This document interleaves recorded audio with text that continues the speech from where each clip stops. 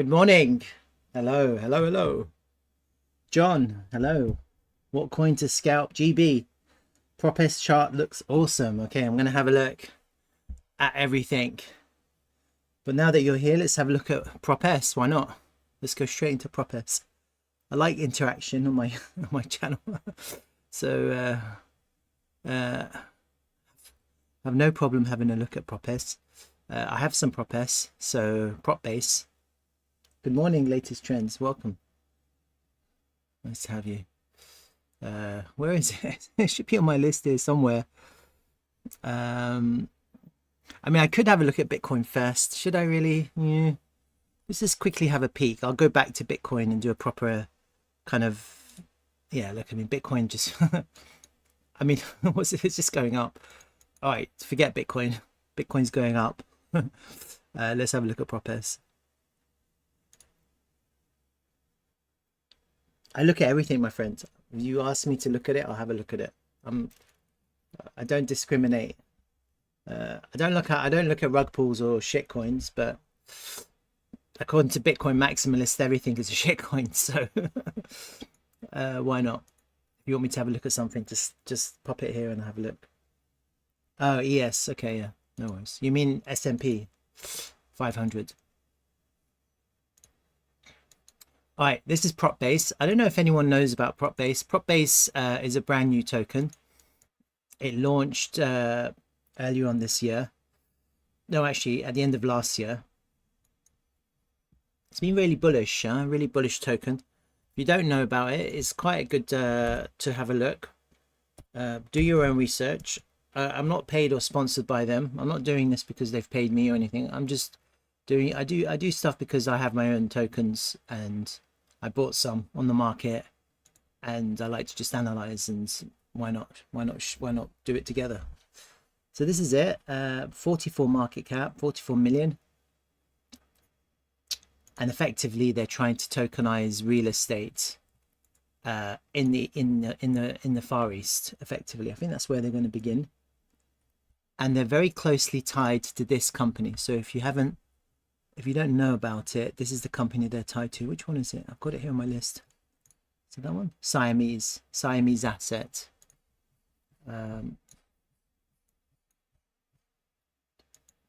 This is the company. This is the big investors behind Prop Base, Siamese Asset PLC.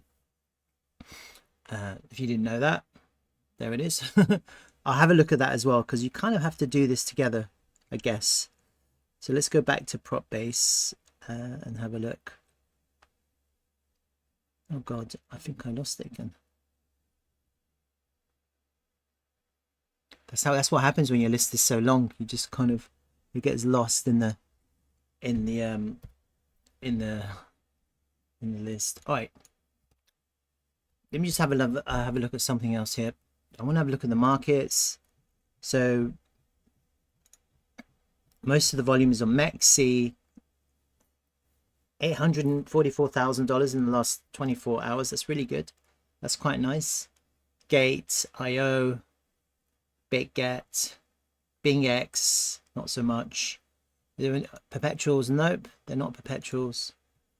And they're on the Atos chain, I think. Atos.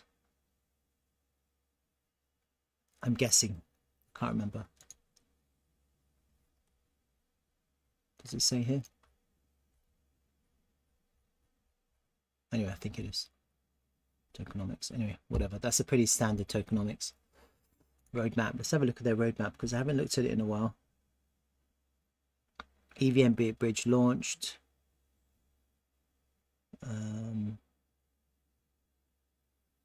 Latest trends saying Prop Base should top out at 42 cents this cycle. All right, I'll have a look at that.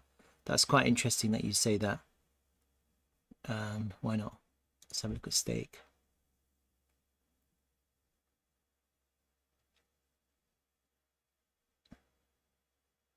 $24-hour trading, 2 million. That's quite good, huh? 28,000 on-chain holders. And the market cap is relatively small. 44 million. Aptos, yeah. See, it's on the Aptos blockchain wallet. So that's quite bullish in itself. Aptos is very bullish. So and then you can stake it. So let's just have a look. So what I'm going to do here is I've been doing this with some other tokens. I've been combining charts, and I'm going to do the same thing with prop S. If you've never done this before, it's quite useful. What you can do is you can join charts together. So the first thing I have to do is just remember what exchanges are. So basically I'm just going to join MEXC, Gate, and BitGet. I'm going to join these three together. Okay, so Gate IO, prop S USDT, see that, plus BitGet prop S USDT, plus MEXC colon prop S USDT. Put these in brackets, and then I'm going to divide it by 3. Okay, and copy that just in case it bugs out. So now I have a brand new chart. So the original launch date is not there. That's because one of these charts didn't launch at the beginning. So I'm going to have to adjust that. Hold on. Which one was it? Gate is fine. Add symbol.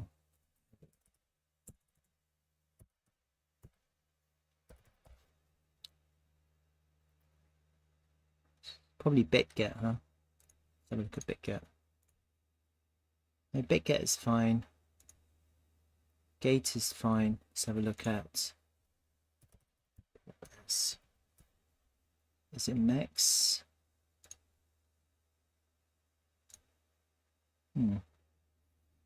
MEX actually has most of the data. You see 6th of November.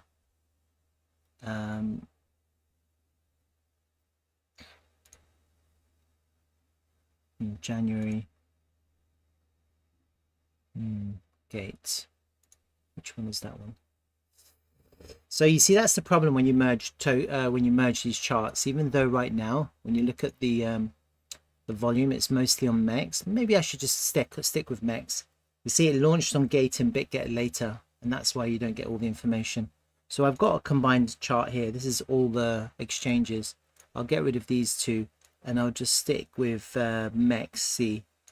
That's where most of the volume is at the moment, and I'll just have a look at the combined chart for reference. I might actually just use the combined chart, to be honest with you. This is the MEXC chart. So having the right charts is very useful. Okay, so this is a combined chart. This is all 3 exchanges, and then I'm just going to do some quite very simple analysis. Volume. Okay, and let me just compare it with this one. This is MEXC.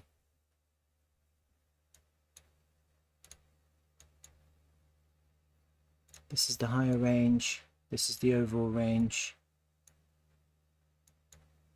And MEXC from launch. Okay.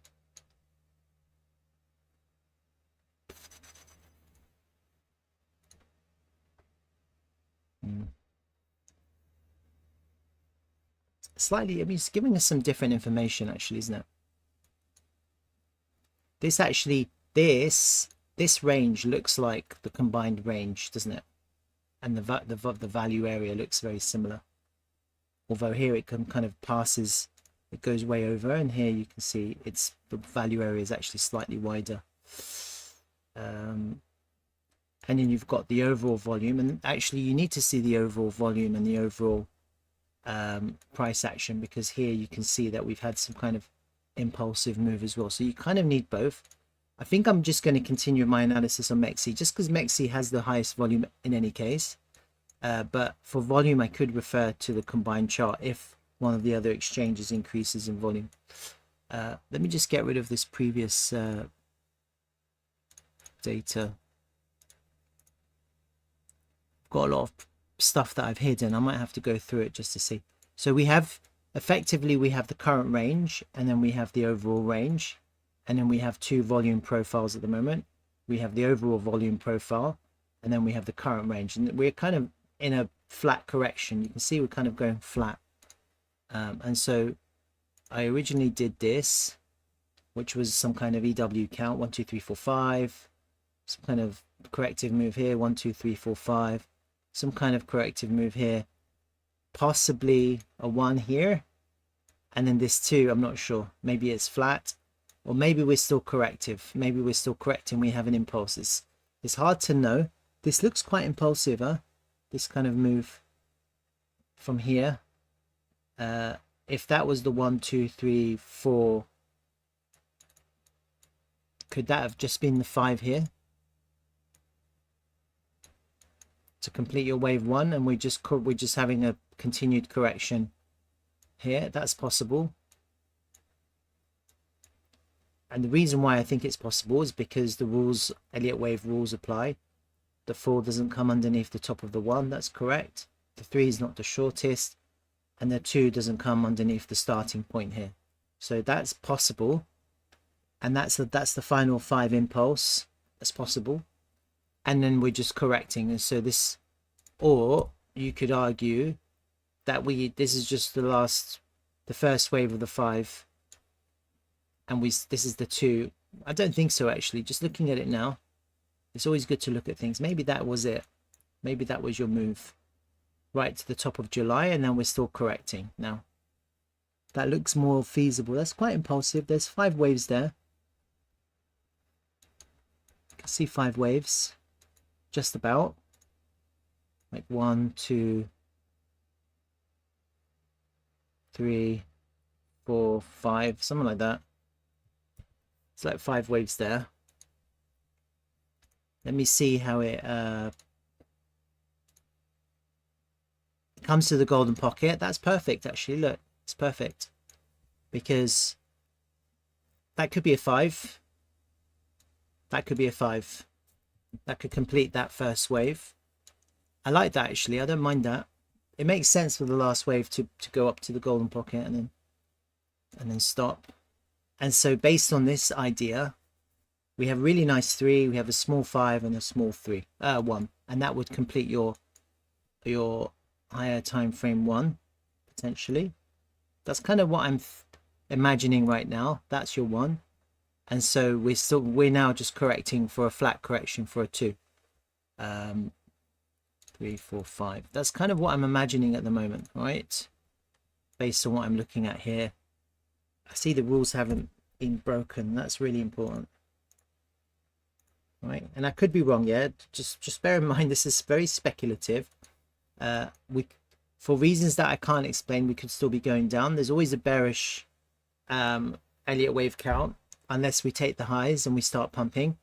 And I'm not doing that because it's just not a waste of time, but I'm not considering bearishness. I'm considering bullishness at the moment. Does that make sense? If you have any questions, just ask me. So let's just kind of have a look at the higher time frame now. So we've got the 1 2 3 4 5. That's your 1. Let me change the color. Let's go to blue. Then we're in a 2 now. And then what we really want is a 3 4 5. Now, if the 1 ended there, then the 4, if we get a back test, then that would be correct. The 3 can't be the shortest. Now, this is the 1, based on my idea that the 1 ends there. So if we have a 3 that's bigger, then we can have a bigger 5. And if we have a 3 that's shorter, then the 5 has to be smaller than the 3. So everything's going to be dependent on the next wave.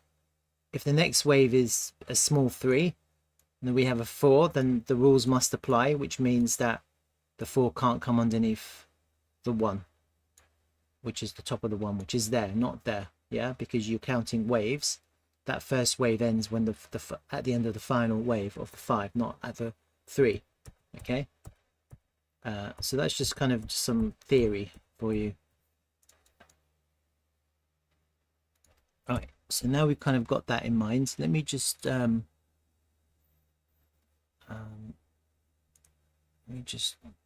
change that to that.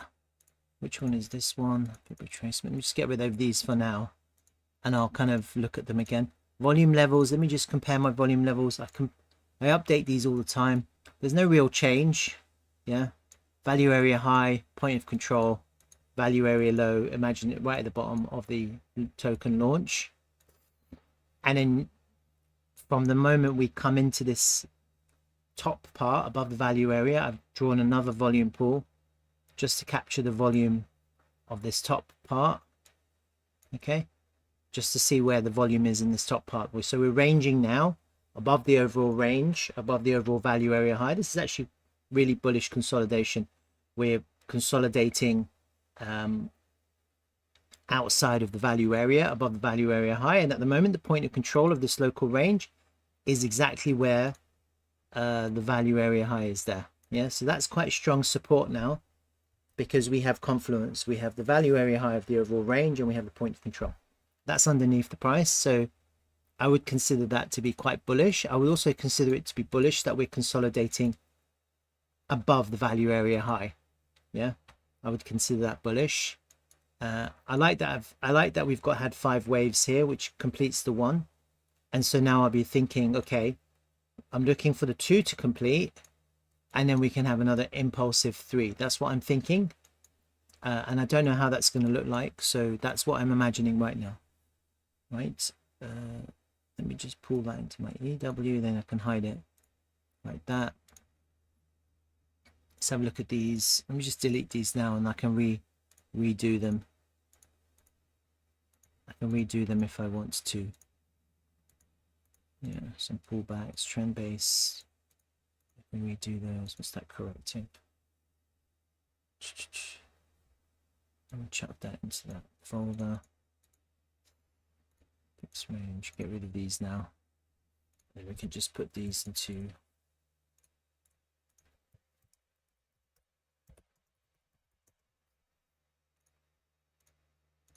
What's at the bottom? What is that? High volume nodes. Okay.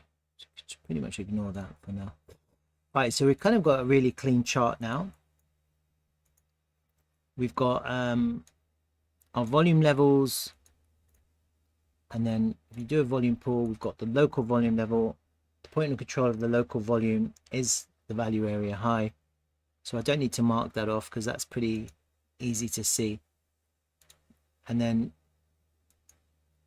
we've hit this golden pocket twice, once, twice, 3 times almost. So it looks like we're consolidating underneath resistance outside of the value area high. We'll get rid of that. And it looks like there's a kind of a little bit of a trend line here, doesn't it? Or you could argue there's a little bit of a channel of sorts. Something like that.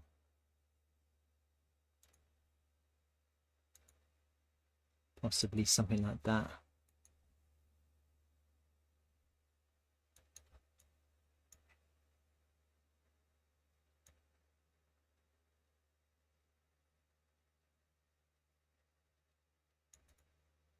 Kind of, it doesn't respect it here, but then it does. Goes up to the top. The midpoint is almost respected here. A little bit of a front run there. It's just good. I mean, channels aren't always correct, but it's good to kind of have an eye on them. Sometimes they're good. What else are we looking at now? All right, so let me just get the EW back up. Let me look at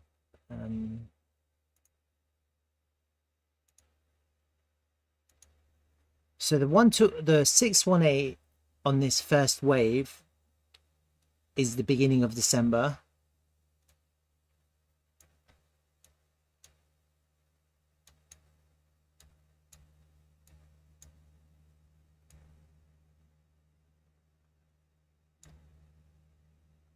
And then it goes up to the 1-to-1 towards the end of November.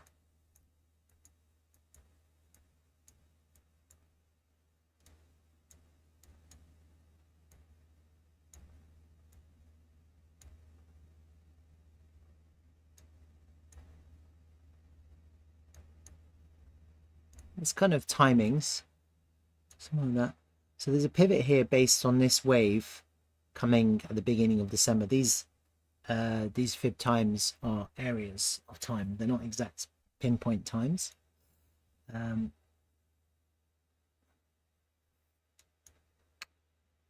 2, 3, 1, 2, 3.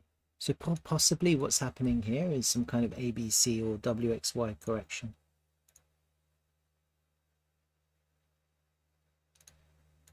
Like that.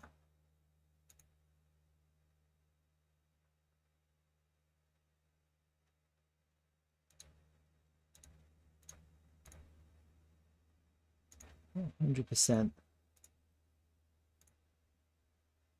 Could this be 5 waves? No. Could it be more like this?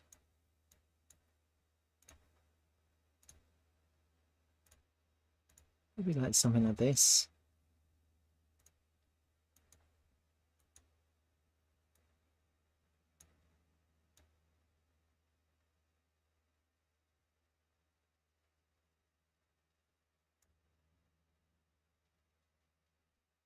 It looks like there's some kind of flat correction here, doesn't it?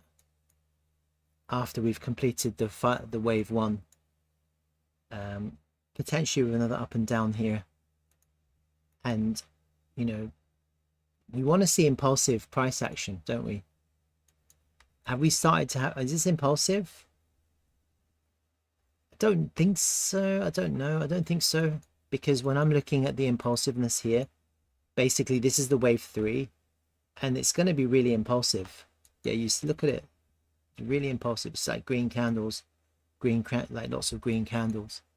And I don't know if I'm seeing that right now. So even though it looks, there was some impulsive buying here, I'm not really seeing impulse at the moment. Not like this. Okay, so I still think this is corrective. I don't know. This is all speculative. Yeah, this is all perspective. It could. There's different ways of like people see things differently. So I'm just kind of imagining. Maybe 1, 2, 3. Wait, ABC. Maybe the ABC is down to here. Don't know. ABC. ABC. ABC. I don't know. Could it be to there? See up to there.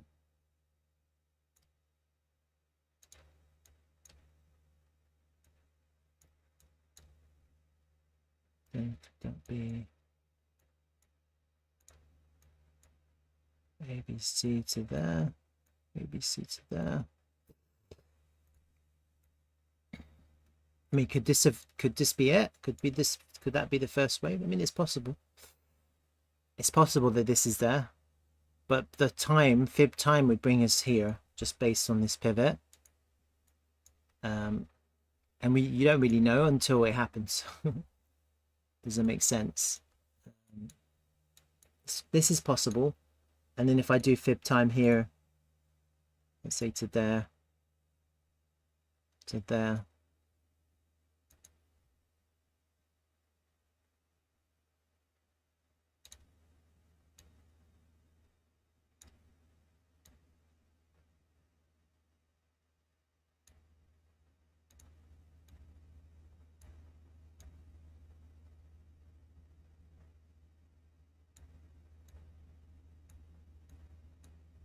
Yeah, I'm not sure, but I think we're just kind of having a really nice flat correction here.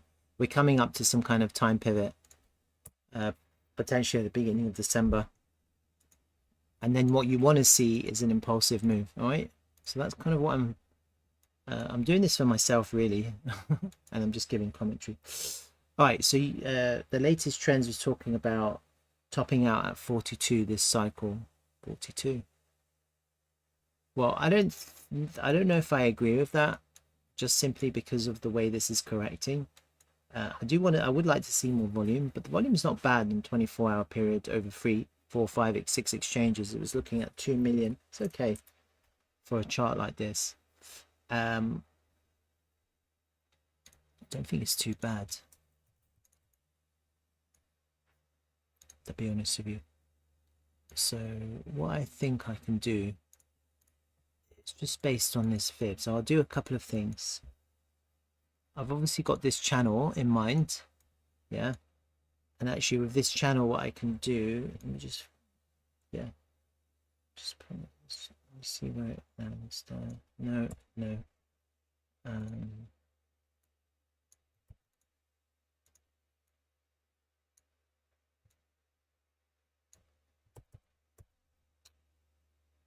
Let me try something else.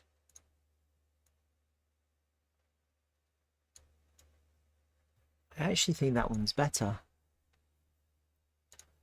Just from the bottom of the launch to the top with the midpoint there. That, for me, that's a much better channel.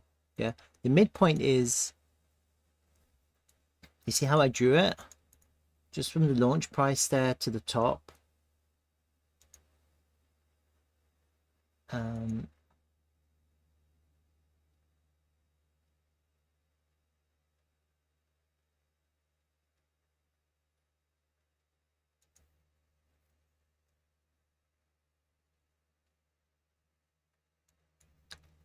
I like this one.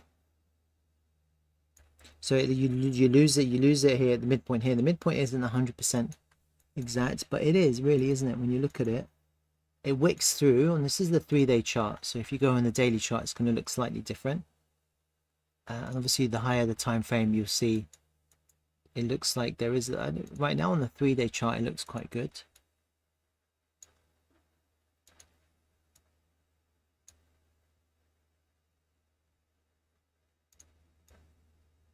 Could that be lower like that? Slightly lower.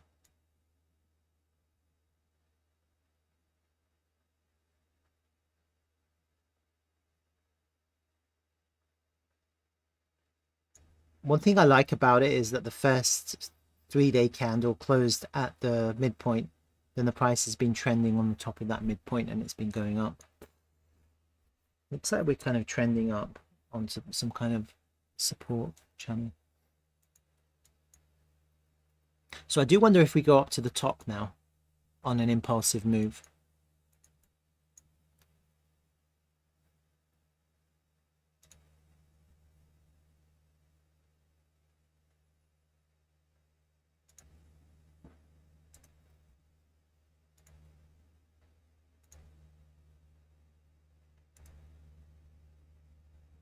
Right, so then we do some trend-based fib extensions. Let me get my EW back up. So let's do it from the 0 here.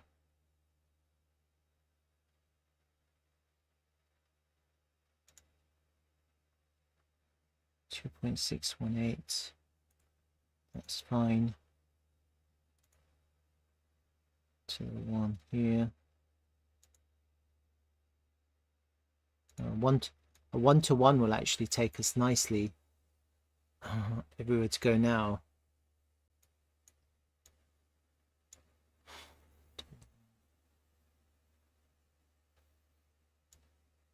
.618. So let's have a look at this move here first.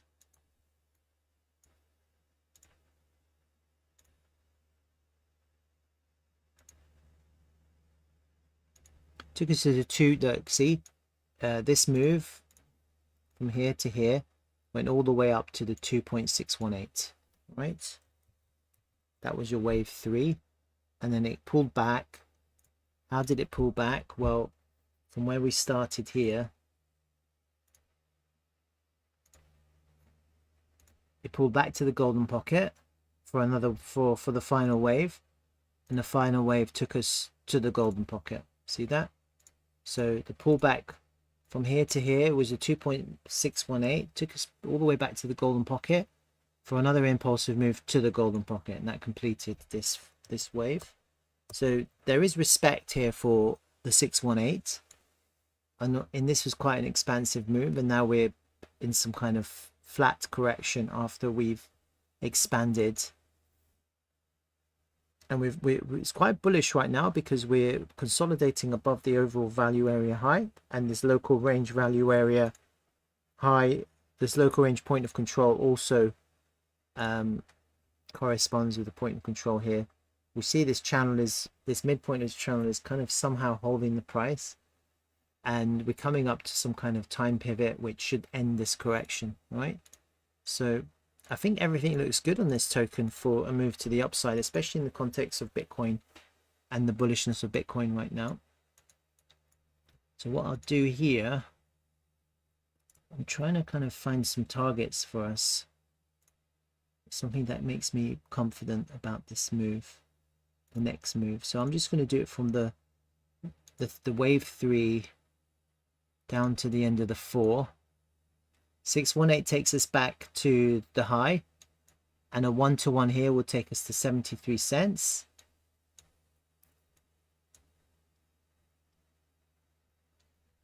And then if I pull in my fib time,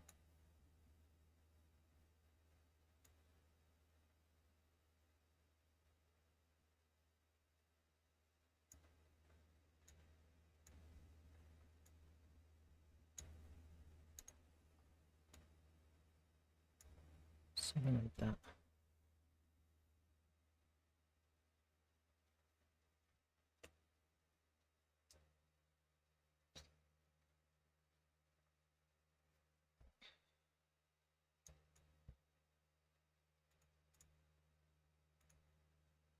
It's like 1,000% increase in value. So you're going from, what was the market cap? 45 million. You're going a 10x on that. So by the end of this expansive move, you're ending up with a $450 million token. If the price can get up to 1.55. I kind of disagree with the latest trends. I kind of disagree with you. I don't think 42 cents makes no sense. Yeah, because you're just saying we're going to go up to here and then fall back down. I don't think that makes sense in the context of what we're seeing, because we've had 5 waves, which is your wave 1. And when I look at this wave 1,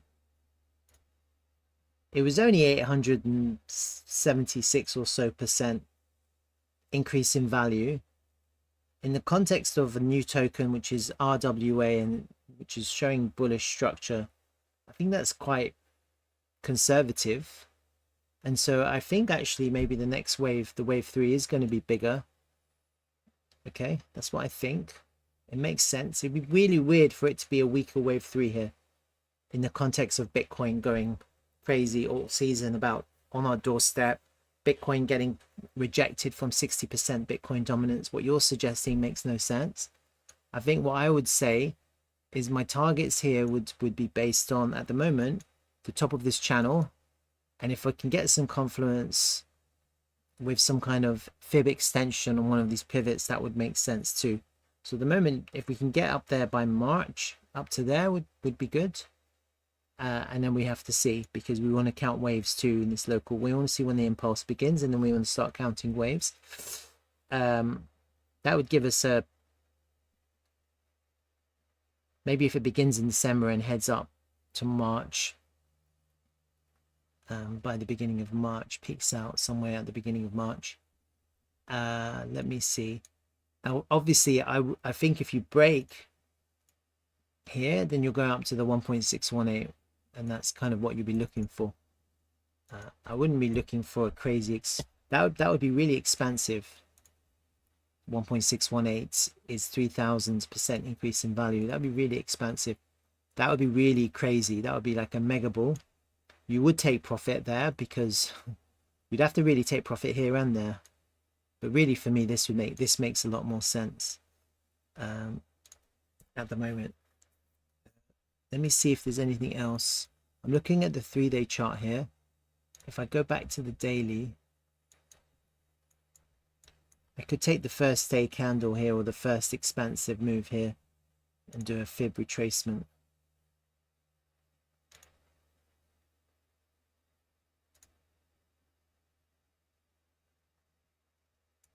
No, do it the other way.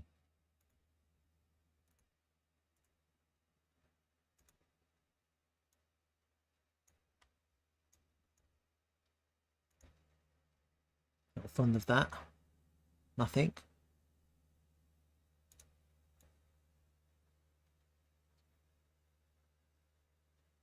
Well, I like this 1.618 here. Actually lines up nicely with this level here. That's nice. There's a little bit of an alignment on these ratios. That's just on the first candle. If I take the first 3 days,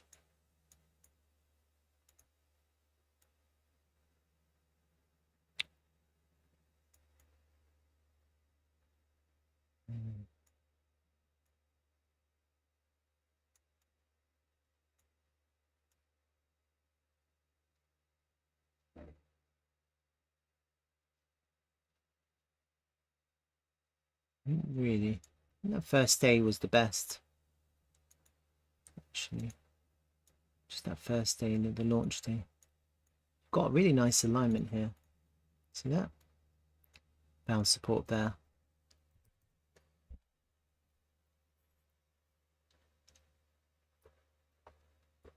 I do like that.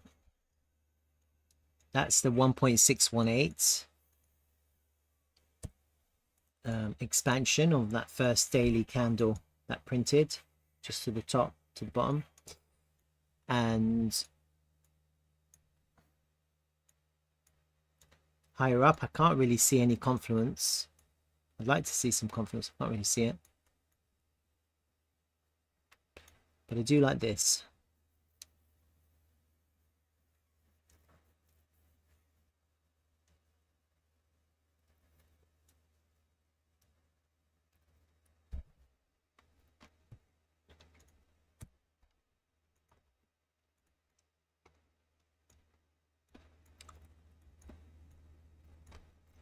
I can't see an impulsive move just yet. I don't know if this is impulsive. It might be.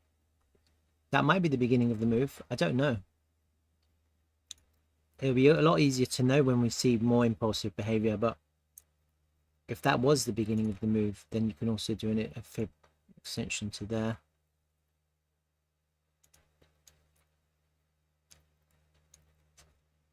And a 1-to-1 on that gives us, it kind of comes to our target there, doesn't it? See where I've got it there. 1-to-1. That would be a 1-to-1, huh? So effectively what I'd be saying is from there to there to there to there is a 1-to-1. And so you don't predict, you know, I'm not predicting this, but I am saying if it did happen and we did get there on time, then that would be the right place. Yeah. So it's just imagining where it could, what could happen. And if it happens, then you predicted it and therefore you would take profit. That would be where you take profit.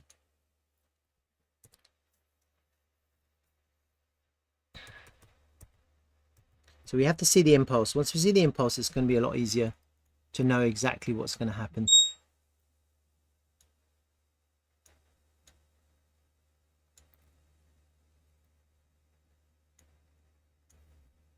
I'm going to do also some other things here quickly.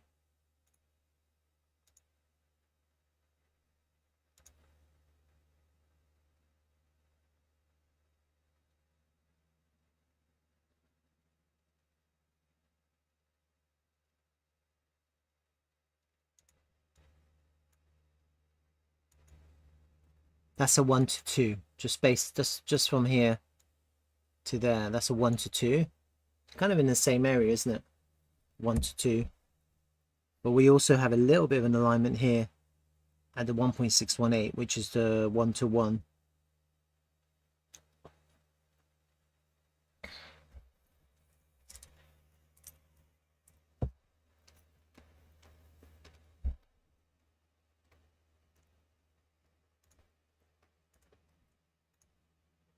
So could you get wave 1, wave 2, wave 3,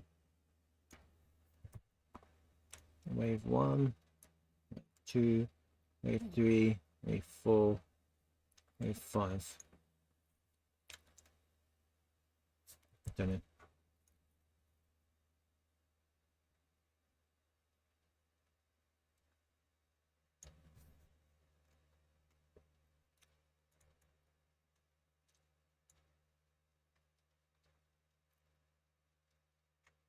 Something like that.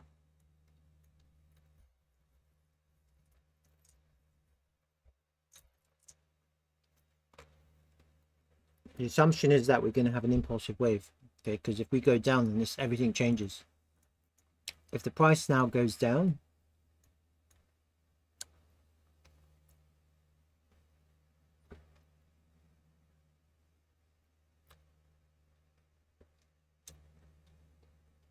Could happen. Could always happen.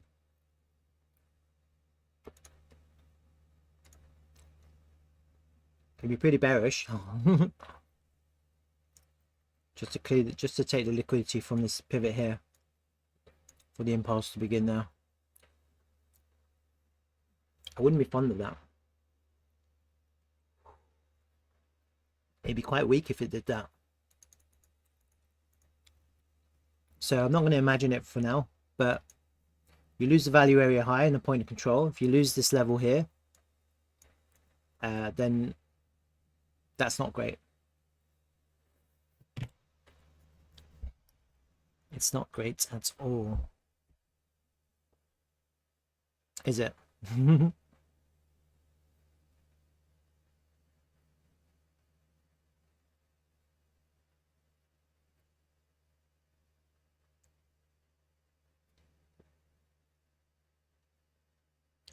So thoughts on that, anyone?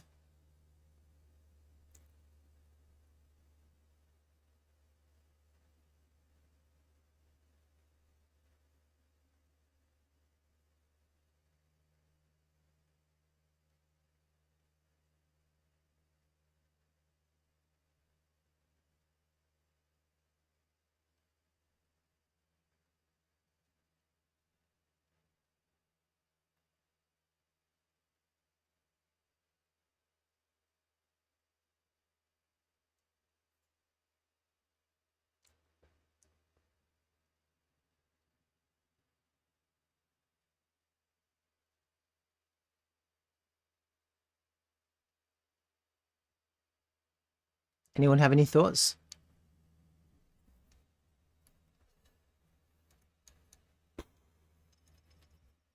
Let's have a look at these weekly candles as well. Let me chuck this into this whole EW and get rid of that. I've got the parallel channel.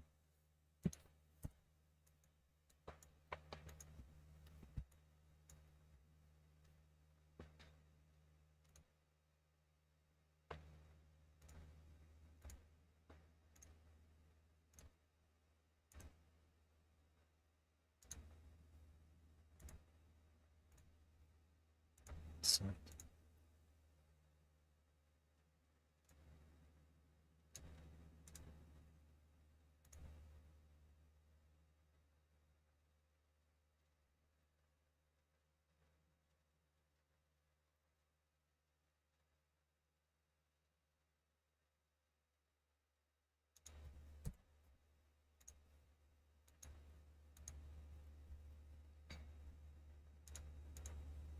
with volume levels and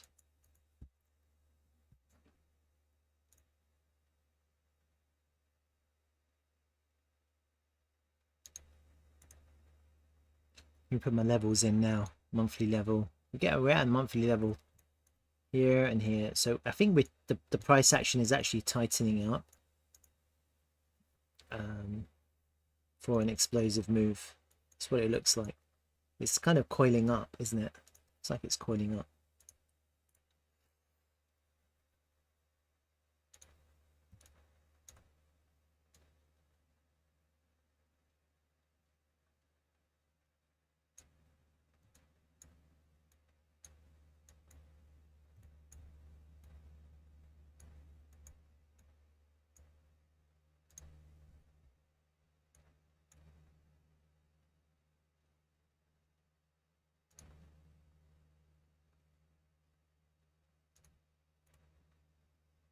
Daily levels.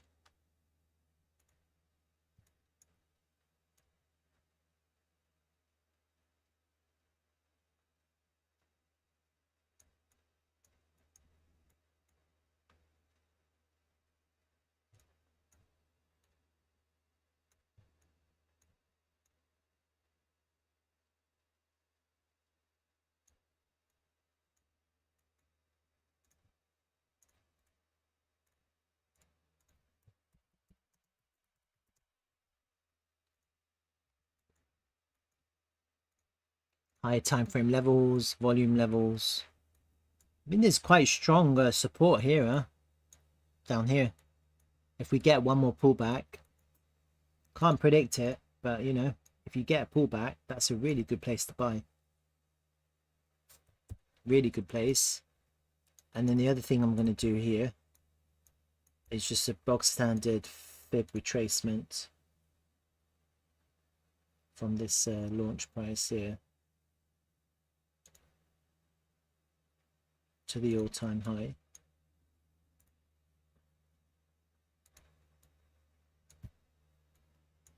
Kind of corresponds with the 236 here. It's really strong support here at 0.082. Really strong support. Monthly level, got the 236, got the value area high.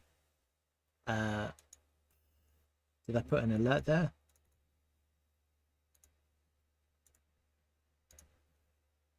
Buy prop S. Great. Value area high. 236. So I mean, it might not happen, yeah, but that's really the best place to buy. If you get a pullback, this is really good. Wait for the reaction.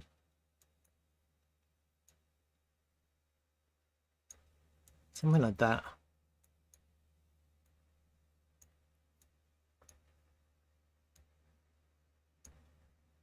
Really good ROI on that kind of trade if that happens. Big if.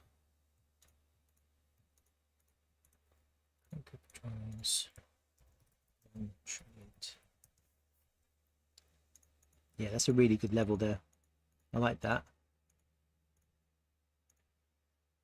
I've set an alert, so that's an amazing trade, this one. Yeah.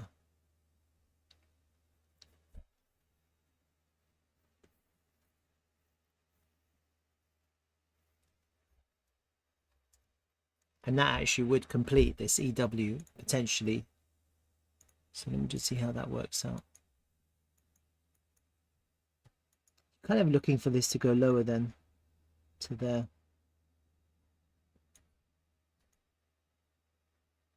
ABC, ABC. Maybe this is more like this. This is more like this. Can go C there.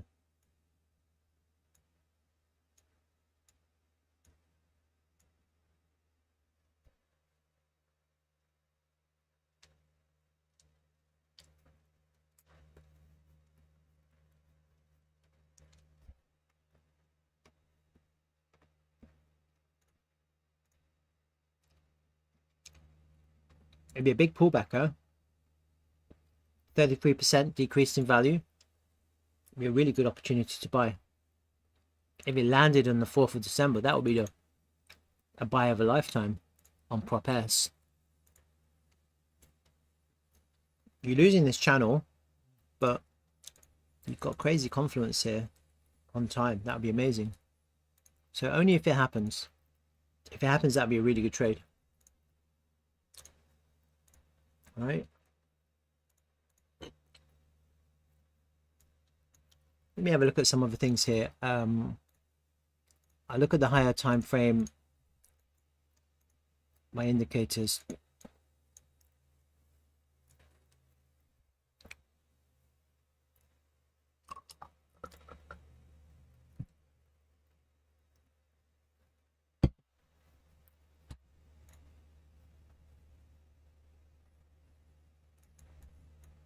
Getting me a bullish divergence here on the CCI. And on the MACD, you're getting a little bit of bearish divergence. So a tale of two stories. This is bullish. Lower high here, higher high, higher low there. That's bullish divergence. But in the MACD, you know, you're going higher highs, lower highs. That's bearish. So a tale of two stories here. This is actually bullish on the daily time frame. Look at the CCI here. This is the double zero line reject. That's a continuation pattern on the CCI. The MACD is turning, yeah. And actually the MACD here, this is actually bullish. Look, higher low, lower low. This is hidden bullish divergence. So this is actually really bullish. I might buy some more prop S. And so even though I think lower would be amazing by opportunity, just looking at this, I'm just thinking, oh my God, this looks quite good. Doesn't it? It looks quite good. Ether's just had a little bit of a pullback. All right, so that's prop S. I think I'm kind of confident about prop S. You know, could continue to accumulate. I'm not seeing impulse yet. This could be impulsive, but not sure. And then just looking at this chart, which I initially looked at. This is the combined chart. Flip the value area high into support, then off we go, basically. In this context, there's nothing really more to do here. This is a better chart. The MEXC chart is the better one. That's prop S. All right, any questions on that? Latest trends, you hear? You want me to have a look at ES? Are you still here?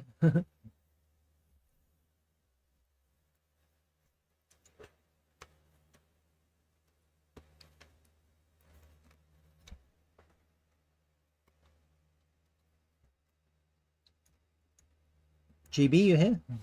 People come and go. All right. ETH just had a little bit of a pullback.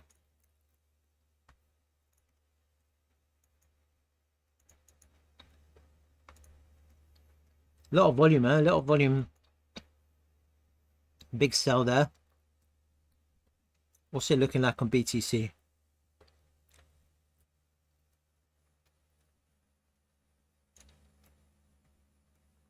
Oh, fuck me. Look at that. SFP the top, SFP the lows. Really volatile, huh? I don't know. I think it's looking actually okay because it's looking like just a normal back test. But wicks fill, so maybe it's going down. Don't know. Let me have a look at the order flow quickly.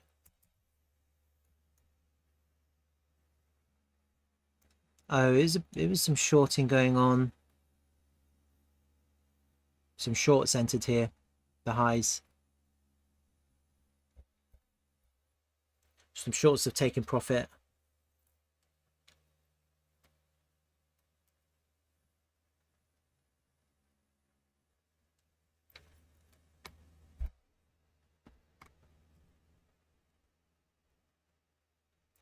Yeah, a little bit of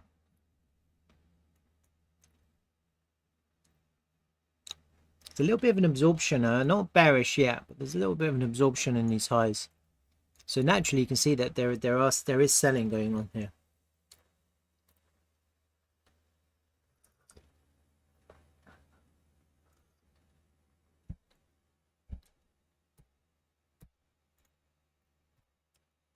I'll refresh this because I've lost my chart.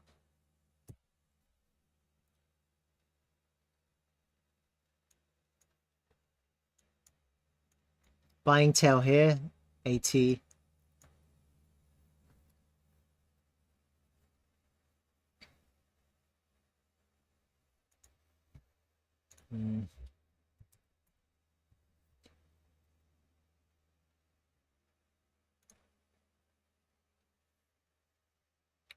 What's it looking like on ETH? Sure. ETH took a real drop, huh? Look at that. ETH BTC. ETH BTC really dropped. It's dropping, huh? Isn't it? So we're getting a bit of a pullback on ETH BTC, aren't we?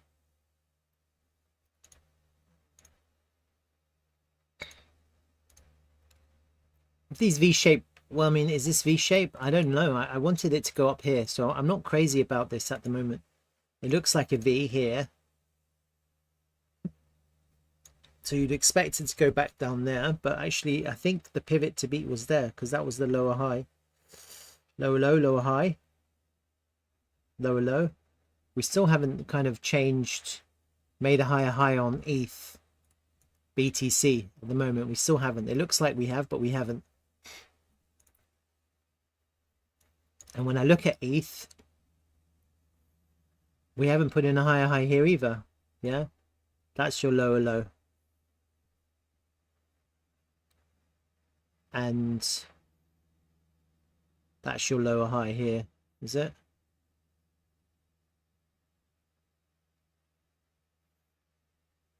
It's up there really.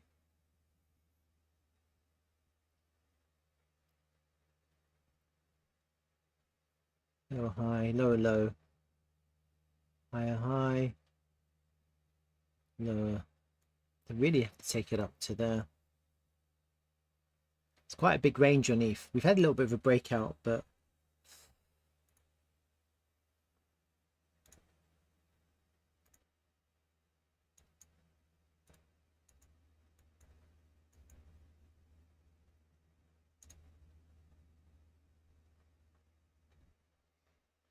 let me go back to BTC and have a look.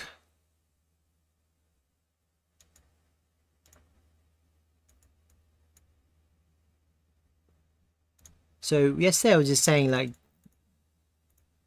let's have a look at the local range. It didn't come down there, just went up and up and up. So we're kind of getting a, it's punishing the shorts actually. You can't really short this. Yeah, it's really difficult to short this. These are knit parts, single prints. Nothing's really changed. Except that we're coming into some kind of a 618 resistance here. You see that? So we are into a little bit of resistance here on this trend-based extension that I have, 618. That's why we kind of stopped a little bit. See that? So we're finding a little bit of resistance now.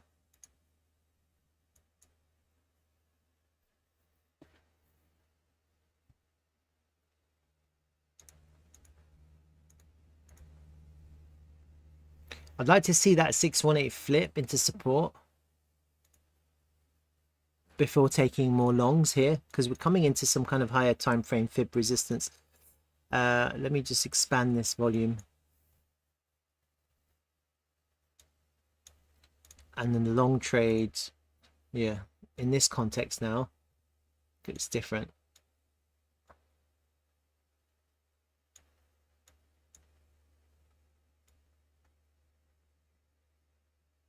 Like that.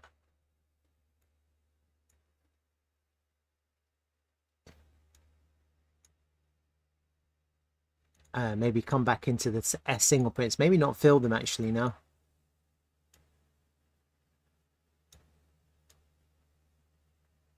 Or fill the first one and not the second one. Fill the first one, not the second one, and get this naked session point of control. That would be the trade, I think.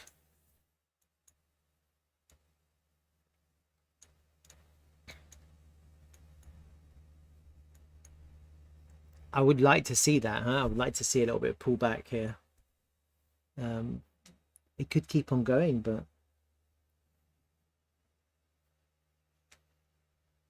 the volume is light, so it doesn't take much to pull the price down. And just looking at the order flow.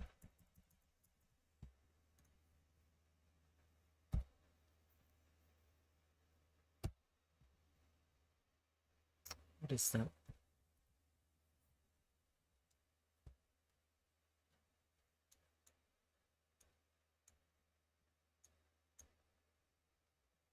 Generally quite healthy volume because it's increasing CVD, increasing OI, increasing prices.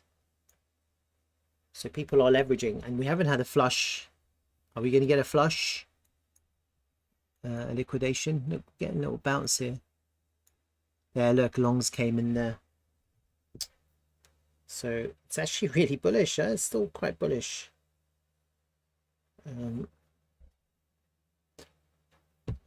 But let's see what happens. Will it take that high? There's a lot of longs coming here in this upper range. That's quite dangerous because if they get trapped, then it's going to drop. If any of these longs get trapped, if they haven't taken profit, it's going to drop.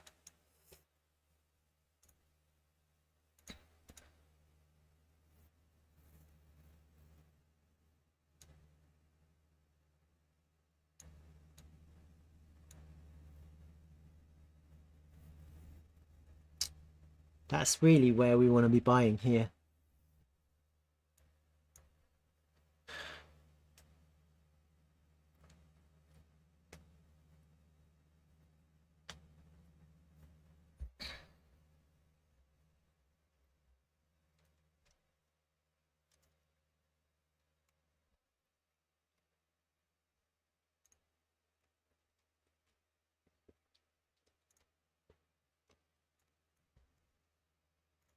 Look at BTCD.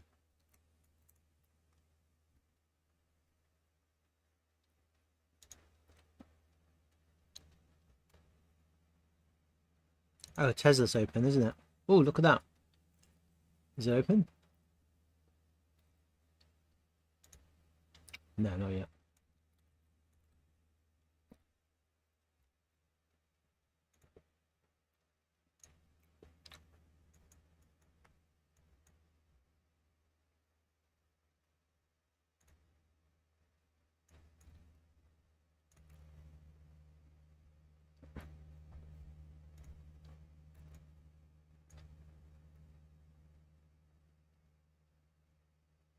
It's quite gappy here on the SPX. It's quite a bit of support, but you'd expect the gaps to fill, wouldn't you? Or you want the gaps to fill before continuation.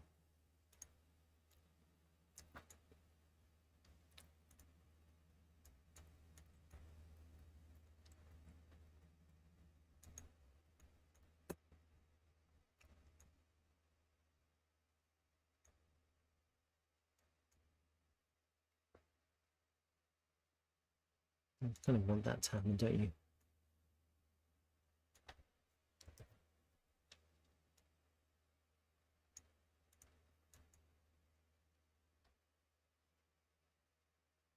I do wonder if we're going to get like a big bit of a pullback in December, to be honest. I don't know. Because we're at the highs here, we're creating gaps. Market generally doesn't like gaps, yeah, so they usually fill. And you've created one, two, maybe at least two big gaps here. They usually fill, these gaps. When you start gapping up, they usually fill. Not always. What's the gap on Bitcoin? There must be a gap on Bitcoin as well. So let me have a look at that.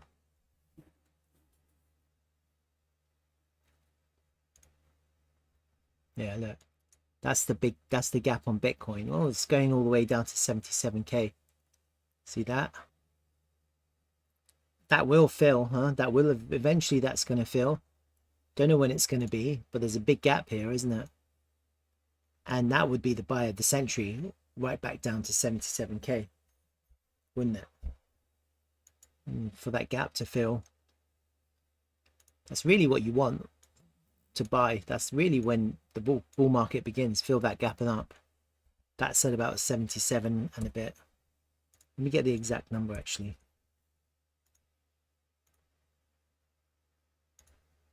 77360. Where would that be on our chart here?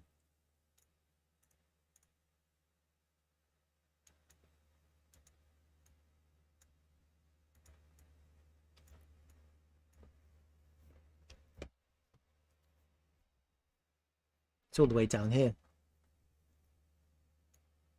All the way here.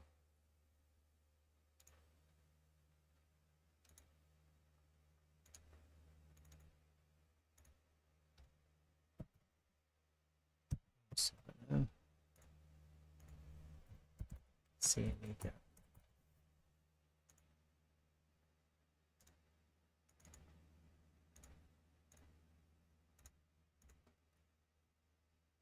What's that? Yeah, what's that white?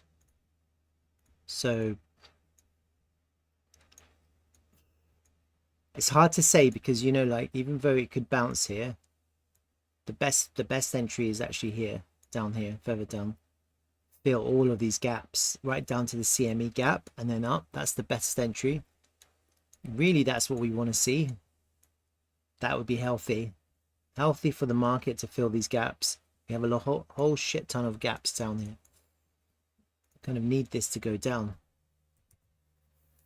Flush flush all their leverage longs, fill the gap, and then we have a really crazy pump.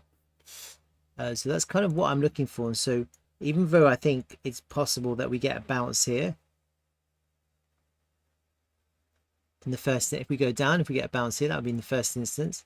It's also possible that you get a bounce and then you go down like that, don't you? 1, 2, 3, A, B, C, fill the gap. So actually that's what you're looking for, isn't it?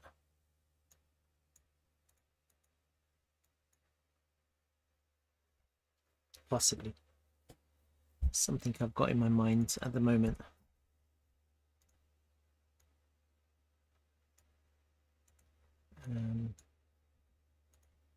And you've obviously got some kind of trend line here as well.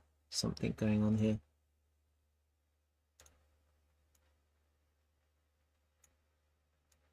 You have one there, quite a steep one. You've got a bit of a shallow one here.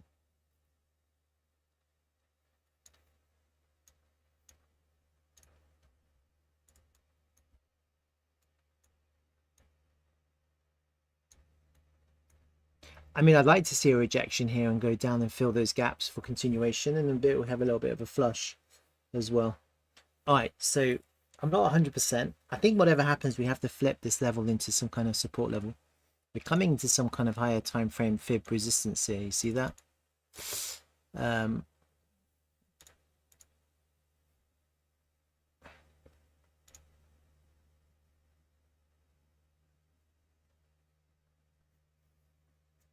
Gotta wait for the pullbacks.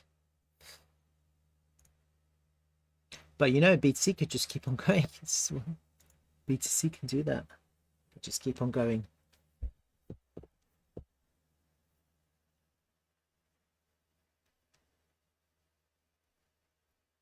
I've cut back my leverage positions. Yeah, I'm waiting for the pullback. So I was quite heavily leveraged, not really heavily. It's all light leverage, but I cut back my leverage, taking profit.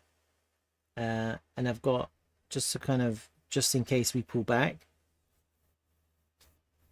not too greedy. If it goes up, you know, your spot goes up, so it doesn't really matter. And if it pulls back, you can kind of scale into your leverage, can't you? So it's a little bit of a win-win, isn't it? We get a pullback.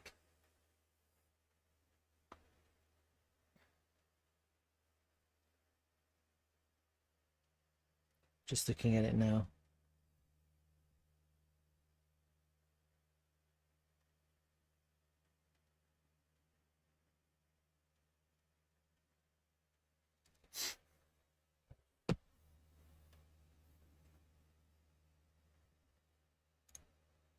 TRVL has been amazing. I've been so impressed by TRVL. It's almost shocking, really. What can I say? And so I wanted to kind of look at a few things on TRVL. I wanted to have a look at the volume.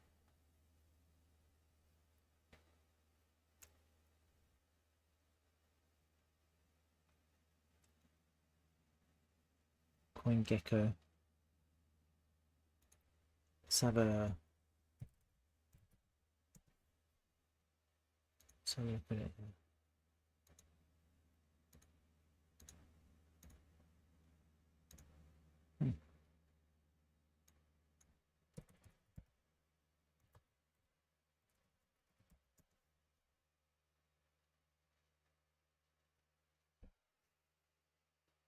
So we're up to like 652k volume in the last 24 hours. Yeah.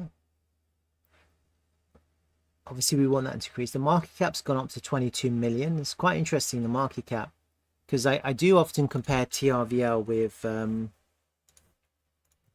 with Ava. I do that often. Because I'm interested. There has to be a flippening where we flip Ava. Ava's kind of gone up a little bit as well. Look, 28 million.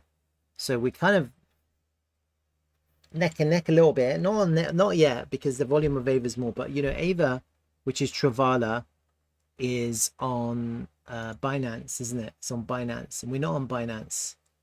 So that's quite interesting that we're not on Binance yet. Ava is, and we're almost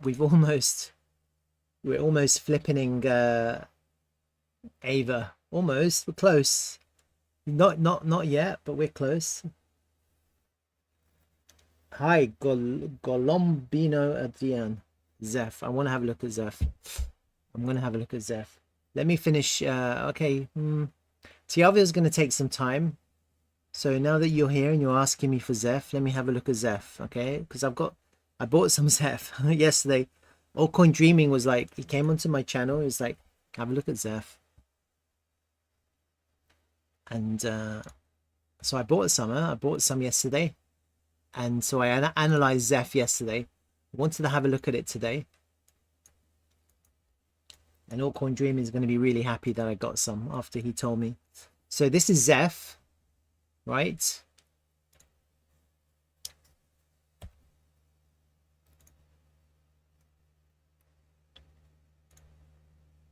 Let me just pull this stuff up. Volume levels.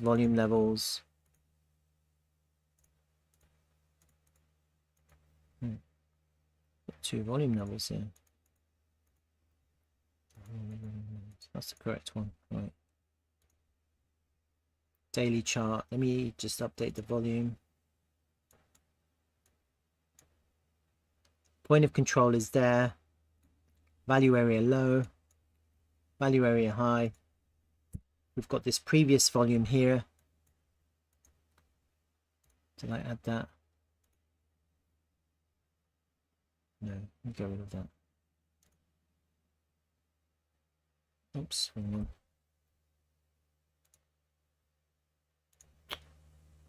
Shit, what am I doing?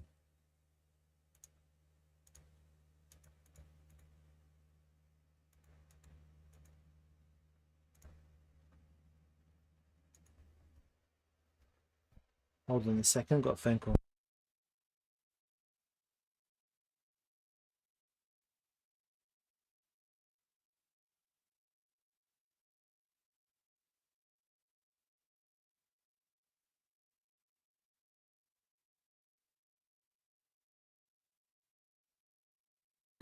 Just hung up. All right, so I was looking at this yesterday and just kind of like very easy analysis. There's some kind of impulsive move here.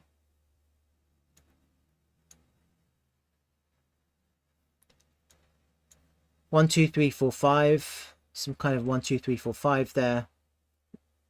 And then we lost the low here. See that? So this impulse, if this impulsive move is invalidated now, right? And there's no impulse here. We've gone into this kind of higher time frame corrective move. The correction is this impulse, but as soon as you take out this low, you've invalidated this impulse. Okay, so there's no more impulse there. And we have to start over. So we're looking for a new impulse. And we got our new impulse. This is the new impulse, isn't it? That's your first impulse. Yeah, it's a really nice impulsive move here.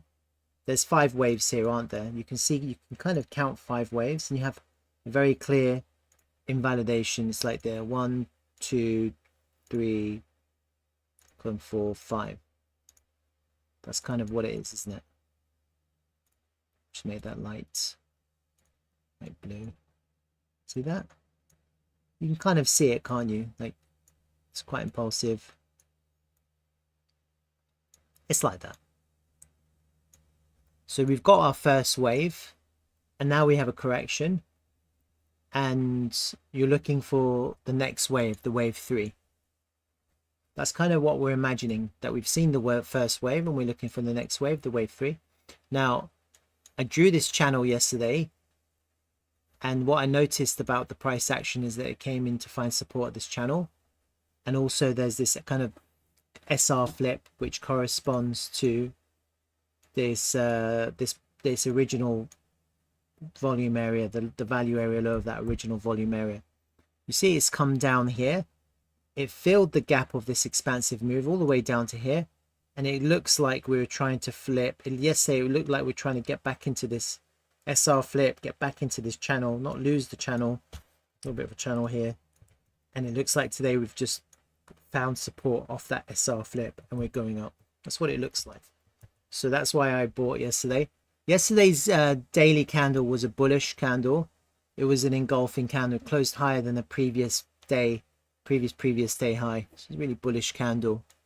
And now we're getting potentially we're getting another move up. This is starting to, it could potentially be impulsive here, but you have to change market structure. You have to start making higher highs and higher lows, right?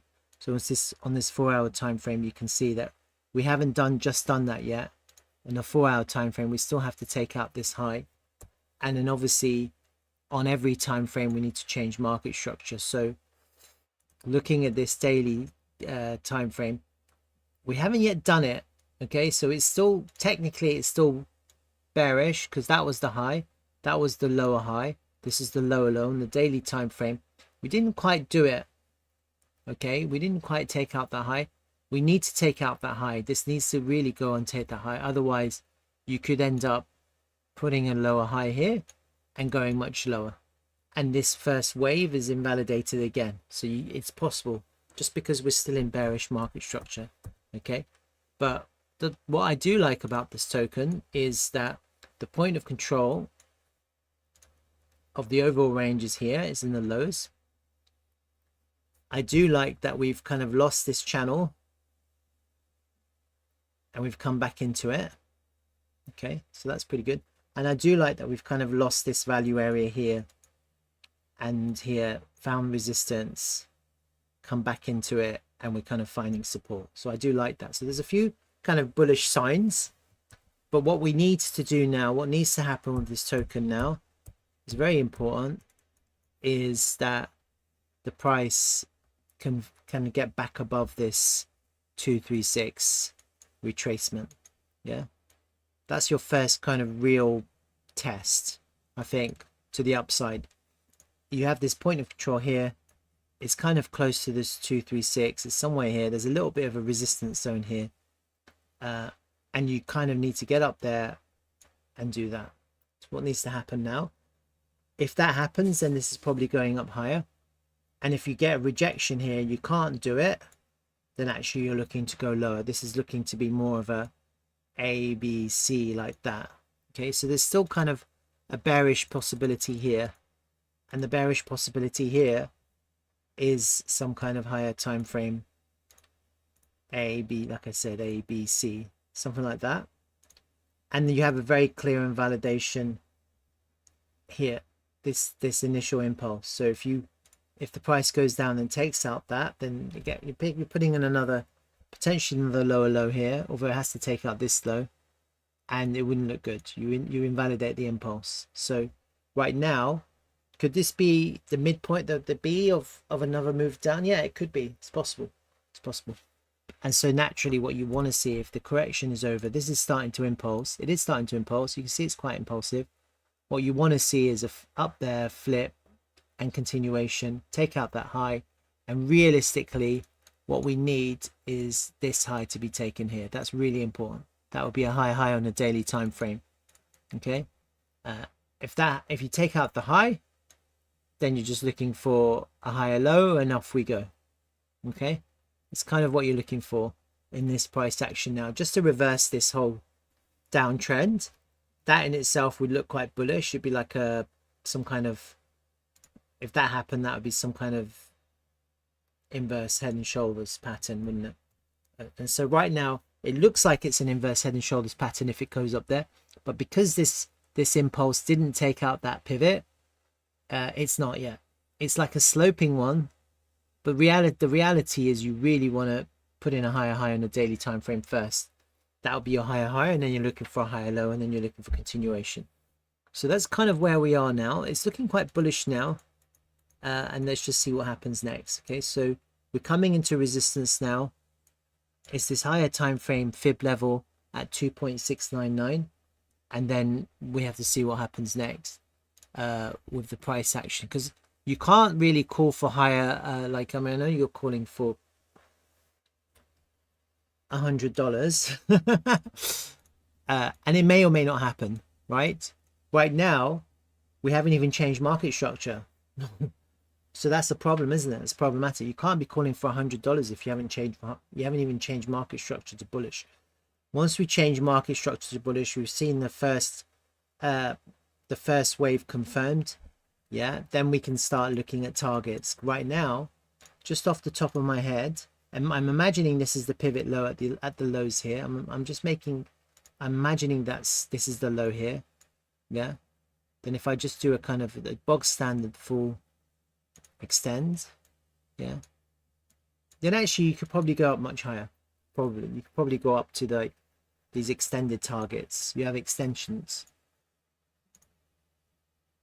It'd be really bullish if we went up to like $150. Look, from where we are now, that's like a 6,000% increase in value. Yeah, it's a lot.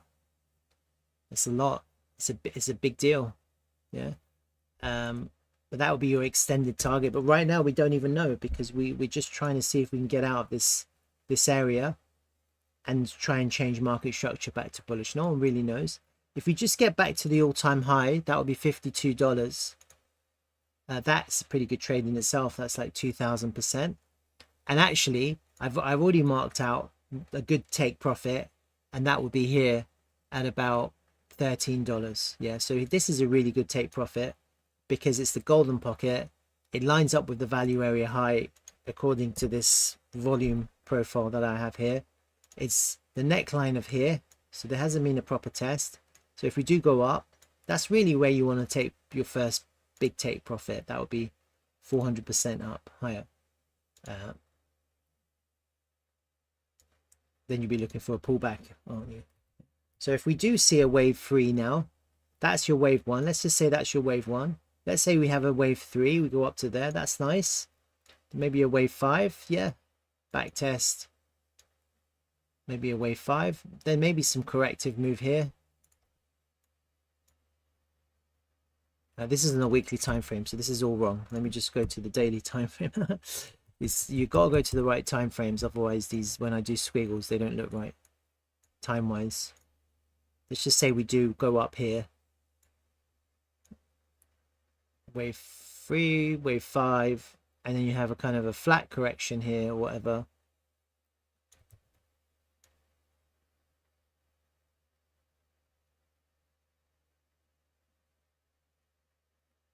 And flat correction here, and then we're off.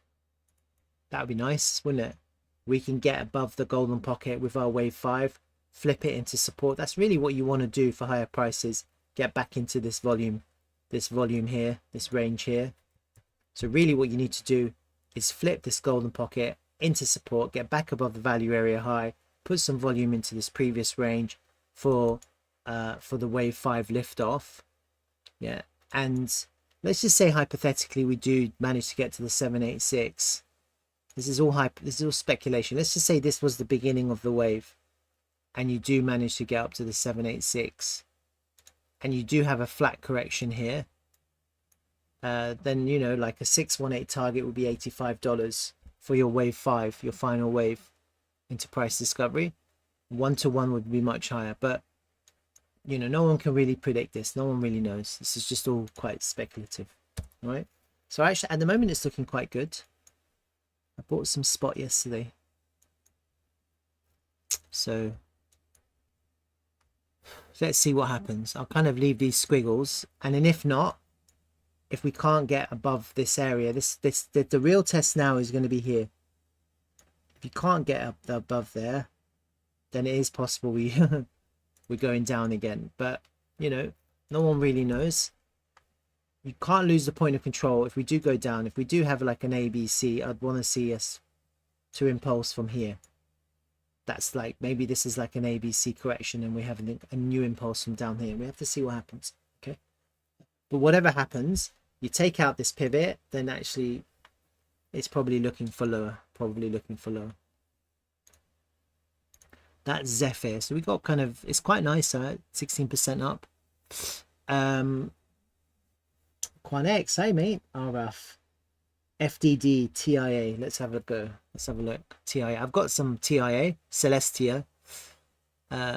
Again, no one pays me for my analysis. I just do it for myself. It's for fun, really. It's a hobby.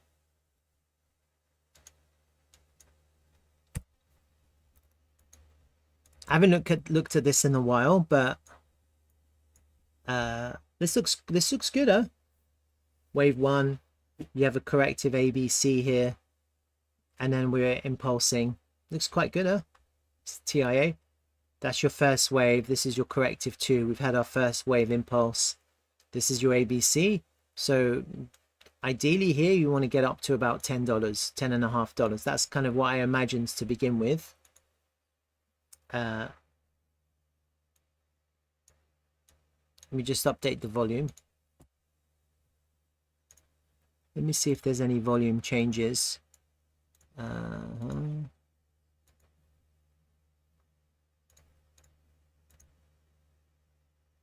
Slightly lower value area high.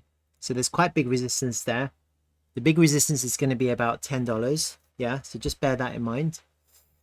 That's the value area high. It corresponds with, what does it correspond with? This 1 to 2 on this fib extension. What's that fib extension? It's just on the first day launch, so 1 to 2. There'll probably be some resistance there. You can see that there was a little bit of resistance and support. Bit of resistance, bit of support. There's a little bit of resistance. So we have to see, because sometimes, you know, you can impulse through it, but the reality is, you know, that would be a good place to take profit. We are coming into some volume now. There's a high volume node here. You can see it. So there's a little bit of resistance where we're coming to. We really need to get through this area. So let's just see. The confirmation of this would be here to take out these highs. Otherwise, it could still be just correcting. So it could still be corrective. I don't know if this is it. It looks like it's impulsive, but this bit isn't. This isn't really impulsive, is it? That's not really impulsive. That looks corrective. It looks like you've impulsed and you're correcting, but you're correcting up. Yeah. So actually that's really bullish. It's always possible to do this here now. Yeah. So it's actually quite bullish, that price action, but you kind of want to go down and up now. Eventually you want to go down and up. And whatever happens, if this is the beginning of the impulse, that's your invalidation. You don't want to go down there and take out that low. If that's your first wave, you definitely don't want to come and this is your actual invalidation here. This one here, right down here at about $3.7. So there's a clear invalidation if this is now impulsing. Wave 1, ABC, and then we're starting our wave 3. So I think it looks okay. Maybe we're going to get a little pullback for a continuation. This is actually a bullish harmonic here already. You can see it, can't you? There's a bullish harmonic here. Really nice bullish harmonic. And so let's just have a look at the fib pool here.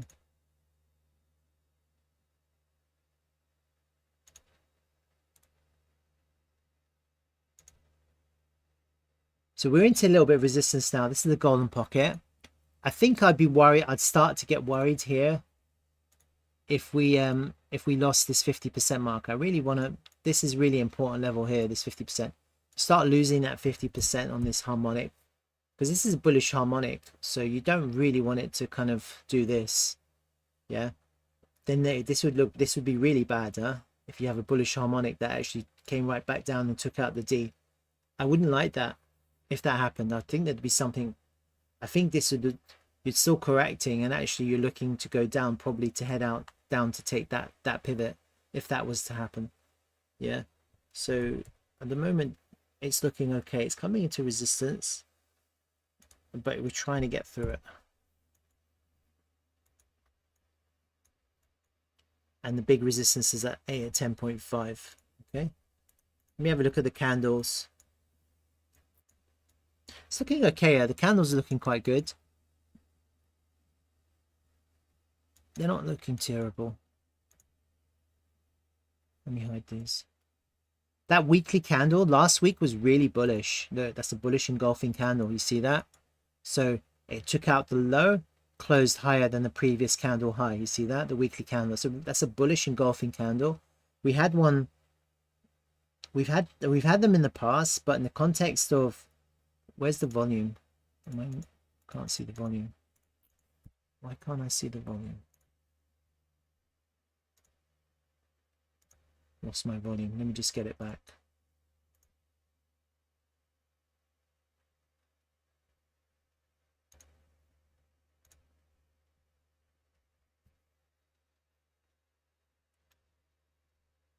Go back to tier.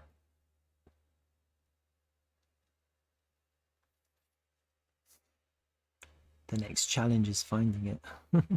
Oh my god, there it is. There it is. I want to see the volume.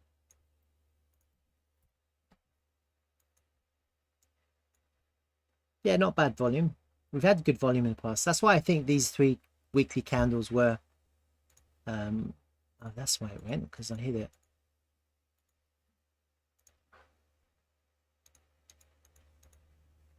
It's quite good volume, these three weekly candles. That's why I think that was quite impulsive.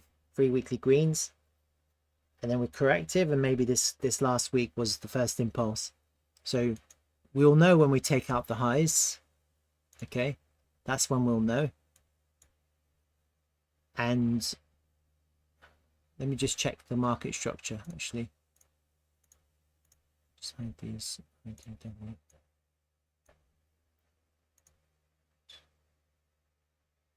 Lower low, lower high, lower low, lower high, lower low, high high. That's your higher high. Okay, so in terms of market structure, we put in our higher high, which is good. That's what you want to see. You want to see a higher high after we put in this low.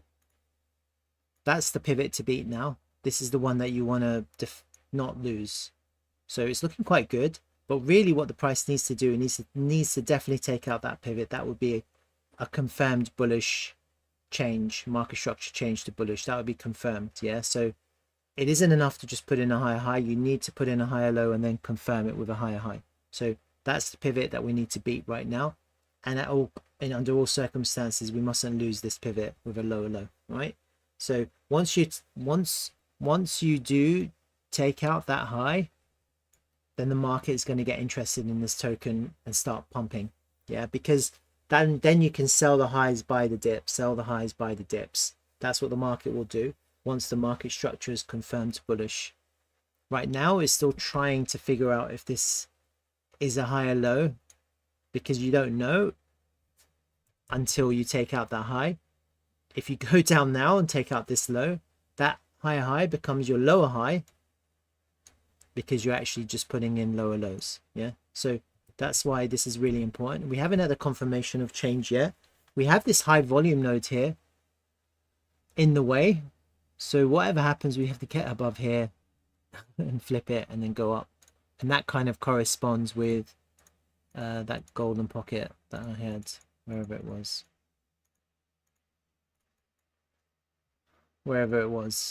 probably here. See that we're coming into a little bit of a golden pocket here. Finding a little bit of resistance here. So do you buy? Do you sell? I don't know. I mean, I'm not telling people how to trade. I think if you take the high, then you can easily look for the pullbacks. Yeah. Or if you're accumulating, then you have a clear invalidation here. It's quite a wide invalidation. I don't like the wide invalidation. It's like, look, it's 34% lower than the current price. That's the problem with this invalidation. So you just have to have a higher time frame belief in. That's why it's easy to long in the Bitcoin bull market, because even if you're wrong, eventually you're going to be right. Eventually, like even if this is looking to go down. Even if you buy here and it's going down on spot, eventually this is going to go up. We know it's going to go up. That's the great thing about the Bitcoin alt season. You know, everything starts pumping, retail starts going market buy mad. So it's very forgiving when everything is up. But technically, in terms of trading, you would never buy here. You'd wait for confirmation and then you'd buy the first pull back at Confluence support on the support level. That was Celestia. No problem. Quanex. Well, Quanex is a tricky one because again, I'm bullish on Quanex, yeah, and some people have talked to me, and I've done Quanex in the past, right? Now, I think I'm not 100%, but I think that we're just replicating the price behavior here, yeah. It looks like we are, and what I was explaining to one of the people who came on my stream last time when I had a look at Quanex, when you look at this volume here,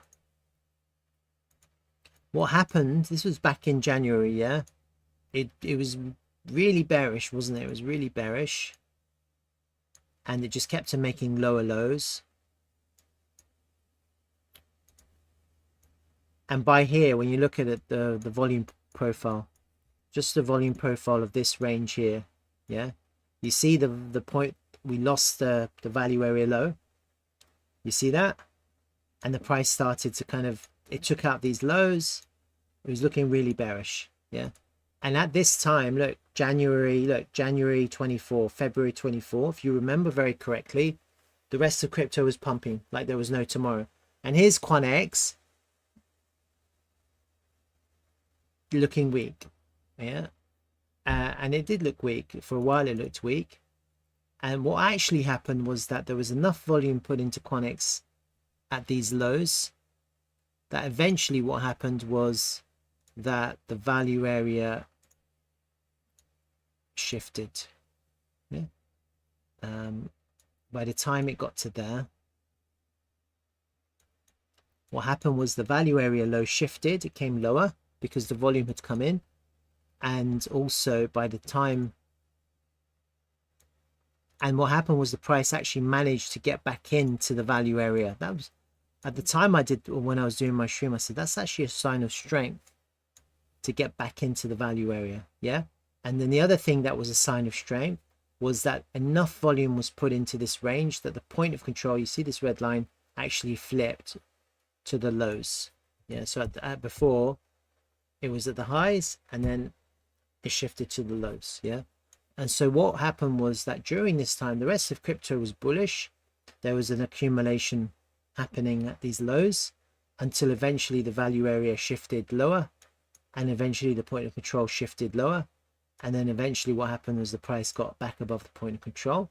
After that happened, we had a mega pump, right? So we're looking for certain things to happen first before Quanex can mega pump. That's what you're thinking about, the mega pump, right? The next wave, right?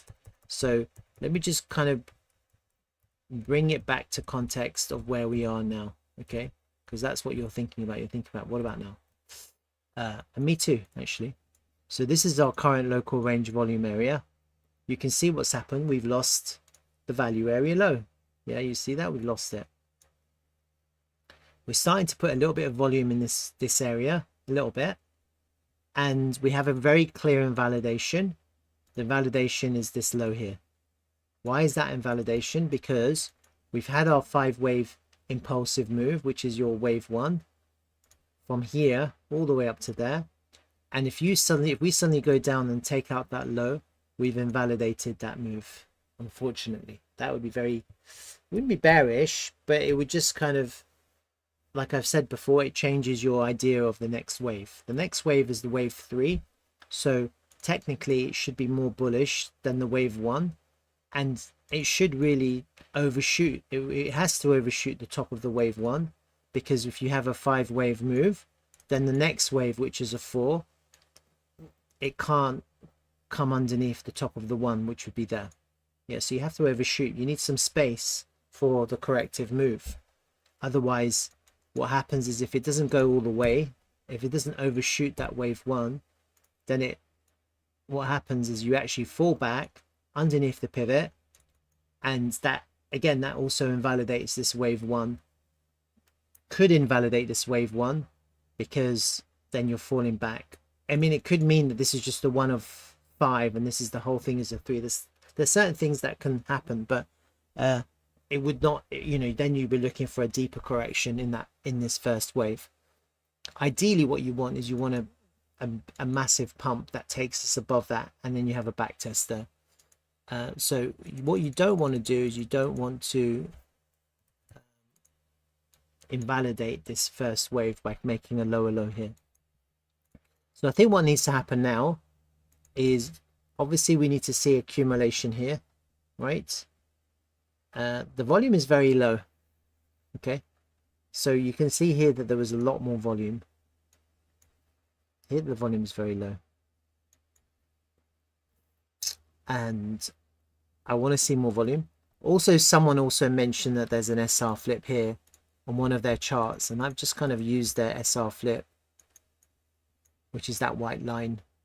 So at the moment it looks like there is a higher time frame, a weekly time frame SR flip in play here, and I'm just seeing what happens with that SR flip. But it does look, how many weeks were we stuck here before it pumped? 1, 2, 3, 4, 5. It was like 5 weeks here underneath the value area low, and we're already on week 3. It is possible that we have another two or 3 weeks here, and then the beginning of December, if we're lucky, if Bitcoin can do its thing, we could go up. I think Bitcoin really needs to go up first, to be honest with you. And then obviously the other thing that you're thinking about is the mainnet. So I don't know what's going to happen with the mainnet, to be honest with you. I'm not really up to date. Only what I read on the Quan Telegram, the Quan platform Telegram. So I don't really know what else. You probably know more than me. Let me see if I can see anything.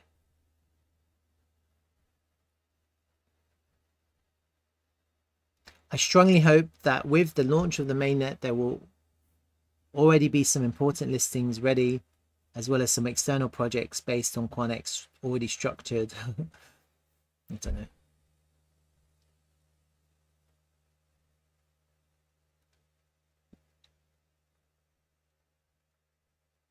What's this?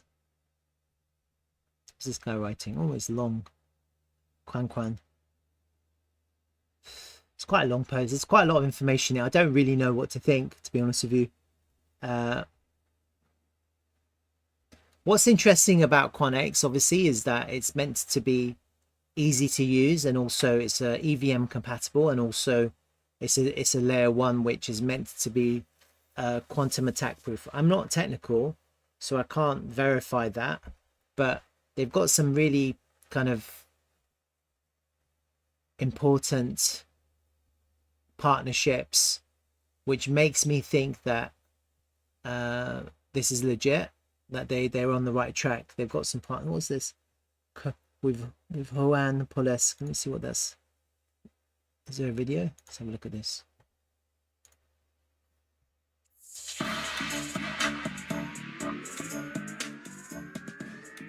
Let's see what he has to say.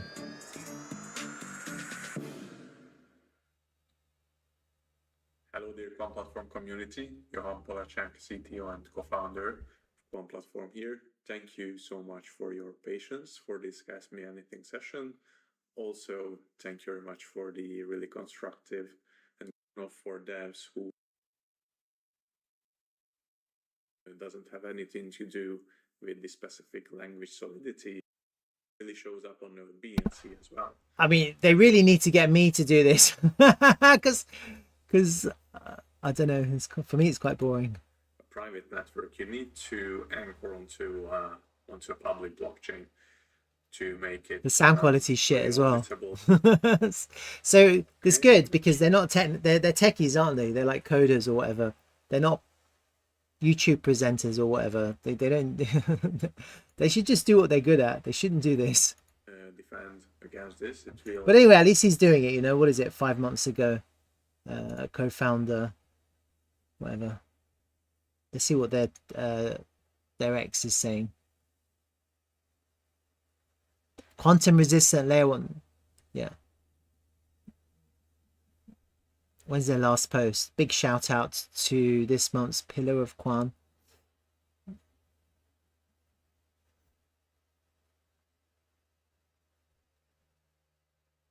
can't really see any like big updates. Now, what's this one? Denmark's Geifon supercomputer is redefining quantum computing with 40 entangled qubit simulations. It's powering research in biotech, energy, and fault-tolerant quantum algorithms.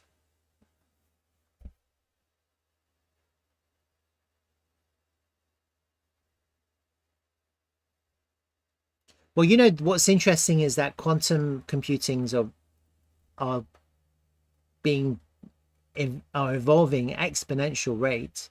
So it's only a matter of time when a quantum computer hacks a layer one, whether it's Dogecoin or something like that. Yeah, can you imagine? And then the spotlight will be on this layer one, wouldn't it? And that's going to be like the birth or the enlightening moment for this project. I think up to that point, it's just mainly it's just going to be building and speculative investment, and then building and building. So I think it's like I mean, even if we lose that low, I think it's probably a good project to just keep on accumulating and investing in. You know, like just because, like no one can, like charts and technical analysis can only give you so much information. The project is bullish, isn't it, in the context of quantum computing? I think if we took out this low, it would look really bearish. But all that would happen is that you would have to restart the count, and we haven't actually moved yet. Like this whole move, everything here is just some kind of corrective price action. Yeah, accumulative corrective price action. Yeah, it doesn't mean it's going to go to zero. All that it means is that we haven't actually moved yet. This wasn't the wave one. You'd scrub it out. And that's only if we take out this low. I don't really want to take it out because I'd like to see a wave 3. And I'd like us to go up and hit the all-time high. Okay, why not? That's why I've bought some. Yeah. And that would be a 700 or 800% increase in value. But, you know, no one can really predict the future. And I think it's largely to do with the release of their mainnet. So that has to be on time. If we get delays on that, then I think you're probably going to get, in the context of the rest of crypto going up, you're probably going to see a little bit of a sell-off. And if they launch that and it's a success, then this is probably going to pump beyond the all-time. That's really all that there is to think about this project. We're in a little bit of an accumulation range here. Let me just update the overall volume levels as well, because I've got these kind of local ones. Let me just hide all of this now. Hide these. Let me just hide all of this data.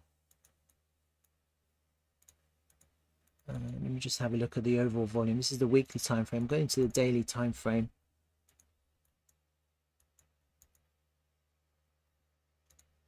This is overall. Yeah. Let me pull it here.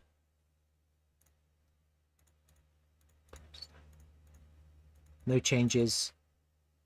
Yeah, so there's no real changes there, and this is the post hack.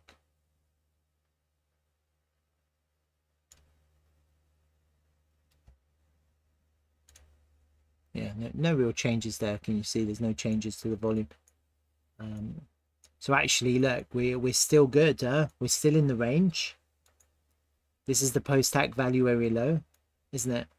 As long as we're just consolidating and we're just range bound, that's the bottom of the range, and that will be a really good opportunity for someone to just buy a shit ton of this token if they haven't bought it already, because it's relatively illiquid.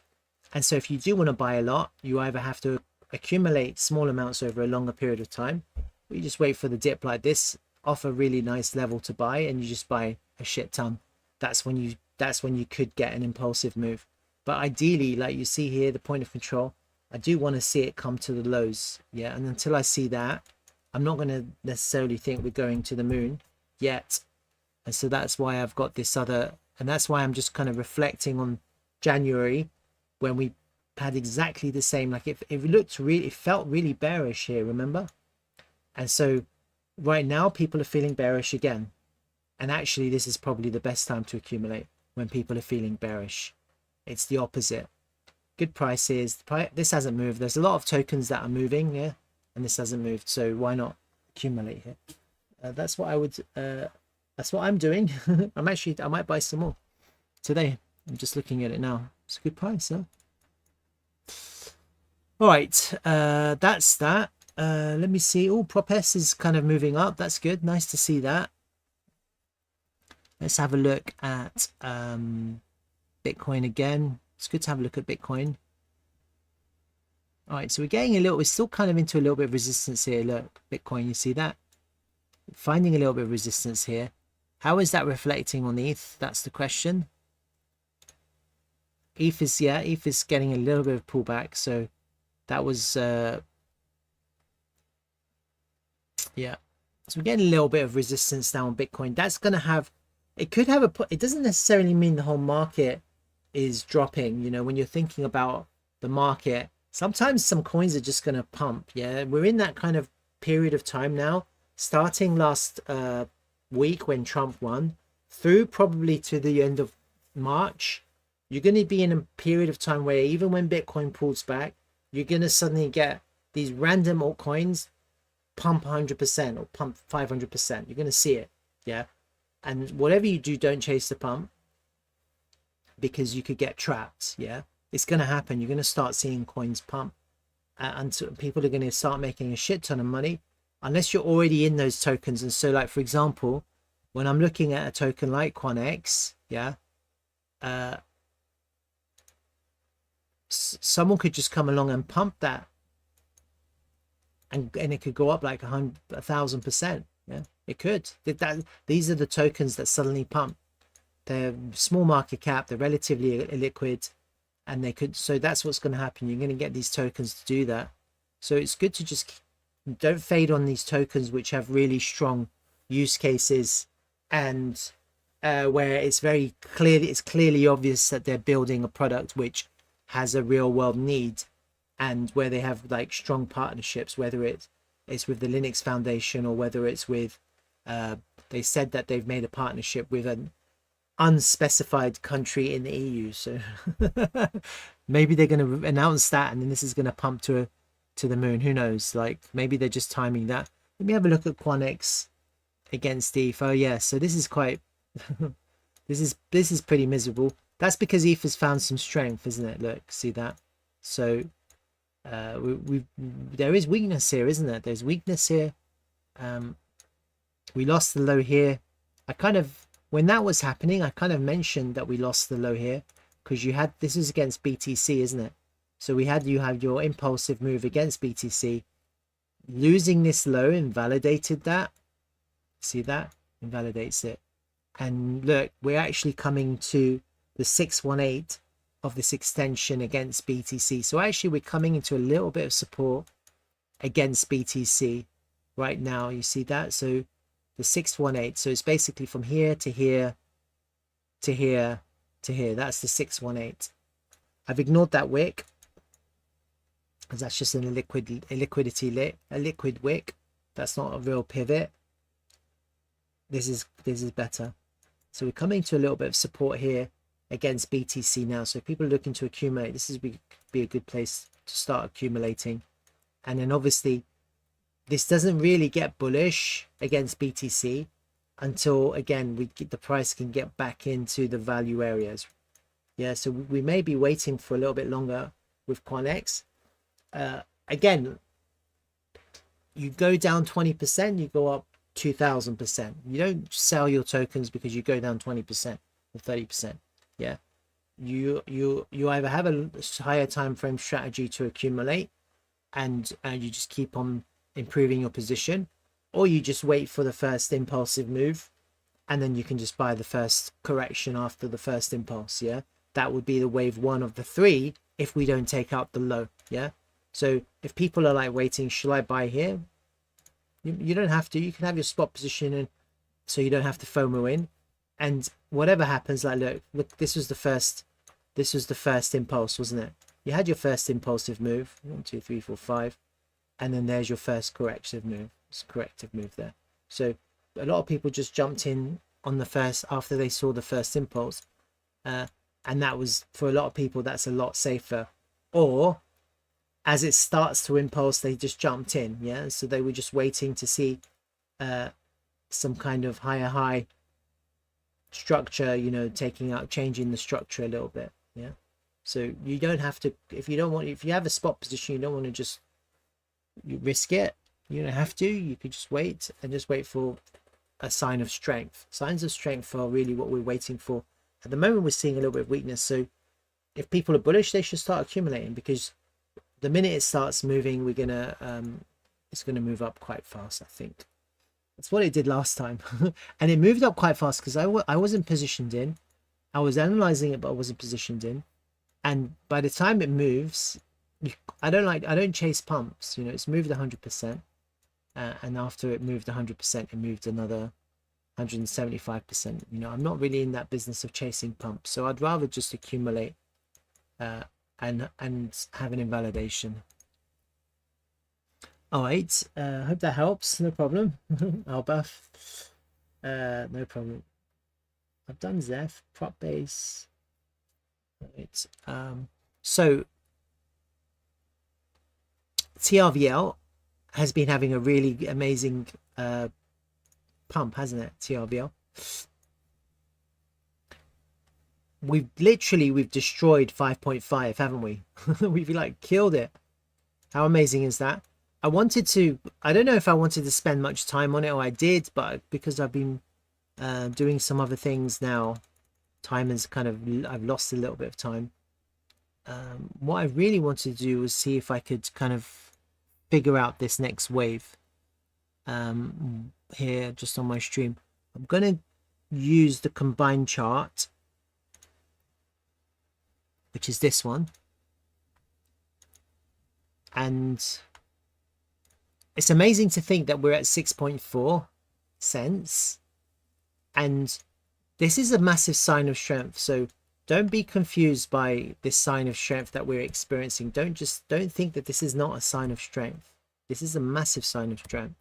The reason why it's a massive sign of strength is because, look, we're back above 5.5. We haven't had a back test yet. We're back above 5.5. And look where we are. Look where. So we got above 5.5 in March, and we lost it in May. Yeah. We've reversed all of the price action from May through to September. All of this downtrend has now been reversed. Yeah. We're right back above it. The price of TRVL is trading at 6.4.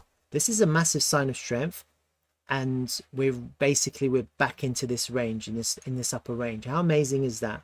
Yeah, no one really can predict the future. No one really knows what's going to happen. But just to think that you didn't have to do anything and you haven't lost anything. Yeah, because we're all in our spot positions. We've sliced through all of these levels like they don't exist. Right, so I had all of these levels. We had this one actually gave us a really nice back test, didn't it? This daily level combined with this back test of this weekly level. This weekly level, see, look, the daily time frame, it did stop there and it just went through. And this is the 618. Look, it just broke it, and we're kind of just on the other side of it now. So it's looking quite strong, isn't it? It's looking really nice and really looking really strong. So what I'm going to do is I'm going to kind of try and redo things. I'm going to kind of redo a few things here. I'm actually tempted to redo everything, so I might actually redo everything. But I do want to keep my no, I'm going to redo the whole lot, actually. Remove drawings. And so I'm using the combined chart of all the exchanges, so we don't have the launch data. Let me get rid of the volume. No, I'm going to keep the volume because I'm interested in the volume. So this is the daily chart. I'll go to the weekly time frame. So this is TRVL with nothing on it. First thing I'm going to do is I'm going to put in the this fib extension to the all-time low, and the all-time high is 1.56. Okay, and then we have our fib levels, full fib log, based on the log scale. You see 5.5, we've just literally gone through it. And look, it's a clean weekly break, isn't it? So what day is it today? It's Monday. We've had a really clean weekly break, increasing volume. You see, even though it's low compared to this drop, it's actually increasing volume. That's where I'm concerned about the increase. So we can see increase in volume. So it looks legit. It looks clean. What we need potentially is a back test. If the impulse stops, if there's no more impulse, we need a back test, or the impulse just continues. That we don't know if the impulse continues. Let me pull the volume.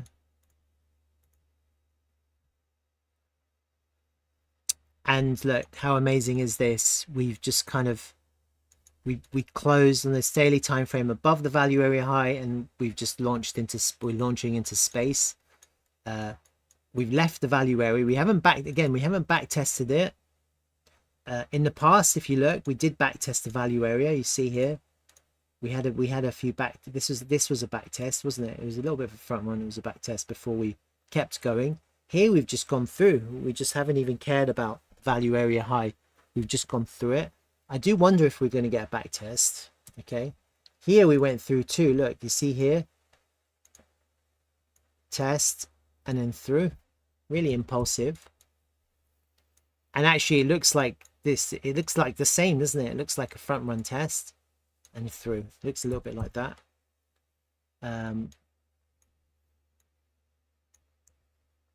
Very similar amounts of volume, huh, to that impulse and this impulse.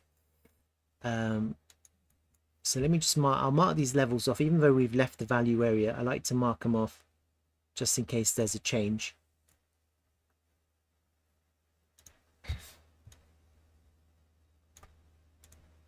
It's obvious that not many people are taking profit, which is interesting to see, because if more people were taking profit, there'd be more volume, yeah, on the way up. Maybe it wouldn't be as high, but I think a lot of people are hodling. Oh, wait, oh, actually, I want to keep that. So what's interesting is that there's some volume higher up here. Can't see it on this graph, but you can see it on this bottom volume graph.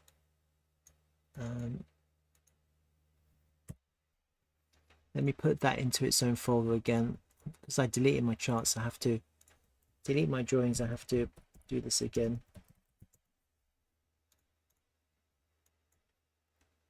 Right, we'll go to the monthly time frame. Hide this.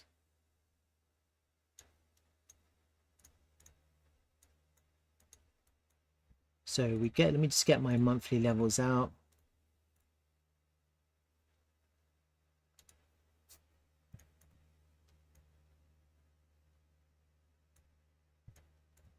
There's one up there as well, actually. There's one here. Weekly levels.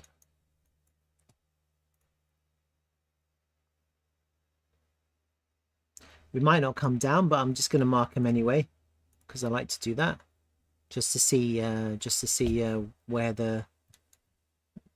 these levels are. That's tapped. This one is there. It's front run, potentially tapped, and you've got one there. That one's tapped. You've got one here. It'd be a gift to come back down to 3.10 or to 2.2. Your gift. It'd be a gift to come back down here. If we can't find liquidity on the way up and come back down, it'd be a gift. But let's see. Daily levels. I'll add them in anyway. No one can predict the future. These are cleared. There's one there. There's a shit ton of liquidity levels down there.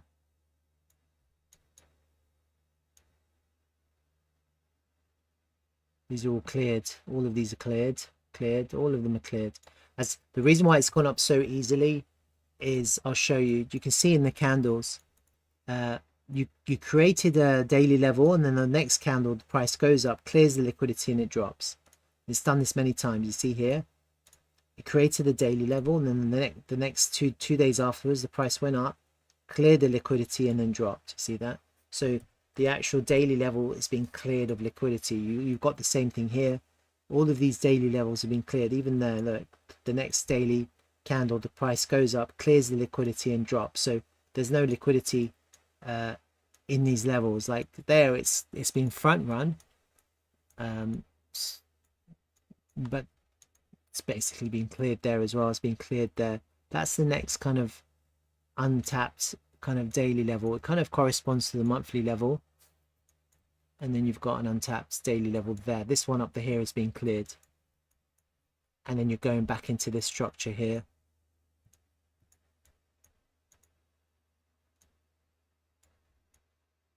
See this lower one that's been tapped here, see that? And then you're coming into this structure here, which is a daily level combined with that weekly level, and then we're going higher up. Let's put it all the way up. That's cleared there, cleared. We've got one up there, the rest is just up there.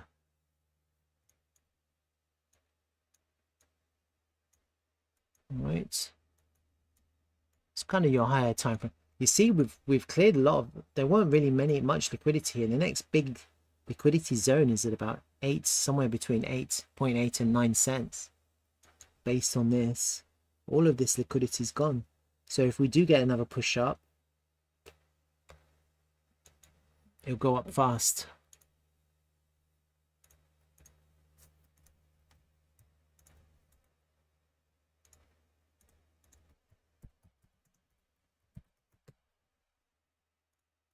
All right, there is one other level that I'm interested in. It's the yearly level. It's not on this chart because I'm using the KuCoin data. So I'm also going to just go to Bybit.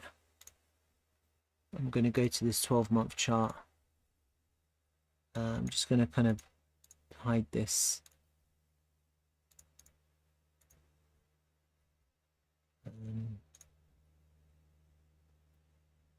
Where's my levels? The yearly level there. What's that?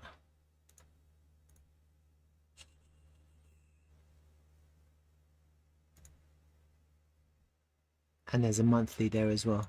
So I need that monthly too. So the monthly is basically as a $1. We've got a monthly level at $1.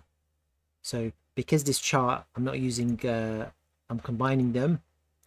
It doesn't have those levels, and so I have to kind of put them back in.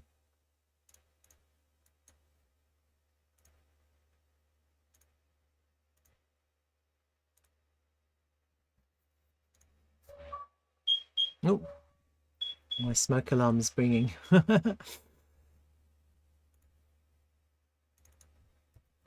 Oh,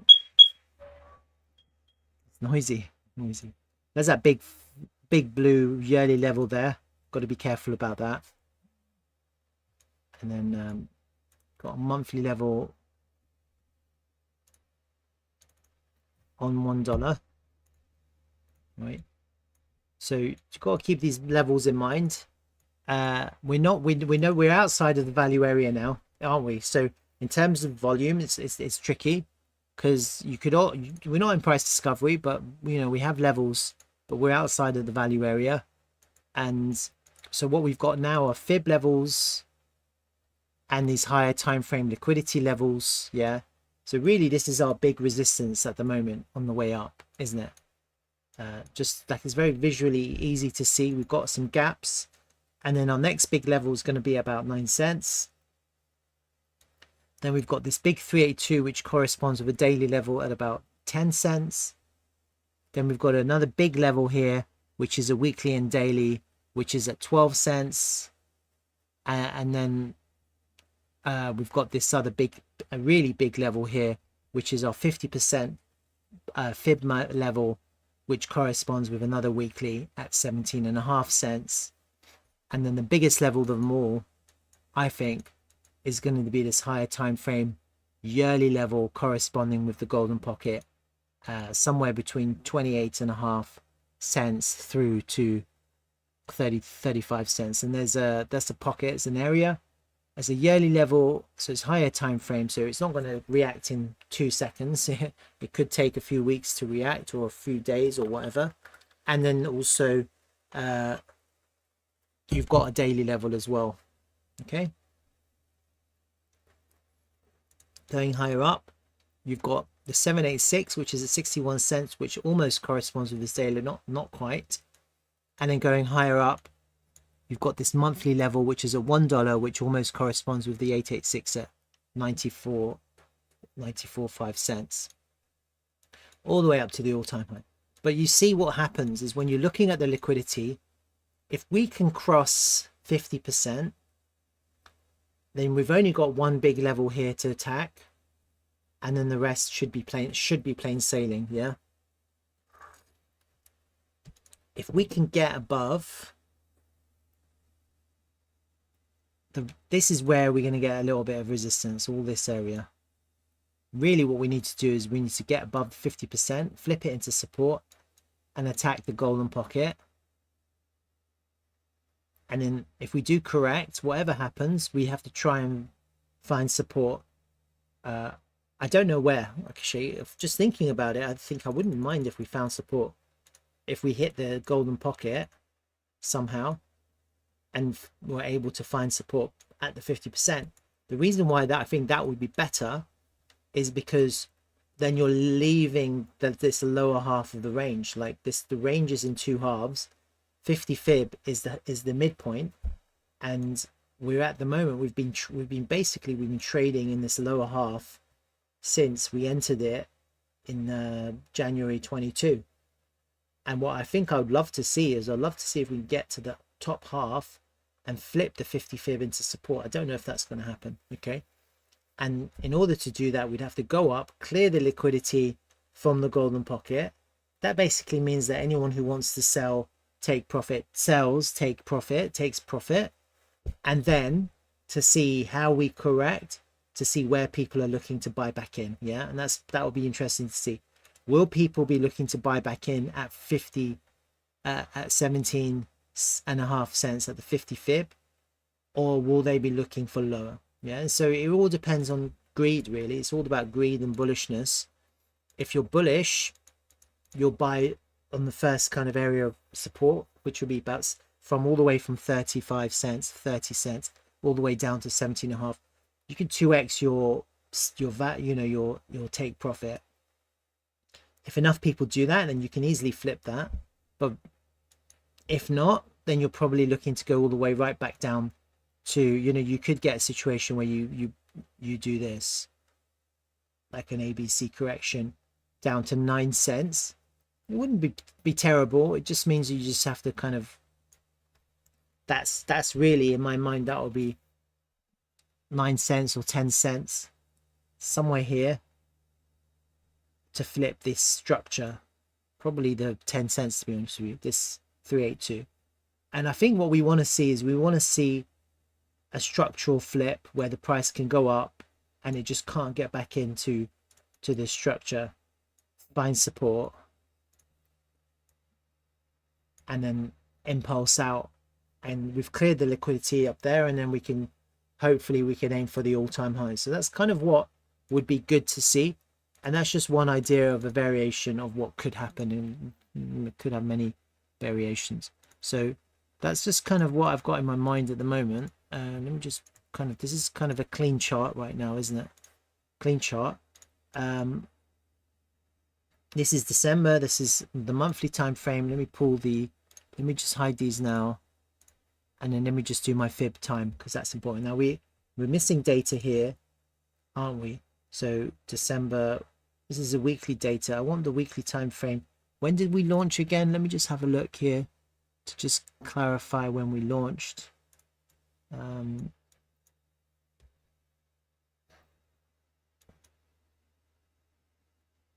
22nd of November, 29th. So it's 2 weeks before the 6th of December. So I can just go back 2 weeks here and I do a fib time.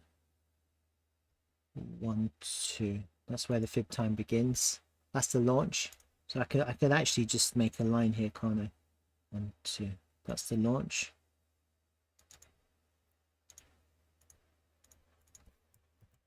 Launch date.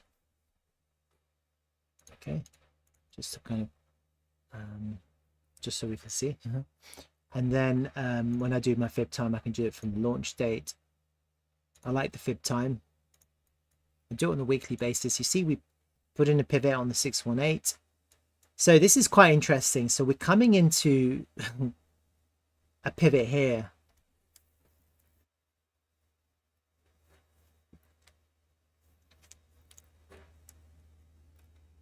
Generally speaking, when you're coming into resistance, we're not into resistance yet, because that will be next week. But generally speaking, when you're coming to resistance on a major time pivot, that's confirmation of a pivot. It's a time pivot, isn't it? So if we do go up here, you know, it is possible for that to happen on this major time pivot like that. It's just something to bear in mind. Yeah, if you're going down into support, that would be like if next week we go down, not up, then okay, the pivot's to the downside, not to the upside. So we don't really know what's going to happen until it happens. It's just something to bear in mind about these pivots. And I think if I was right, from here to here. So if you take it to the absolute high, the actual pivot, there's 2 pivots here. That's the actual pivot. So it's actually a little bit later. It's basically towards the end of November. You've got a confluence of time here. Yeah, if I was to take it to there, then it would line up. But actually, the reality is it's a little bit later here. So you have a confluence of time between the 2 weeks. So it's a big time period. It's a 2-week period from next week for 2 weeks going to the end of December. Okay, so I'd be interested to see where we land by when that pivot hits. If we go up, then actually that would be, and we hit some resistance, then that might be a turning point. If we go down, then it's the opposite, isn't it? So it's something to bear in mind. And then what's interesting about this 618 is that it was a little bit early, wasn't it? Because it didn't actually quite put the pivot in exactly on time. It was like 2 weeks later we actually got the low. It was roughly the same time. You see, it was roughly correct. So I'm just trying to think if we adjusted this. Now there's no way to adjust this unless you pull this forward. That doesn't help. It doesn't help. Yeah, there's no way to adjust that. So this is something to bear in mind. We've got a big time pivot coming, and then the next one is going to be the end of April. See that? Just based on the way the price moves. I'll kind of hide that for now.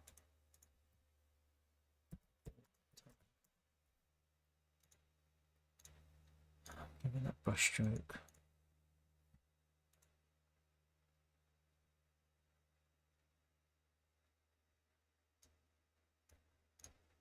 Put that into the time.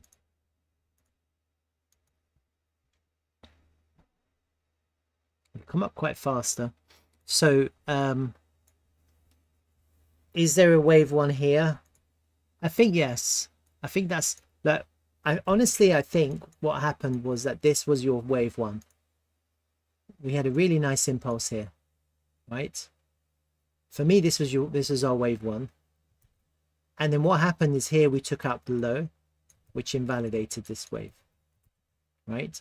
So you had to start over. And I think looking at this, the way the price moved here, I can actually see kind of impulse. You had like impulse, correction. Then you had like wave 1, wave 2, wave 3, wave 4, and some sort of 5 to there. ABC, and then you had your final kind of 1, 2, 3, 4, no, 1, 2,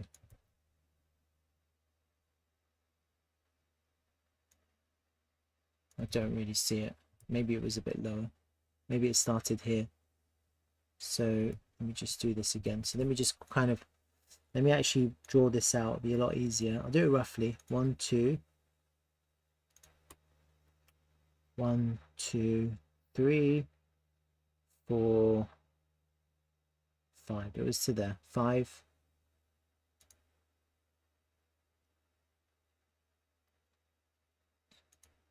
One, ABC 2,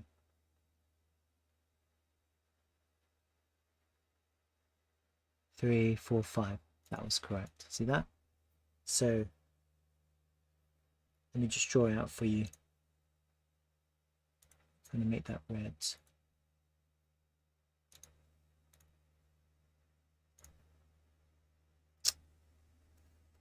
This is the 5 waves here. 1,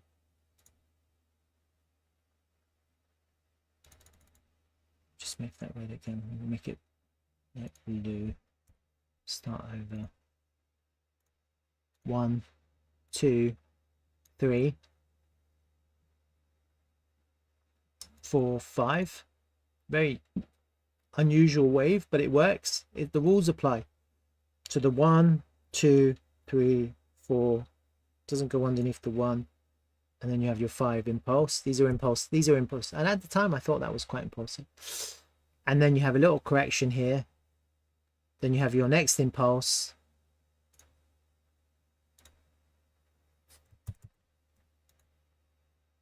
One, ABC, 2, 3, 4, 5. You see that? So it looks okay. It looks like we had 5 waves. It's very messy, but that's basically your waves.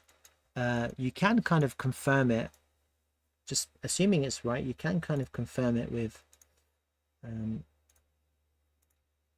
fib-based extensions. So that was your wave 1 up to that pivot there. And 2, you see how we got up to the 618. That was your wave 1, holds at 618. Then you have next impulse, goes all the way up to the 2. So that was your wave 3. So 1, 2, 3, goes all the way up to the 2, comes back down, and then it just goes up to the 1. Yeah, so it's all kind of proportional. Amazing that actually finally it ended up at the 2.618. You see that it was a perfect tap there. Look, so you see these fib extensions on these waves are correct. They correspond to correct ratios, and so you have your 1 and 2. Then the 3 is there. It's really hard when doing it when it's happening. Really difficult. You know, who knows? Like it's not very easy, is it? And then you see you got your 1, your 2 to the 3 is there, back to the 4. Then your impulse begins, and look, it goes up to the 1.618. See how perfect that was? So these ratios are actually really nice up to there, up to there. You see how the 2.618 and the 1.618, they line up right at the top there, and that's basically where it ended. All right, so that's basically, as far as I can tell, that's pretty correct. And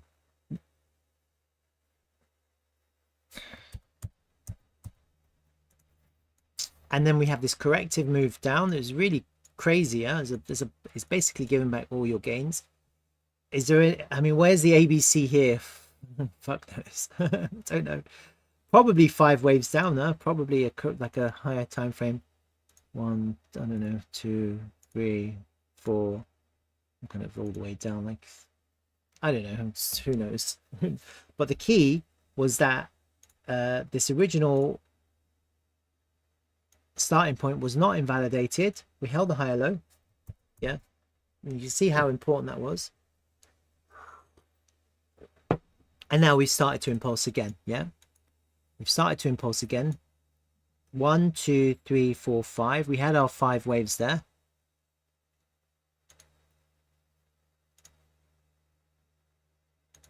all the way to there. Look, it's 1, 2, 3, 4, 5. Why is it to there and not up to there? Because I think this whole thing was corrective, wasn't it? I was talking about some kind of bullish correctiveness at the time, and if you zoom in a little bit, it looks like there is some kind of, it looks more, it's not impulsive, it's corrective, isn't it?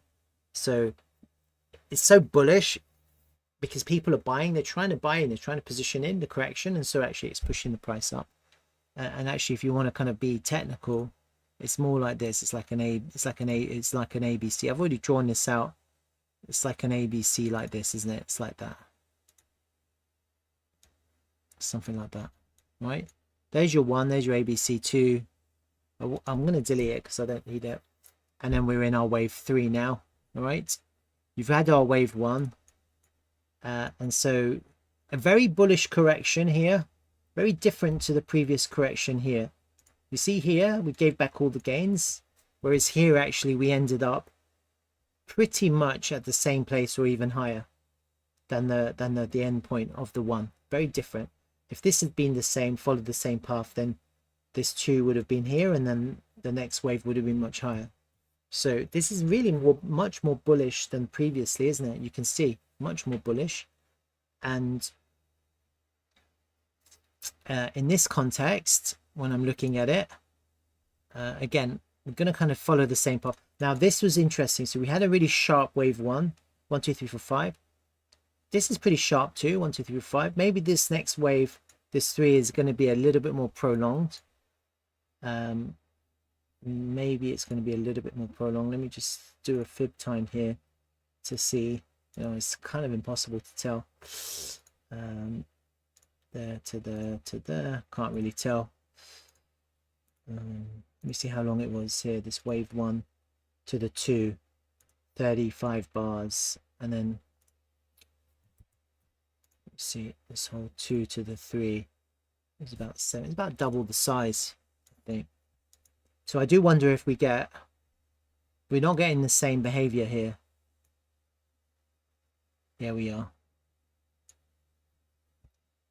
So from the low here to the 2, it was 36 bars or so, 35, 36 bars. So from the low here to the 2 here, it was 60 bars. So it was twice as long just to get to the 2, from the 1 to the 2. Okay. And then to get to the 3, from the 2 to the 3, to the top of the 3, it was about 62 bars.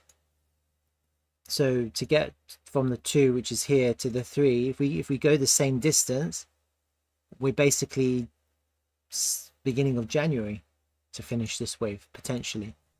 That would correspond with this to there. But basically, this is only just begun. Hi, Allcoin Dreaming, nice to see you. Tamir Sahin, yes, I have. I had a look at ZEPH. You can go right back. I think it was the second token I looked at. Second one? No, it was the first one, right at the beginning of this video. I don't know, huh? They saw the pump, and I bought some ZEPH yesterday, thanks to you, Allcoin Dreaming. So, good call. Thanks. Anyway, I'm just holding.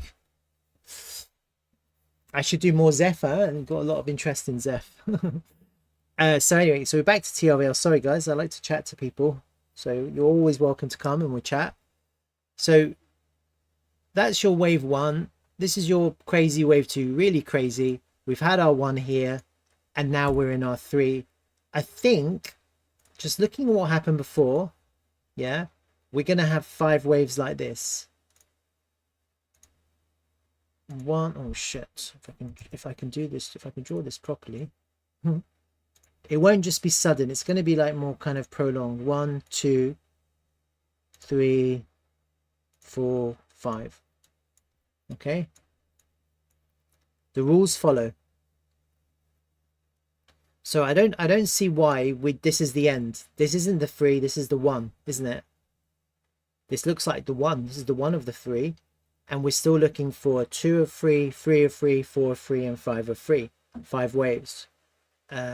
So actually this is actually really bullish, because by the time, look where we are, we're at 6.3 cents, and after our first wave here, and so let me just draw this red one as well. So I just want you guys to see the context of where we are. Let me just make this red. Oh shit, where did it go?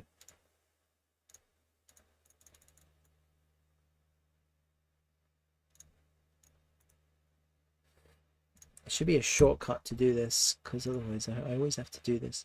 So there's your 1. There's your 2. Now we're looking for 5 waves here, huh?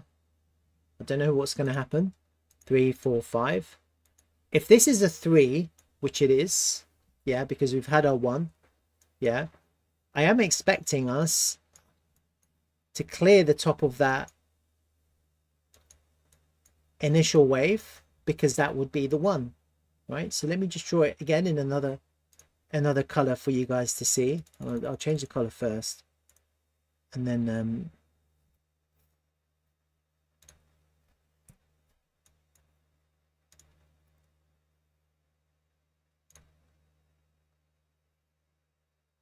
one, 2, 3, 4, 5. Right now, very speculative, and I'll tell you why. Because if for some reason this 4 comes below the 1, which is there, then you've broken the rules, right? And so however high we get, and I'm really, honestly guys, I am aiming for that golden pocket area, which I've been talking about, and if it goes higher, then so be it. Yeah, so I've got these kind of higher time frame levels. I really am aiming for that golden pocket area, the yearly level, and I really want to get there this year before December, before the end of December. I think that would be good if we can clear the liquidity from the yearly level this year. I don't really want to attack it next year. Initially, I want to attack it this year, clear the liquidity, get a pullback, and then off we go. That's kind of what I'm imagining. Okay, so the timings here are obviously very incorrect.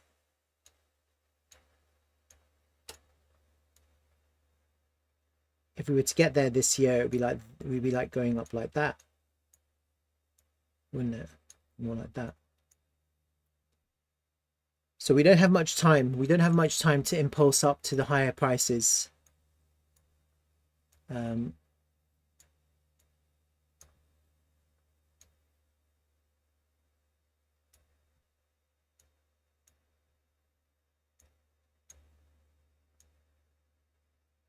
And also what you can clearly see here is this is only the 1.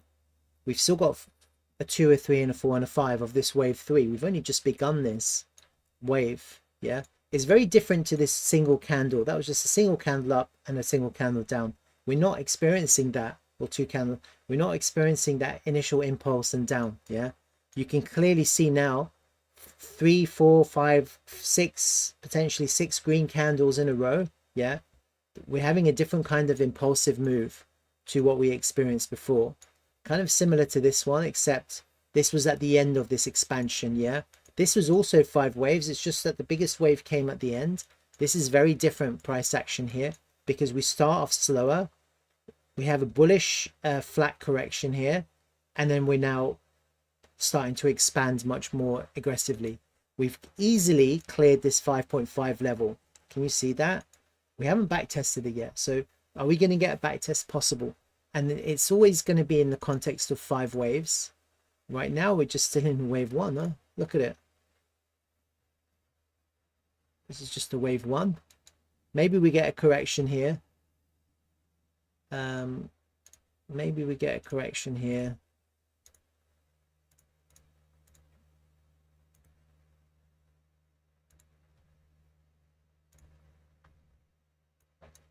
To back test 5.5. If we don't, then we don't. It is what it is. And technically, we just we don't want to go underneath the 0 point. That would be our invalidation. That would be bad. Okay, so we have a clear invalidation. Ideally we want to hold this 5.5 and flip it, and then we want to push all the way to maybe take that pivot. And again, it's the same thing, like this 4, you could get a deep correction. The rules state that you can't, the 4 can't come underneath the 1, it will be down here again. Okay, but the problem is that then you have to go all the way up there, and so actually the higher that we can correct and hold, the more bullish this becomes. The higher we go, the more bullish this is. Yeah, and so if we can go up higher, like, I mean, right now I think if we can go in this wave 3, if we can actually go up to 17, that would be the best case scenario for us, right? Wave 1, wave 3, 4, 5.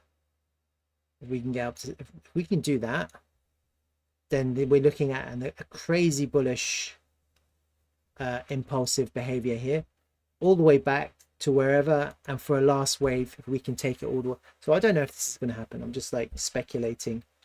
We're just speculating, huh? Tame saying that expectations from ZEPH are high, as it has been a long time since we went through difficult times. So this is kind of where my mind is at right now in terms of the waves, and honestly I am still thinking I want to see how this plays out. Yeah, I really want to see how this plays out. I do wonder,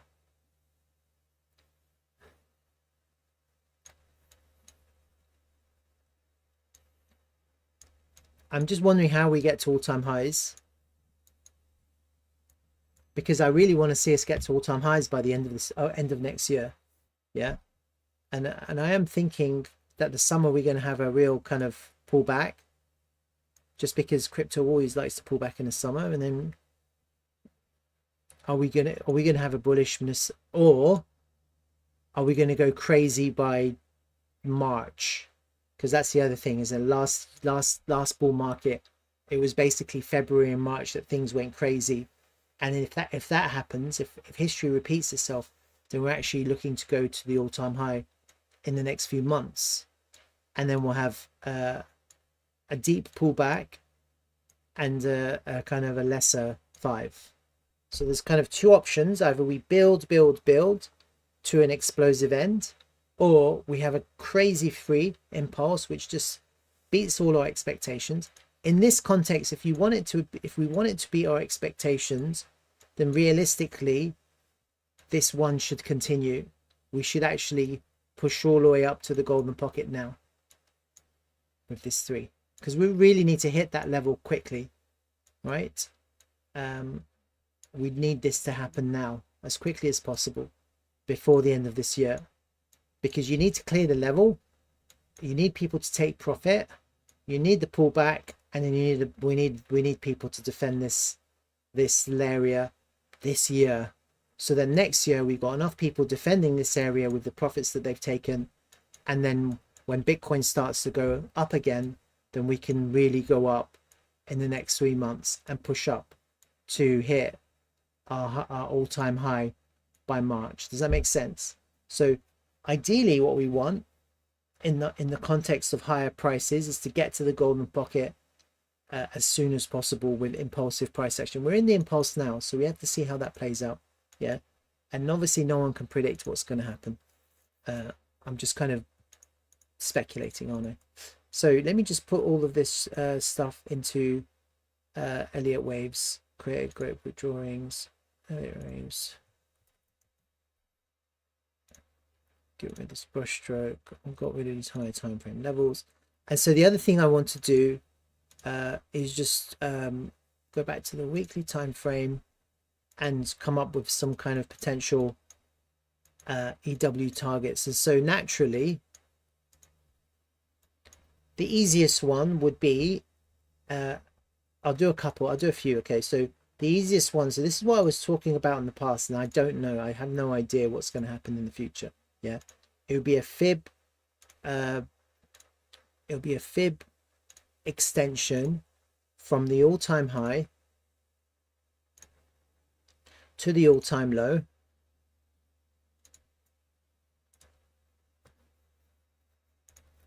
on the log scale, and let's just put the correct number in, and that automatically gives us some crazy targets, doesn't it? You've got the 1.272 at $5.1, you've got the 1.414 at $9.5, and you've got the 1.618 at $23. Honestly, I don't think $5 is out of reach if we can, depending on how we impulse out of this. Just simply because we're looking at a multi-year chart. It's a triple bottom, isn't it? Higher low. And also, I think the narrative of being connected with Fetch AI it is, and possibly an exchange listing on Coinbase could take us to higher numbers. Yeah. Now, when is the Coinbase listing happening? Is there going to be a Coinbase listing? It's a good question, right? No one knows. Yeah, no one can actually say yes as a matter of fact. But one thing I can explain to you guys is we have a really good working relationship with Coinbase. So that's a fact. I know that as a matter of fact. And the reason why is because TRVL is on the base chain. That's our base. Like, we're on the base chain. Like, that is the blockchain that Dtravel uses for all of the on-chain data, for writing all of the booking information, the reservation information, etc., etc. It's on the base. It's all on base. So if you go onto the website, and if you go to somewhere, probably get TRVL, learn more.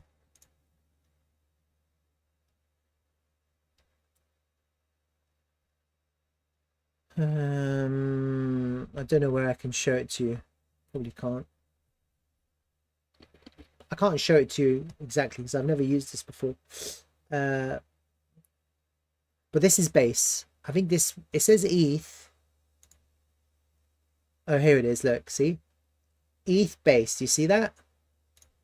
So you can actually go onto token utility, token hash utility on the Dtravel website. You can actually connect your wallet and you can exchange from Binance token, or I've never done this before, huh? From Bitcoin, huh? You can, oh wow, I've never done this before. This is quite interesting, huh? Solana, USDT, and you can actually, you see base. So base is our native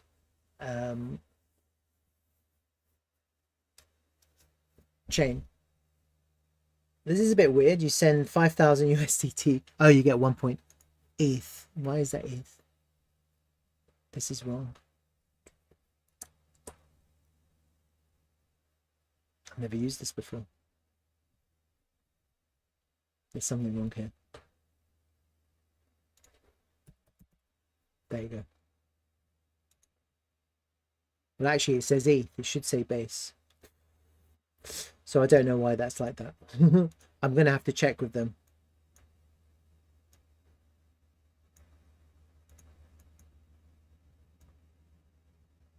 I've never used this before. This is all new. Grape.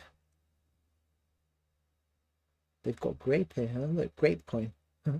That's funny. This is new, huh?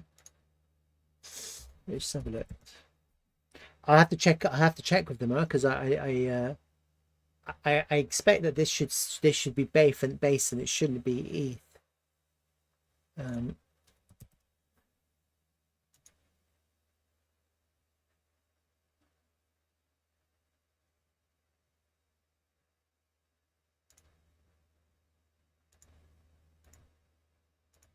Interesting. Might have to try this out.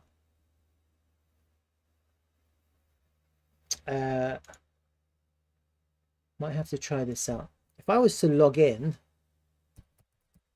maybe I could show you.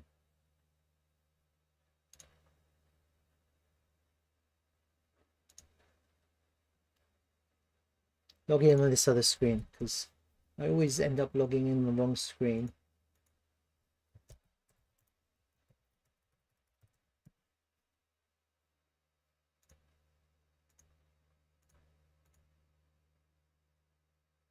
Give me a second.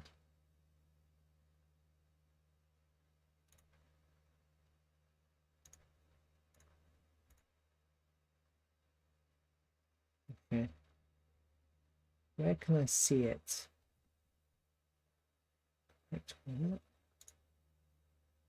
Can't.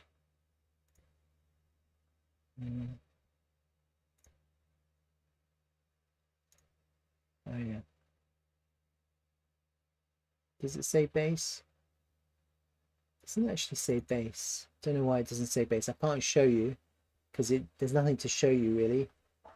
I'm gonna have to check with them because it has confused me as well. It says Matic, TRVL, Matic, Polygon. I'm just looking at the back end. Anyway, I'll find out for you guys. But they got a working relationship. We're on the base chain. We should be, yeah. And that's something to that could, I mean, it could all happen. Like no one really knows. No one can really predict the future. And when it happens, it's going to be crazy. And I think it will go crazy if we do manage to get some kind of listing on a higher chart. So that's why I've got this in mind. I'm not like ignoring the fact that it is possible for us to go higher. And that's why I've done that. And then obviously you can take any one of these pivots and do exactly the same thing. You can do an extension and you'll get different targets. Yeah. So ideally what you're looking for is confluence. Confluence is really important. So you see here, just from this like extension, the 1 to 4 and the 1.618 is perfect. It's like $22. Sure, if we go up to $22, you'd have massive resistance. If we went up to $22, we'd all be millionaires. But this token, this project would have become as crazy big, yeah. So that's what I've got in my mind. I've got this extension, and then obviously I'm thinking about a trend-based extension. And so in this context, it's quite easy to see because I've mapped out the Elliott waves. And so we've got our 0 to the 1 to the 2. It's quite easy, isn't it? We've just crossed the 0.618. Look at that. That's a really nice clean close on the weekly time frame. And the next one, the 1 to 1, will take us to 12 cents, 12.1 cents. And then we've got some higher targets. And actually, I'm aiming for the 1.618. In this move, I'm aiming for the 1.618. No more confluence higher up. And that kind of brings me to this potentially. So this is all speculative, wasn't it? I'm aiming for there. Yeah, see, I even drew it to there. That's really what I'm aiming for. And the reason why I'm aiming for that is because of this. That will take us to the other side of the golden pocket. That will be the 1.618 of this move, up to here, down to here, all the way up to there. The yearly level, I mean, you'll get people start scaling out here, but that's really big resistance, isn't it? It's clear, isn't it? You can see. That would be amazing. It would be amazing to go from where we are now up to the 1.618. So from the current price to that's only a 467% increase in value. It's not that much. And if you consider that TRVL is only a 21 million market cap token, yeah, it's very foreseeable to imagine that we can 4x, maybe 5x, and go from 20 million to 120 million market cap. It's not that much, is it? Like when you think about crypto, you're not thinking, oh my god, this is too much, are you? We're not really thinking that, are we? Right? So actually I'm aiming for that price. Okay. And then people who are taking profit, well done. It's a good trade. And then we're looking to defend the top of the one here, which is coming at about somewhere between 9 and 10 cents. Like there's a defend. We have to defend that zone. ABC correction. Okay. And then hopefully we can get another big wave 5 to take us to higher. So I'm just going to game theory that idea right now.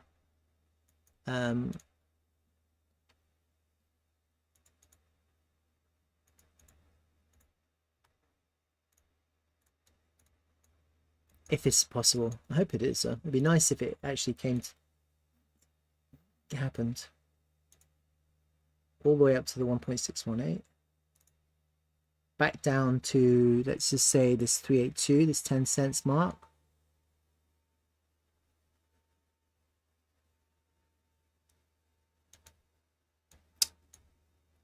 And that gives us a 618, would give us a really nice confluence on the 786 there. Okay, 1-to-1 would give us all-time highs. Yeah. And that might be it. Or it could go further. Like then you could go up to some real confluence at $4 or something like that. Now I can't, no one can predict the future. And you're still looking for 5 waves. Is it possible? Would we just stop there? And that would be it, all-time high. I think in the context of the project of Dtravel, I think it's really important that we take out the all-time high in this bull run, okay? Because that would be on a higher time frame, a higher high. And then in the bear market, you only need to put in a higher low. Yeah, you don't, as long as you don't, then this whole thing becomes your wave 1. This whole move becomes your wave 1. And then all we have to do is just make sure we don't invalidate this wave 1 by taking out just under 2 cents. And I think that would be very easily achievable. You'd be looking for a corrective move like that in the bear market. Not like that, because that's pretty takes a long time. And then we're looking for another the next wave. The higher time frame, wave 3, which would be the mega wave. Yeah, but again, this is, for me, this is looking really bullish. And so I think what I want to see right now is for us to go up to, just looking at it now, my target has changed. I'm looking at 36 cents right now in this next move, if possible. Okay, that will be a higher time. I'm counting waves too, as you can see. So I'll be counting the waves, and if you want to trade those waves, you can. You know, no one's saying don't trade, but I'm not telling you how to do it. I think the best strategy is always to scale in and scale out. All right, so I've got this. I'll just keep these as my price targets for now. And no one really knows, like, this is what I'm saying. If we do get some kind of big listing on another exchange or two, then we're probably going up higher. Yeah.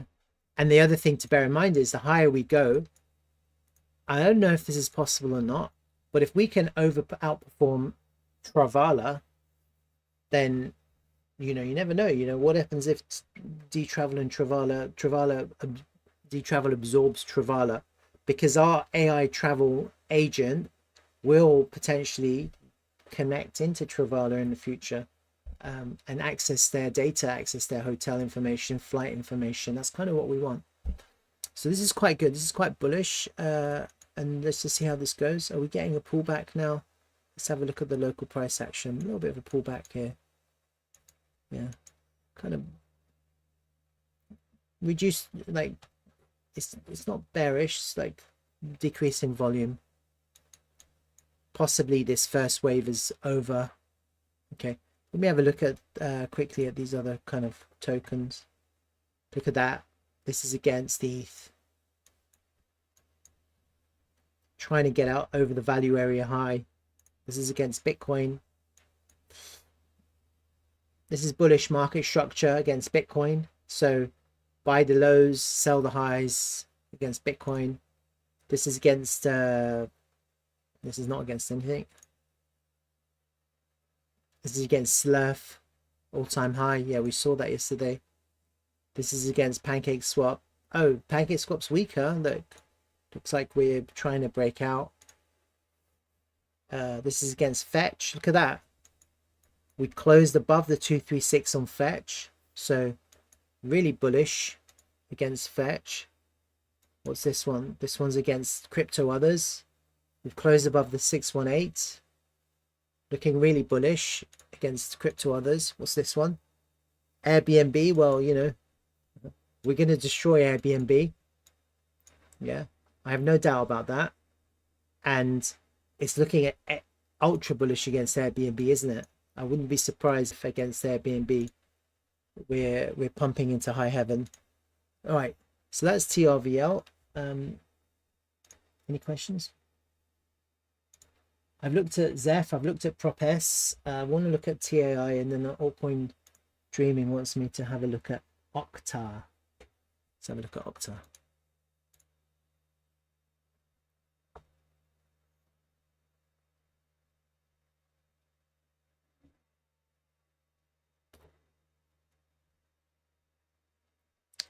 Do I have it on my list? Probably not, huh?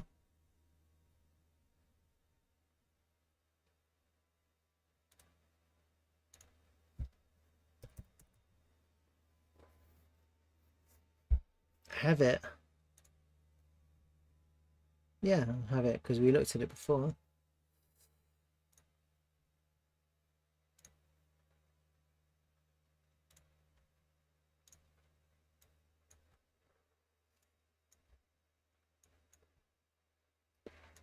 Yeah, so that impulse was invalidated, wasn't it? There was no impulse there.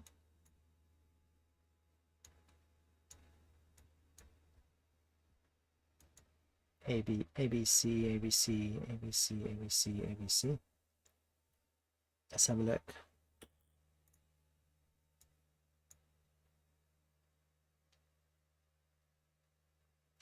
Just kind of draw this out. Let me just draw this out.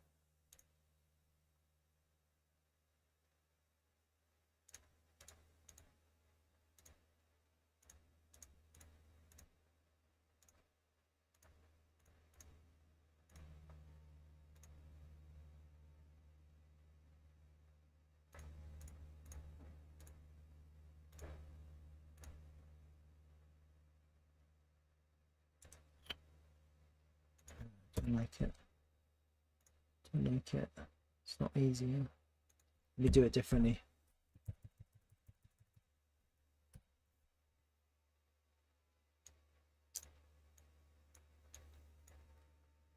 Right, let me just do it differently here.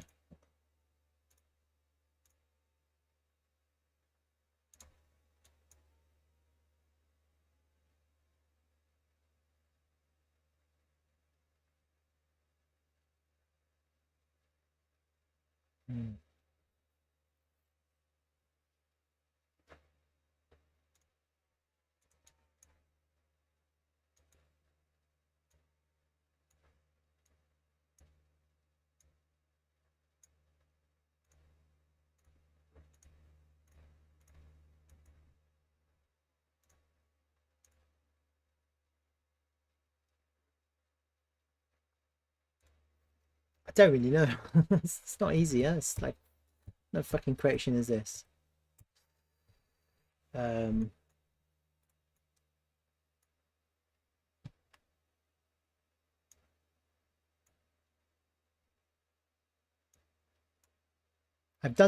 worked this out before, didn't I? It's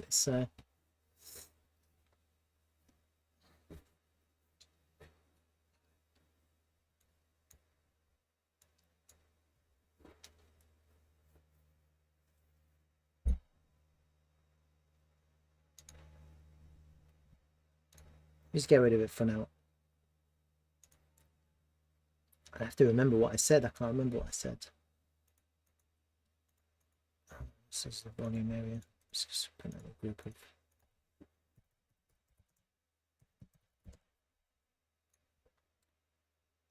extension.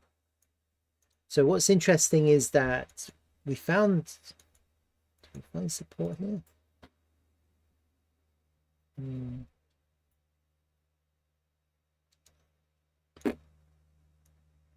It's there, isn't it?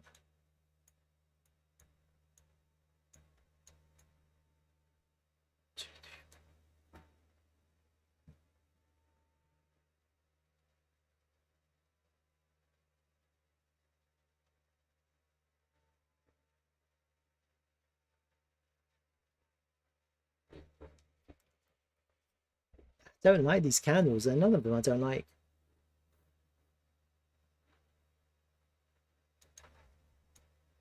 But you've got a nice confluence there. That first 618 just on this extension.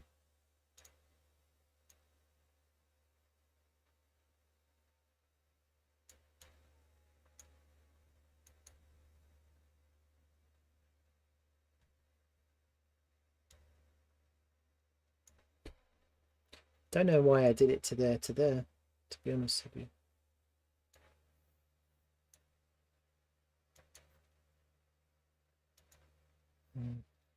Wave 1, wave 2, wave 3,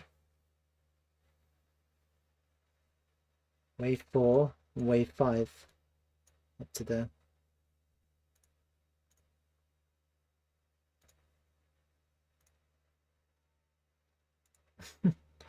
$153%.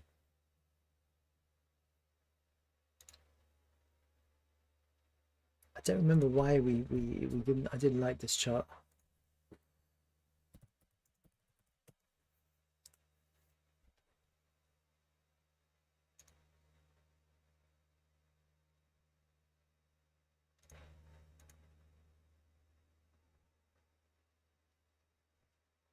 Something wrong. I'm doing something wrong.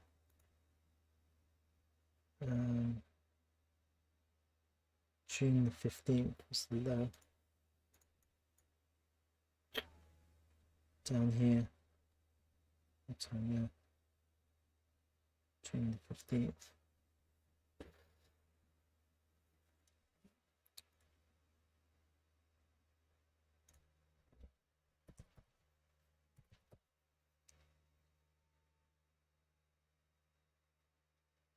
I think I've checked these before, haven't I? Let's try and have a look. Let's see if we can find it on like Uniswap or something.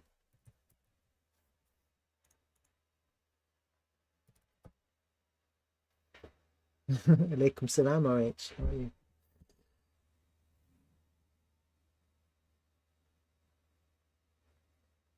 CoinX, huh?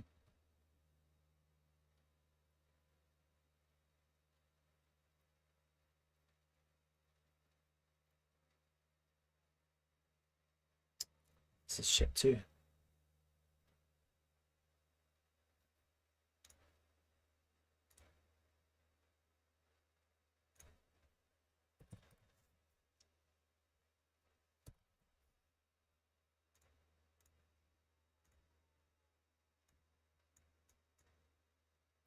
It's better. Yeah.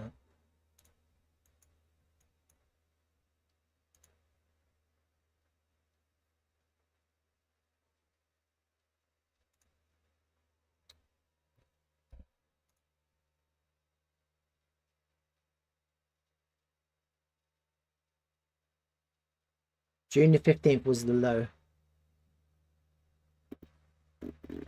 That's when it began. At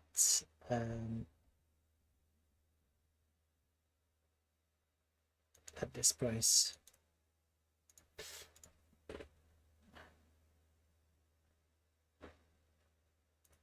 Let me try again.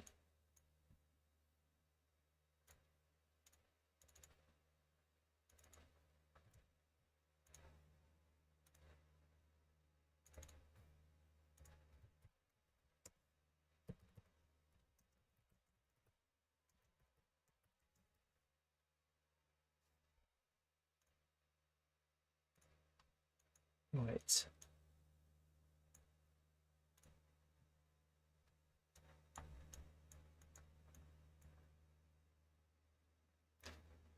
Oh, right. So that's quite interesting. This is June the 18th. So it's basically one candle before that. Huh? So it's here. It's that one candle here. That was the all-time low. That's helpful. Huh? It's very helpful.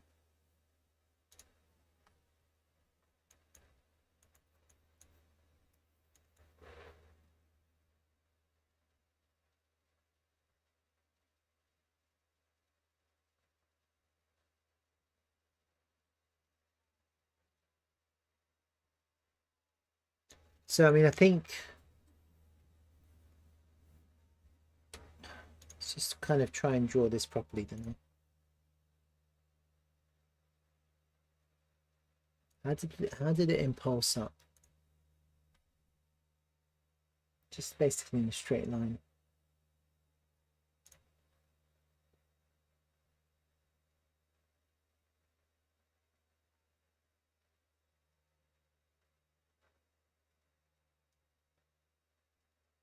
One big green candle. What is this earlier on? The April the 3. Why is that lower? That might be the first wave. Look, you don't see it on the line graph. Look, on the line graph it's shit, but actually when you look at this, it actually went lower. Look, April the 3rd. See that? That's your wave 1. There.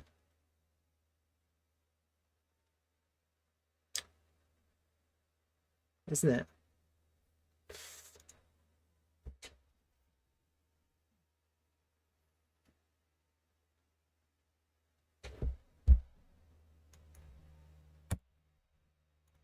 So,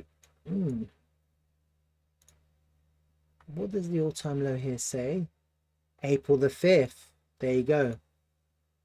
So that really, it wasn't June. So that was a bad assumption. That's your time low. So we get a wave 1 first. Can't see the dates here. June, July, August, May, somewhere here.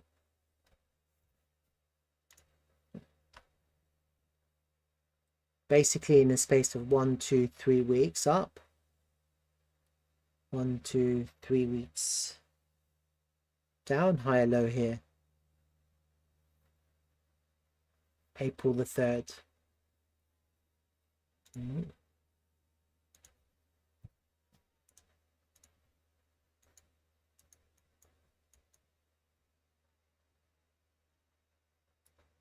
So how many weeks back is that? It's like 8 weeks, 9 weeks, 10 weeks. Minus 10.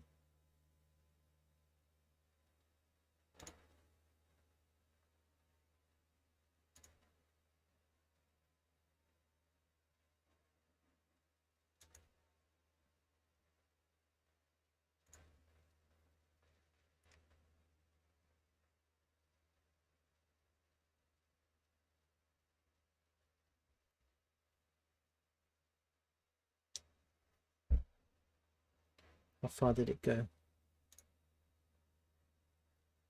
We flipped it into support here on September the 8th, September the 18th.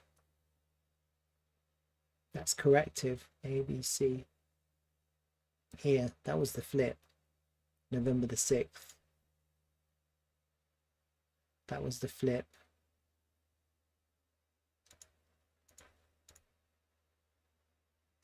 There.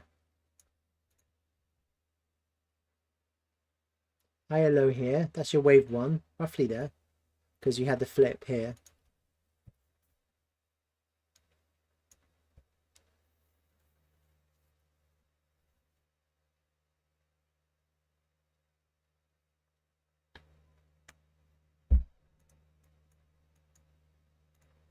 Let's have a look.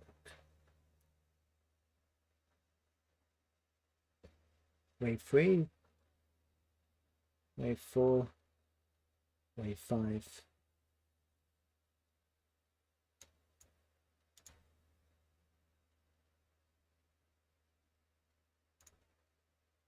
Wave 1. Wave 2. There's your 5. There's your 3. 4. 5.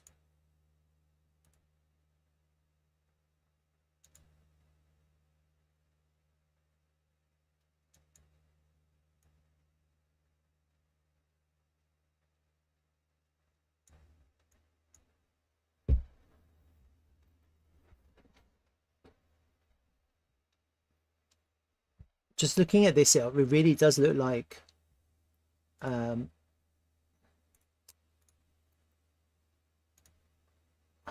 I mean, it's not that much either. It's only 1,000 up, 1,000% up from the low, from the all-time low.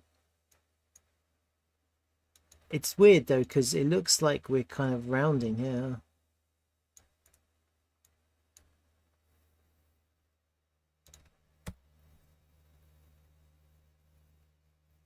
If that was your wave 1, 1, 2, 3, 4, 5. Kind of correction here, 2, 1, 2, 3, 4, 5. Some kind of ABC here for the last wave here, 5. And look, the 3 is shorter than the 1. That's the problem.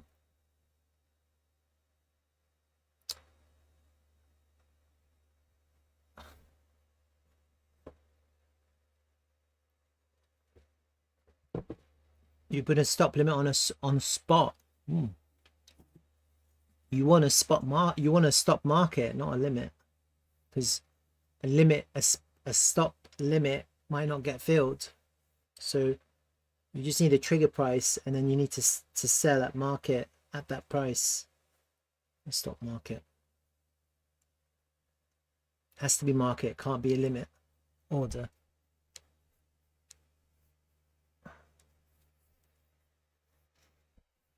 All right, altcoin dreaming. At the moment, I think this isn't a good setup, to be honest with you, just simply because, and this is correct as well. Look, the ratios are perfect.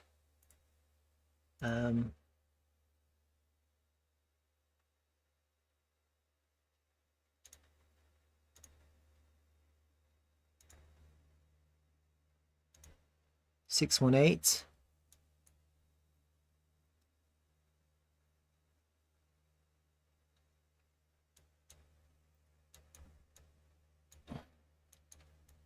It's a shorter 3. Let's have a look at the structure. I think based on this,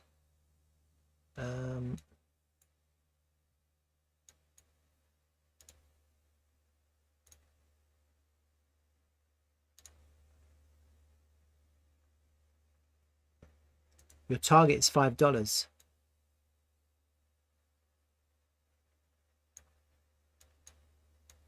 I think. For me, that makes sense just because of this ratio here. Look, to the 3 here, somewhere here. Let's just say, look, 1 to 1 is $5. Look, it's bullish, but it's just you're not getting that crazy move. It's just steady growth, isn't it? And this correction looks like it's almost over based on time. It looks like it. The 1 to 1 brings us to the end of November. Oh, phone call. Hold on.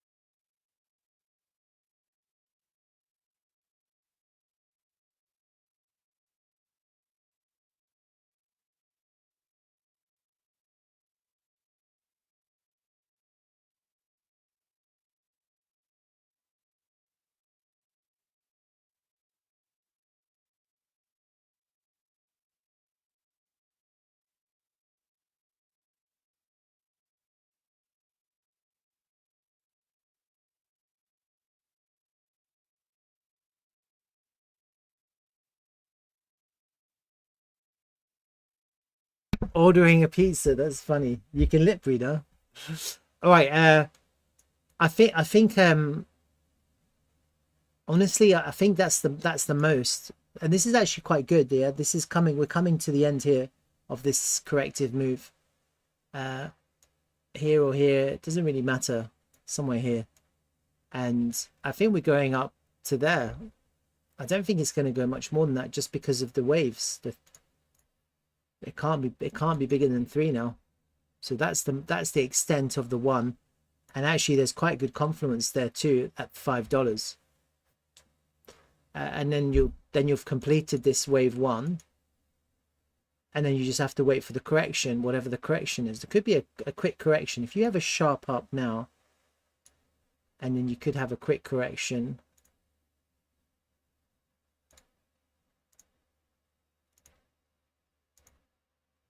I don't know. No, I don't know. It's really hard to see.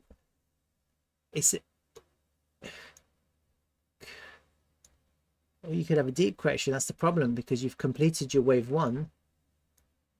This could go all the way down there. It could end up all the way down there after you've finished your 1.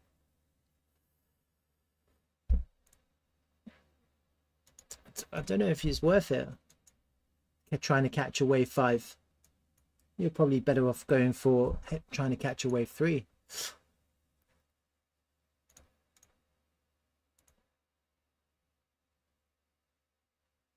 Probably go up, correct down to test the value area high, lose that, we're back into the point of control. That makes more sense. That would be the wave to catch, because you've completed your wave 1, then you're trying to get a big 3.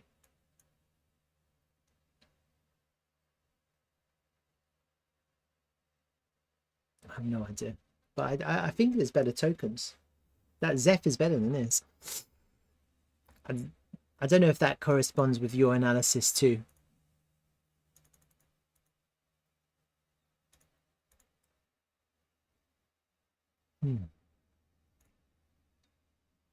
All right, let's see what's happening to the markets. Bitcoin's going up.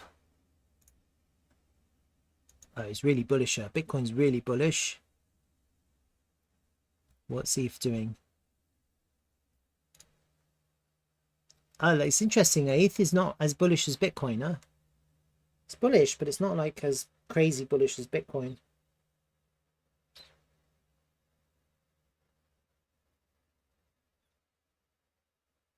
Bitcoin's really bullish, huh? It's like pumping. Pump it up.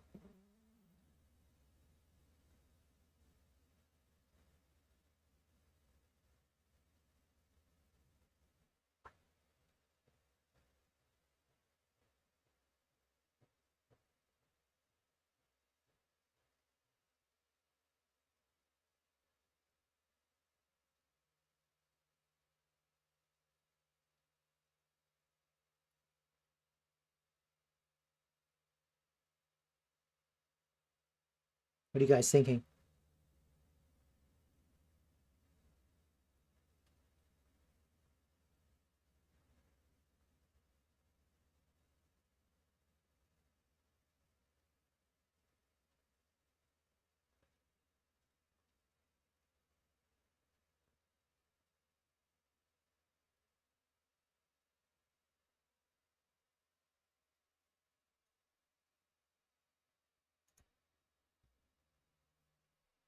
Let me have a look at your charts.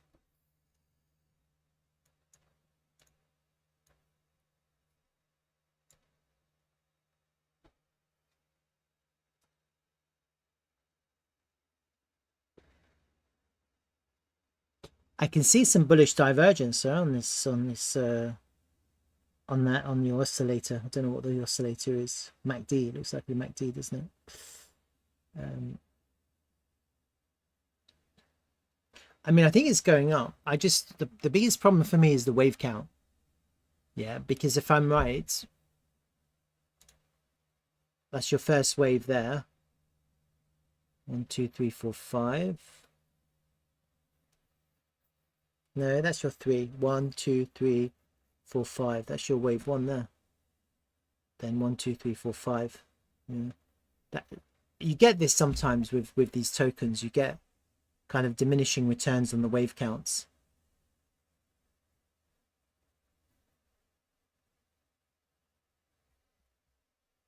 And then it just gets weaker and weaker and weaker.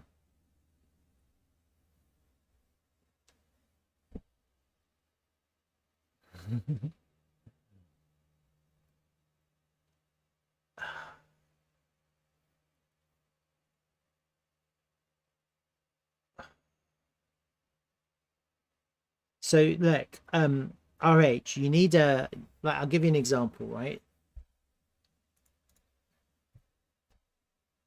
It's a tricky one because you want to protect yourself, right? That's why you want a stop market. It has to be a stop market, not a stop limit, right? So let's just say, for the sake of our example, you're looking at SUI, right? Which is what the example you just gave. Just like everything.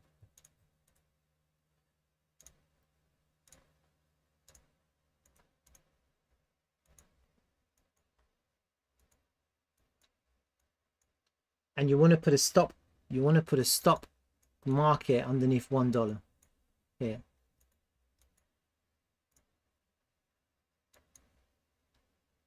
And, well,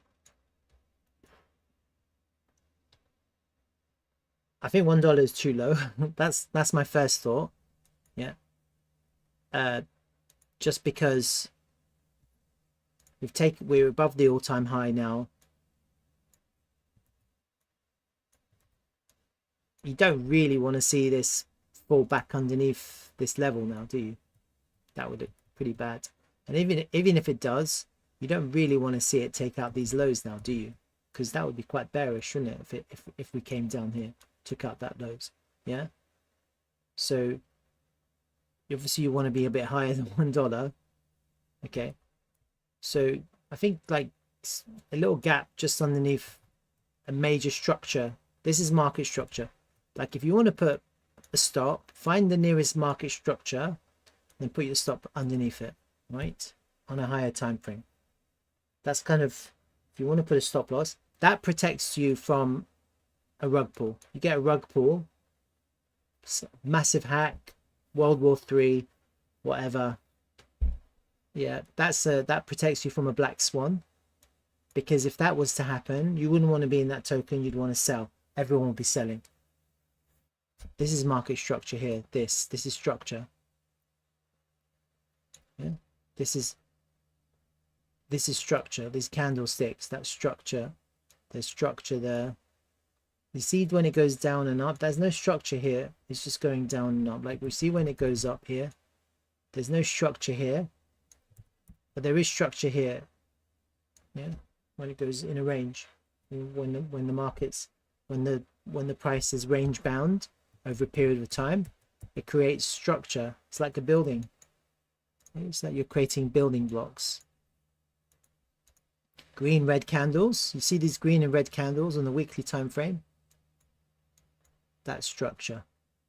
When it's just green, green, green, green, green, there's no structure. When you start getting green and then red, that's where you got structure. Yeah, does it make sense? So when you see green and red, that's structure. So right now, the nearest market structure are these red candles here. So you can put your stop there. That's the closest place you would put it. And also, we don't want the price to come down now, do we? Not really. It could, but I think it's more likely to come down and then go up than form some kind of reversal structure here. Bearishness, bearish divergence. You'll still be safe because your stop is here, but then it gives you time to get out. Really, those stops are just protecting you from black swans. Yeah, so if you get a black swan now, you're going to get that. And so you don't really expect the price to come down to here. And actually here is too low, because if it's going to come down here, it's probably going to go down here. Does that make sense?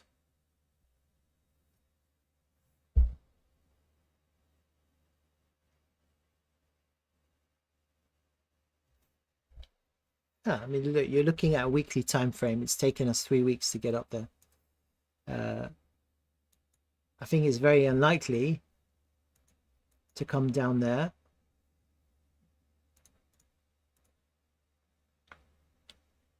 Put it in underneath this volume level. It's very unlikely for the price to come down here without a reaction. And then if it got a reaction, it would be bearish. So it gives you time to get out on the bounce. Yeah, because you're putting in a lower, here you're putting in a lower low. You don't want to put it too close because you'll get stopped out and you'll get the bounce. There'll be a bounce. Usually there'll be a bounce. Yeah. And so if that was to happen, you still got time to get out. Lower low, into the value area high, bounce, and then it gives you time to exit if you want, because then you'll be looking, this will be quite bearish if that was to happen. But if you get a black swan, that's a black swan, you're out. No. Yeah, I mean, if it, that's why you put it a bit lower. See, in crypto, everything is possible. So it's hard it's hard for me to tell you what is and isn't going to happen, because like I've got no stops on any of my spot bags. I've got no stops because I'm very worried about the market stopping me out. Yeah.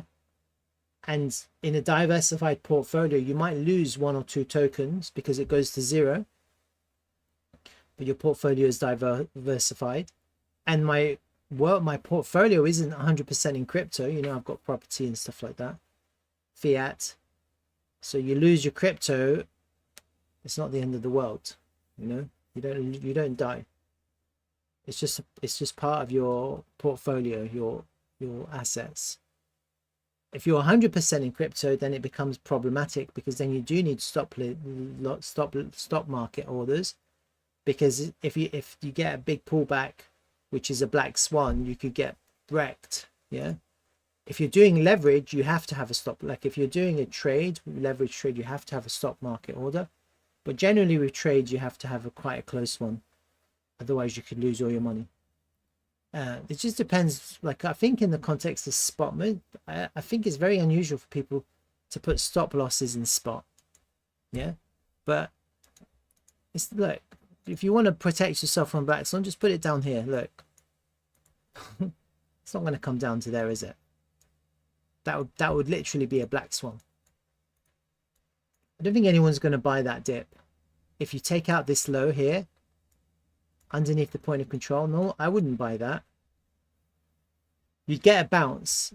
You might get a bounce, but you know, it could also go down to 0. That would be a black swan. So it's very unlikely. The probability of that happening are probably less than 0.001% probably. Yeah. Got a lot of volume coming into SUI.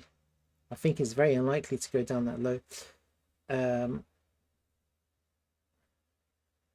So the markets have opened in America. Let me have a look at Tesla. Oh, it gapped up again. Shit. That's nicer. It gapped up again. Now it's getting a pullback. I like that gap. Fill the gap and up, probably. Really nice, sir. Tesla's. I like Tesla. I'll buy some more.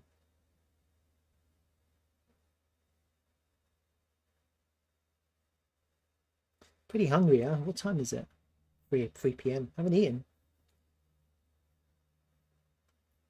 So the only other token I haven't done is TAI. I want to have a look at TAI.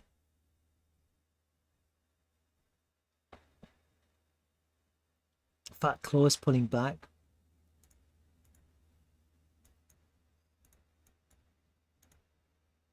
So someone posted on my X yesterday, my X account. he actually had a different version of claw, and I wanted to also have a look at that.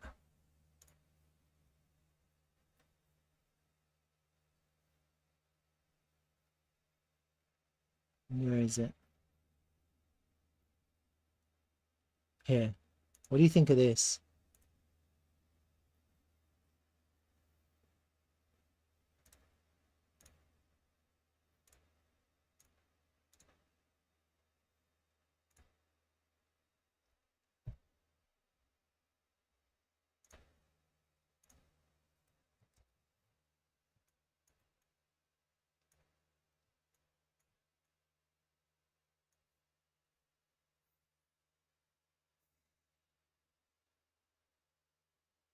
One, two, three, four, five. A, B, C. So he's looking for. So he's basically suggesting. That's what he's trying to do. So his suggestion is that this kind of what I was saying originally. This one. And actually, this is a ABC like this.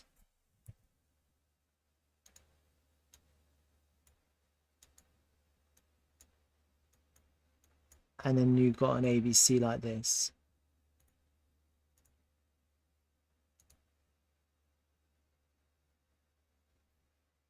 And the handles here.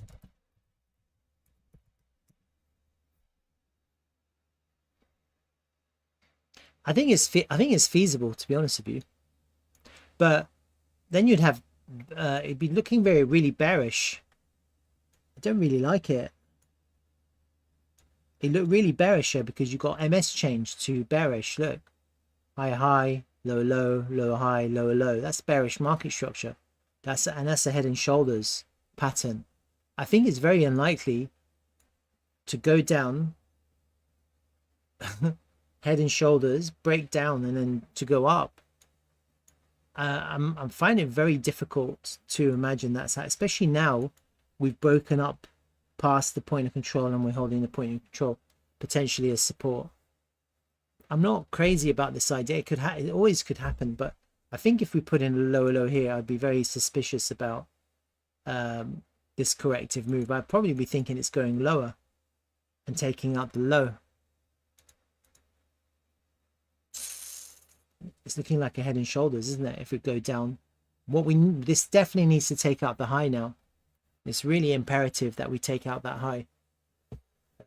We're looking really bearish.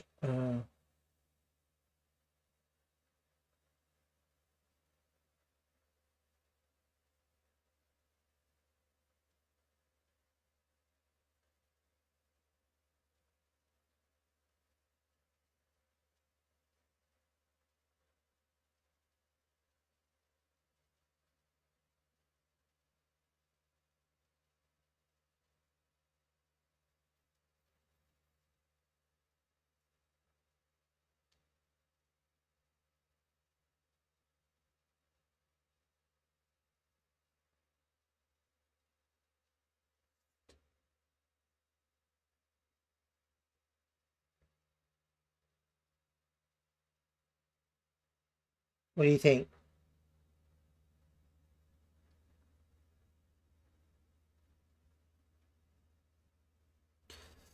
I'm not fond of this idea. I prefer my original idea, to be honest with you. But it's kind of a very limpish wave one. So we have to see.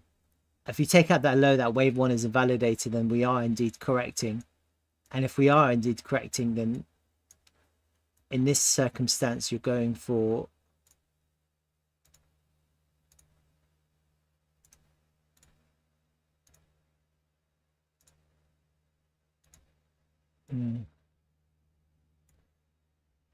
down to here.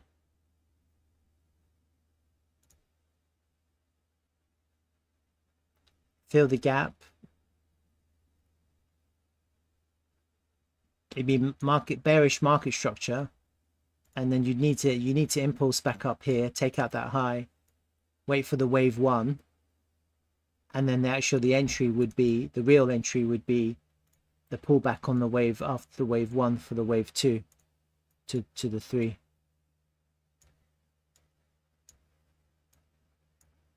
like that. BTC is bumping. Took profit today. I should be buying a.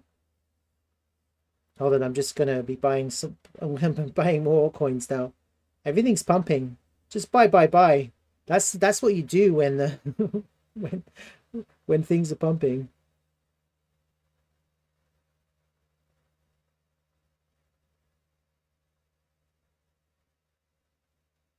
Fuck, I sold too much.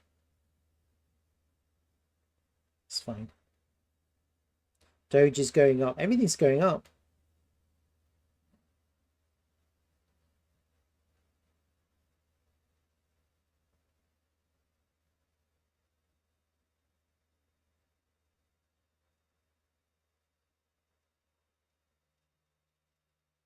Amazing.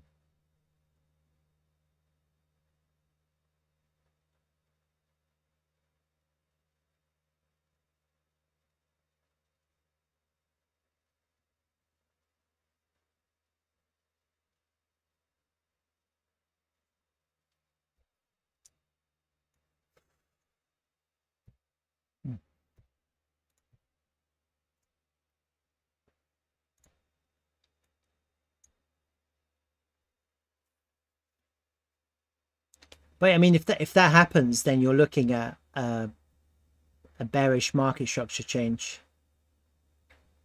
So I'm not fond of that, to be honest with you. I'd want to see the markets. I'd want to at least see a higher high before. I'd want to see at the very least, I'd want to see a reclaim of the neckline. In this context, I'm not crazy about that idea. So you've got a head and shoulders pattern here. If that went down, that's your neckline, isn't it? There's your neckline. It's basically there, back into the value area. I'd want to see a reclaim of the value area, and then you have to take out that high, otherwise it's not great. Oh, you've got the volume area here as well, haven't you? Down here. Yeah. All right, we'll have to see what happens, sir. BTC rising. Hey, the latest trends. BTC rising quickly worry me though. I really wanted it to slow down so much. Well, look, no, I think BTC has to run first, to be honest with you. I think there's nothing, absolutely nothing wrong with the way BTC is moving right now.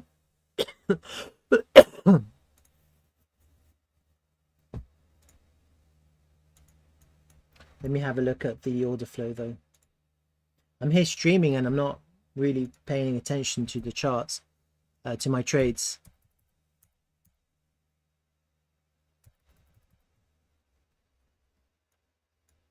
Look at that. That's bullish, huh?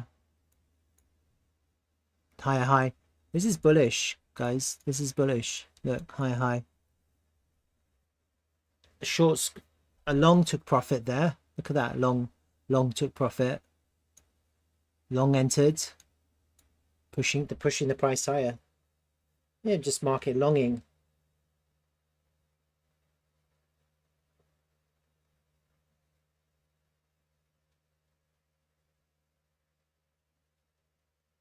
Some tokens are really weak. I'm looking like I've got a whole bunch of positions open right now.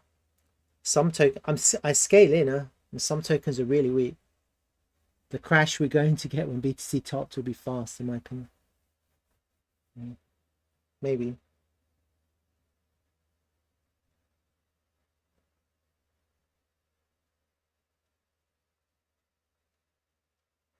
You have to take profit. Yeah, it's really important to take profit.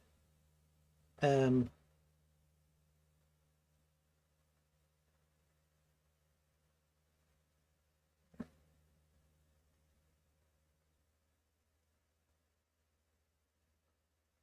also, I think the funding rate will change as well.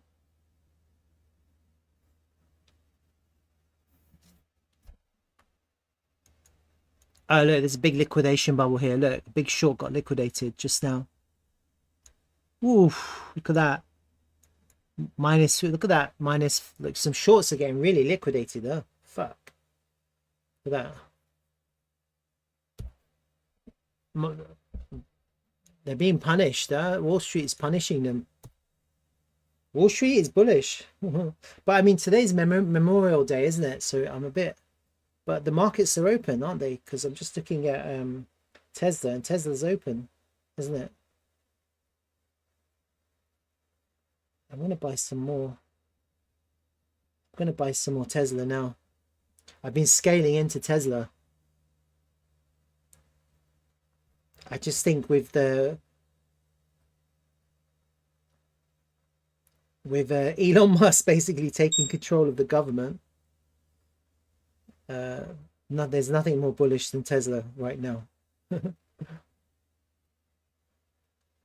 Well, maybe Bitcoin or TRVL, but okay,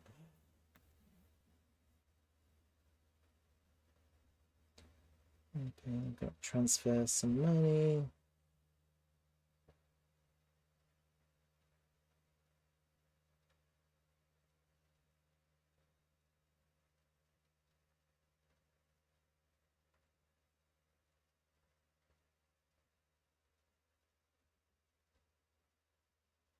I can't wait to see what happens in America. I hope that they succeed.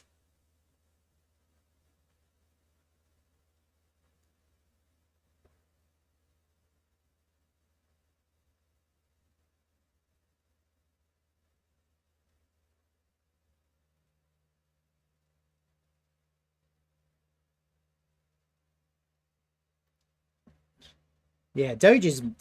I've got Doge. Yeah, I've been analyzing Doge. Doge is fucking bullish. All right, look, we've got a single print here already on Bitcoin. Look, buy now. If that single print holds, if it doesn't hold, then it's probably going back down. I'm gonna buy some now. It's fun, isn't it? I think what's happening is yeah, look, it's filling. I'm getting some big take profits. Not really. Bit of liquidation. You've got to be careful of those liquidations, but look, we just keep on putting higher highs and higher lows. Look.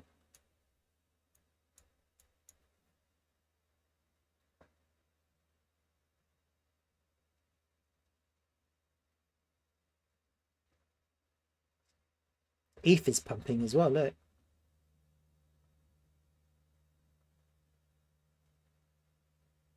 Doge is pumping. Wow, everything's pumping, guys. Amazing.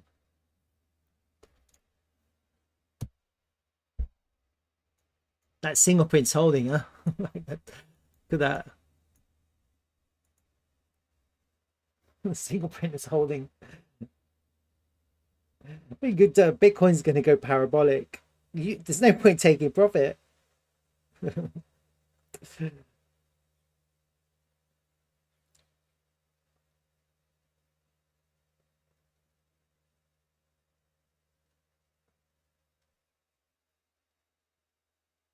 Don't buy BTC. You just got to buy. Buy. Voight.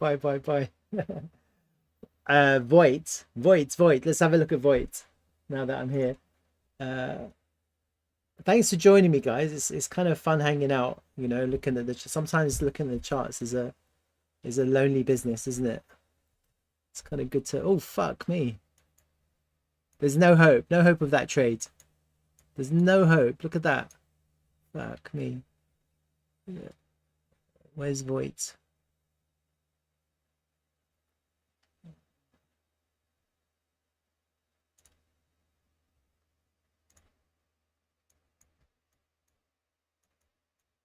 Yeah, look at that. That's nice.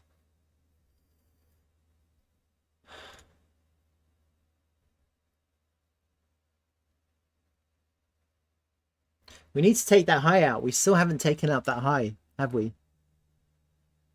We haven't taken it out. So that's the lower high. We still haven't taken out that high. Maybe if I look at the other charts. Nope, we haven't. Look.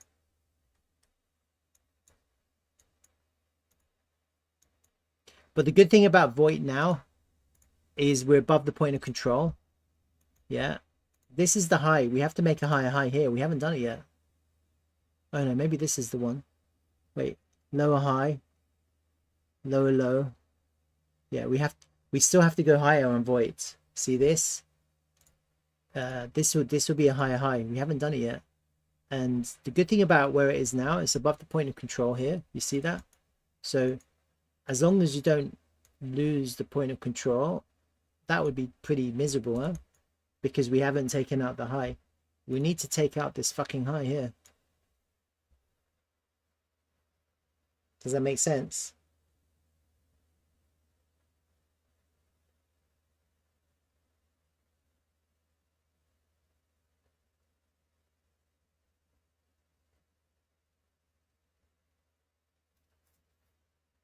Pump it up, bump it up, bump it up, bump it up. I took some big profit today and the price just keeps on going up.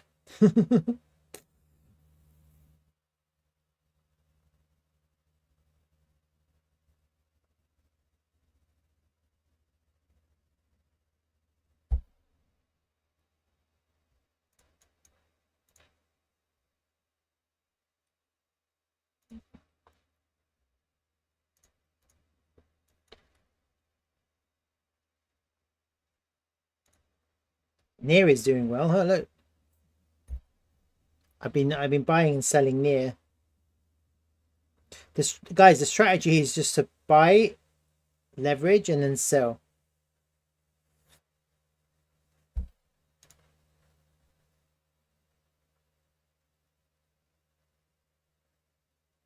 Sell the highs, buy the dips. And take profit. Take profit quickly. You know, buy the dips, sell the highs. Leverage the dips, deleverage the highs. Not with spot, with leverage. Very low leverage. All right, let's have a look at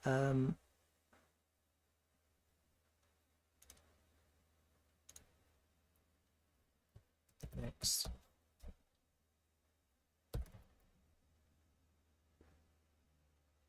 I seem to have it on my list.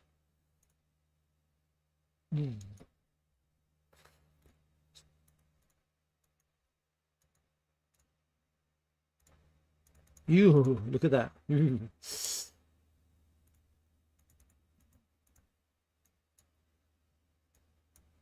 Just update this a bit.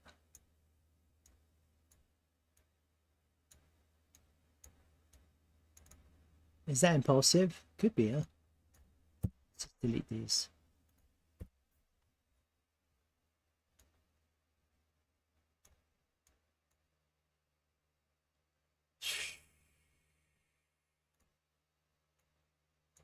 Let's just delete all this shit.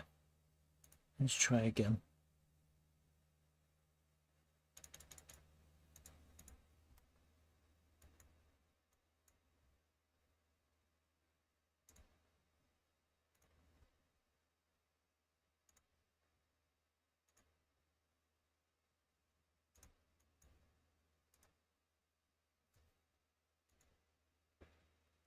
Oh, I like that it's back above 50%.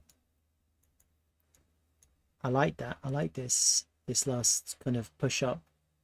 Finding a little bit of resistance. Do we have market structure change? No. It would have been nice to take the low out and then change market structure.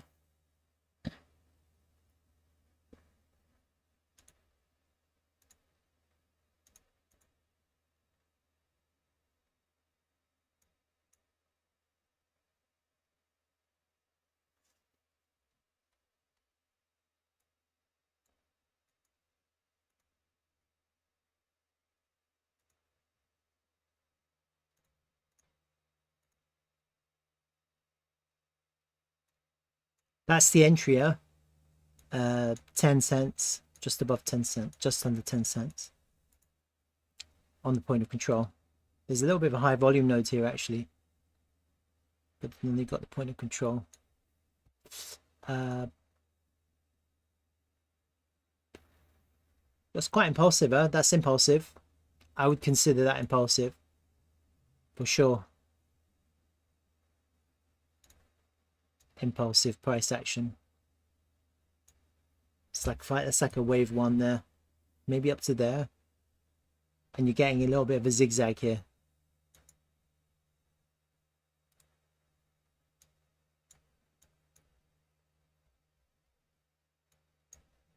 It's not exactly the same as this kind of impulse, but it is impulsive because people are just market buying. They're impulsively buying. Yeah.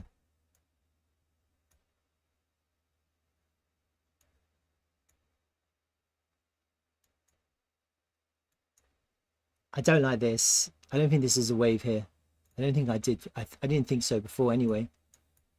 It looks like it could be, yeah, but we've gone lower, so not really. Look, the impulse, not really. That's the new impulsive wave. So potentially this is a wave. This could be a wave. You've got a clear invalidation here, and honestly, I think this area should hold.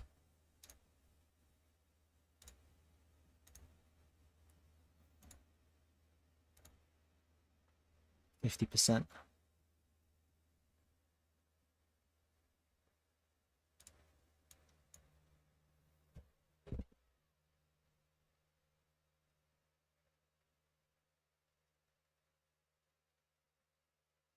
What do you think?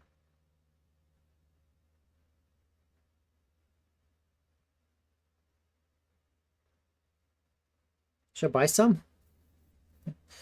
I've got some USD. Got like $2,500 in my wallet.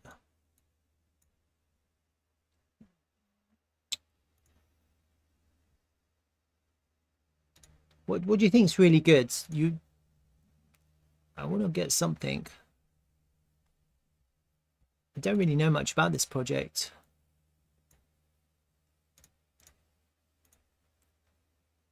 It's only up 300%. Next, oh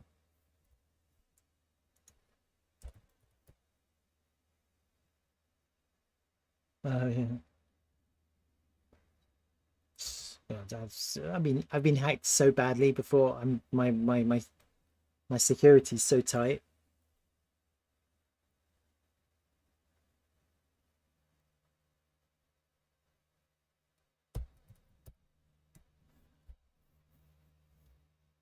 But you're probably right.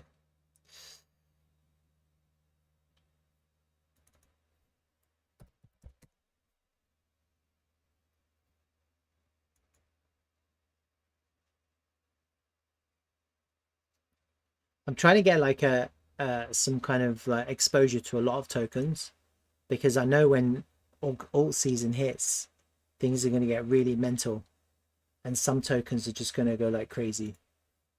Yeah, and so just getting exposure to some of these tokens, one day you'll wake up and they were like 15x 20x up, just gone parabolic.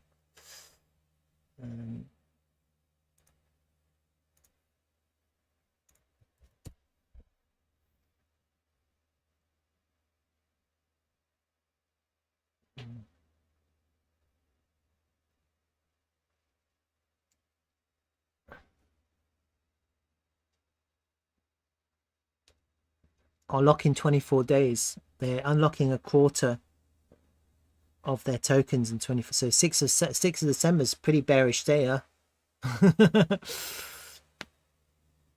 All-time high market cap, $46 million. Current market cap 11. Not bad, huh? Token unlocks.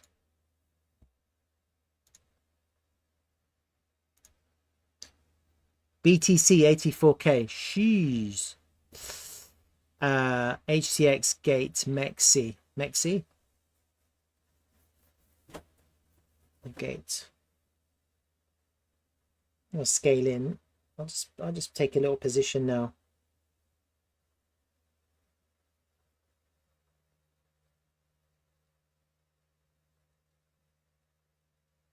Have to transfer it to Mexi.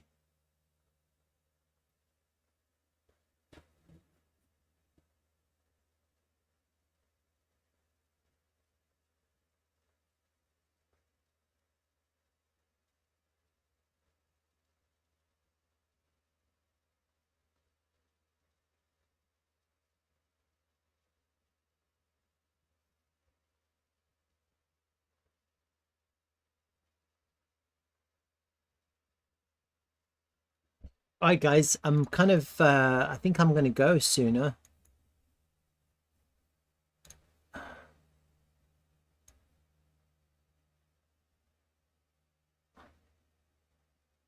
I've been on for a while.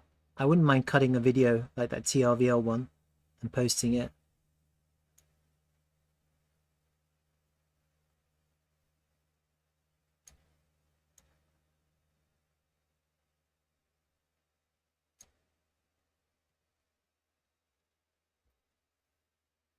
Oh, Layer 3 broke up, huh? Let's have a look at that quickly. Oh, yes. Yes, amazing. Well done. Good call on that, huh? That was a really good call. Wow. This is definitely there is a bearish harmonic here, FYI. And we are coming into that midpoint of that channel. But look, we're above the golden pocket now.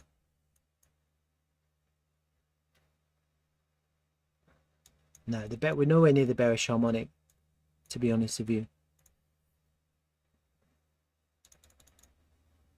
That's the midpoint of the channel. We're not there yet. We're well past the value area. And that, I guess that corrective count was correct, huh? The corrective count was correct. It was on time as well, wasn't it? They see the 1-to-1. We got that. That was a good call. That L3, wasn't it? Impulse, correction, impulse. Maybe one more correction, another impulse. Maybe this is the 3. And it hasn't actually moved, has it? No, not really. This is all corrective. So this is potentially the wave 1, huh? We've taken out that high. Yeah, it's bullish. Looks quite bullish.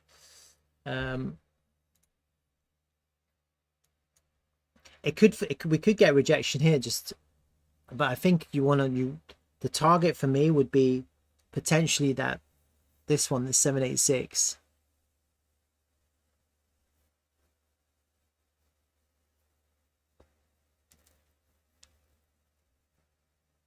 Or not, just leave it. It's been consolidating in this range for how long? Since July. It's been going sideways.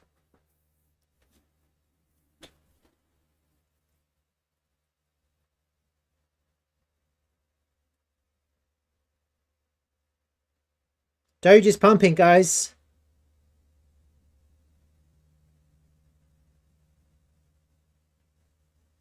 Doge, my target for Doge is... Oh my God. Did you just send me money? I appreciate that. How much is that? 500. I don't know what 500 means. What currency is that 500? What's the currency of that 500? It doesn't tell me. I'm going to have to buy some TRVL. I'm going to do it now.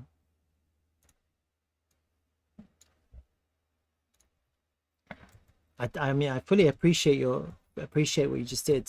I'm going to buy some TRVL. I've promised to buy TRVL every time someone tips me. Okay. All right, yeah. So you're looking at the same target, aren't you? The golden pocket at the day. Is that a daily level? Yeah, there's a daily level there. Let me just hide this. It's there, isn't it?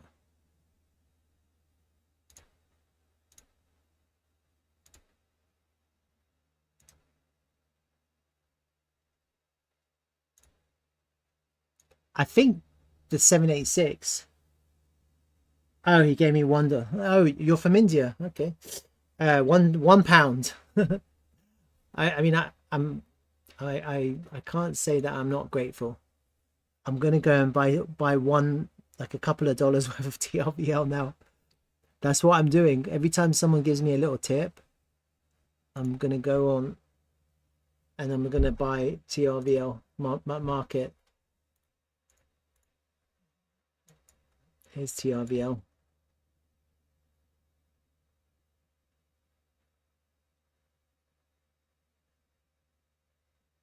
it's probably not going to move it much. I'll buy $5 just for fun. It's all for fun, isn't it? I didn't move it at all. Did you see that? There was like literally no movement. That's kind of disappointing. Let me buy some more. I'll buy like $60 worth. Make it. Ah, it's not moving, huh? Shit, it's not moving. Sorry. Why is it not moving? I'll buy some more. It's a move. So literally, it's not moving, which is interesting. It means someone's really selling into this. I'm trying to get this to move.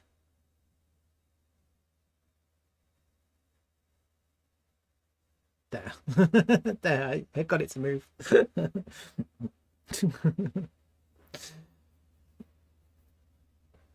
I don't mind buying TRVL. Okay. Oh, I appreciate that. Anyway, I just bought some TRVL. So, did you want me to do something for you? Do you want me to have a look at another chart for you now that you've given me a tip? I'm happy to oblige. So I think with Doge, I kind of, when I was looking at it before, I don't know if you guys remember, but I was looking at, I think it was, yeah, I was thinking here, this previous range value area high. At somewhere between 34 and 36, which would be the 1-to-1. That's kind of what I was looking at. It's actually a lot more bullish than I imagined, because we're not getting much resistance here. So, but I still think that's a good place for it to find resistance. You saw it move live for the first time, yeah.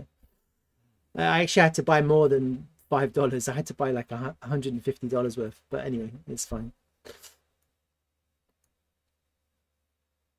Yeah, I think for Doge, that's kind of where I'm looking for it to stop, to be honest with you. But look how crazy Doge is going up. It's like unbelievably crazy.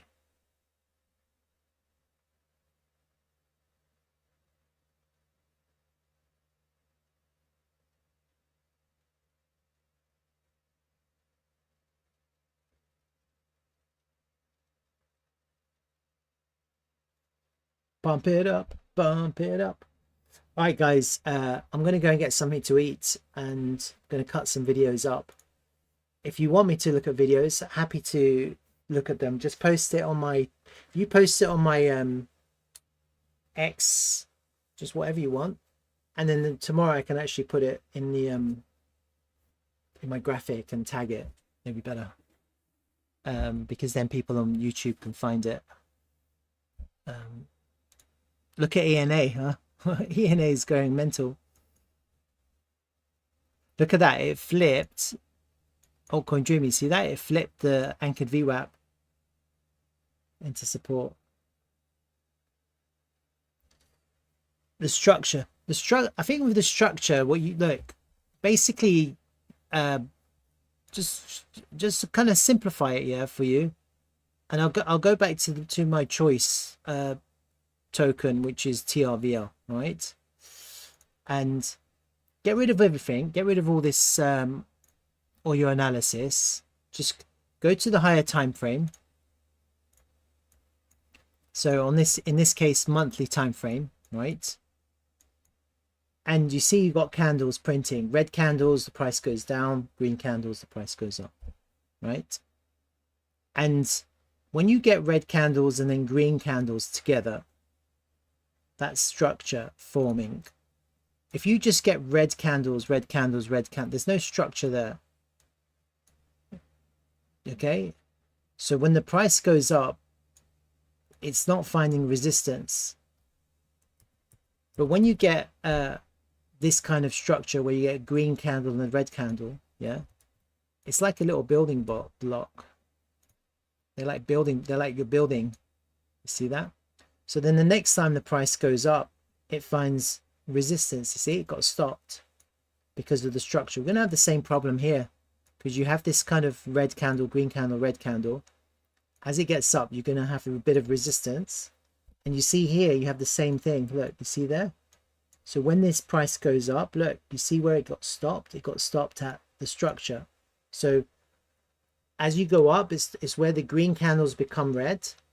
And as you go down, it's when the red candles become green. You see here, the red candle becomes green. So next time you go down, that's your structure that's holding the price. You see that? And the same thing happened here. You have structure, the red candle, green. So the next time the price goes down, look, it finds support. And what on a higher time frame, you're building these building blocks. Yeah. And the higher the time frame, the more powerful the structure. So here you see that on a higher time frame. This is the highest time frame. Actually, there's not much structure on the yearly time frame. There's a little bit. You've got this kind of red candle, green candle here, isn't it? So you've got a little bit of higher time frame structure. And here on the 6-month candles, you see it's a little bit more. You've got a little bit of structure here. And eventually what happens is that the price does go up. Then when it comes down, it finds support where you've created this structure. Okay, that's basically how it works. As you go up, you find resistance. As you go down, you find support. And it's really that simple. It's not difficult to see. And so I think weekly time frame, daily time frame, they're considered daily time frames considered higher time frame, but you see there's a lot of candles. So maybe with these illiquid tokens, you'll be using the weekly candle. You'll see here on the weekly candles, we're coming into a bit of structure here. See that? So naturally, we're going to find some resistance. We're finding a little bit of resistance now. And to get through that structure, you need volume. Yeah. If you don't get volume, then you're not going to get through it because effectively you've got trapped liquidity. And so I have to tell you about I'll tell you about trapped liquidity tomorrow. Okay. All right. Thanks for that, guys. Well, I mean, you can still buy back in, just look for the dips. Altcoin Dream, like that's what I'm saying. Like with my swap positions, I'm not really looking to touch them until the parabola. Like I want the parabolic fucking move. Yeah. And then you know, I want retail to get involved. Once retail gets involved, I think all of these tokens that I'm looking, most of them are going to be back at the all-time highs. So like look at ENA, for example. Let me just hide it. I think once retail gets involved, you're going to get back at the highs. Oh yeah, of course, yeah. But you were trading, you weren't really spot holding. You saw a good trade, you entered, you took your profit, and then you'll use that profit to enter another trade. It's not a big deal. And actually, you can just wait. If you could just wait for the pullback and wait for the next trade. All right, take care, guys, and I'll see you guys tomorrow. All right, thanks for joining me, and thanks for that tip. Appreciate it. See it.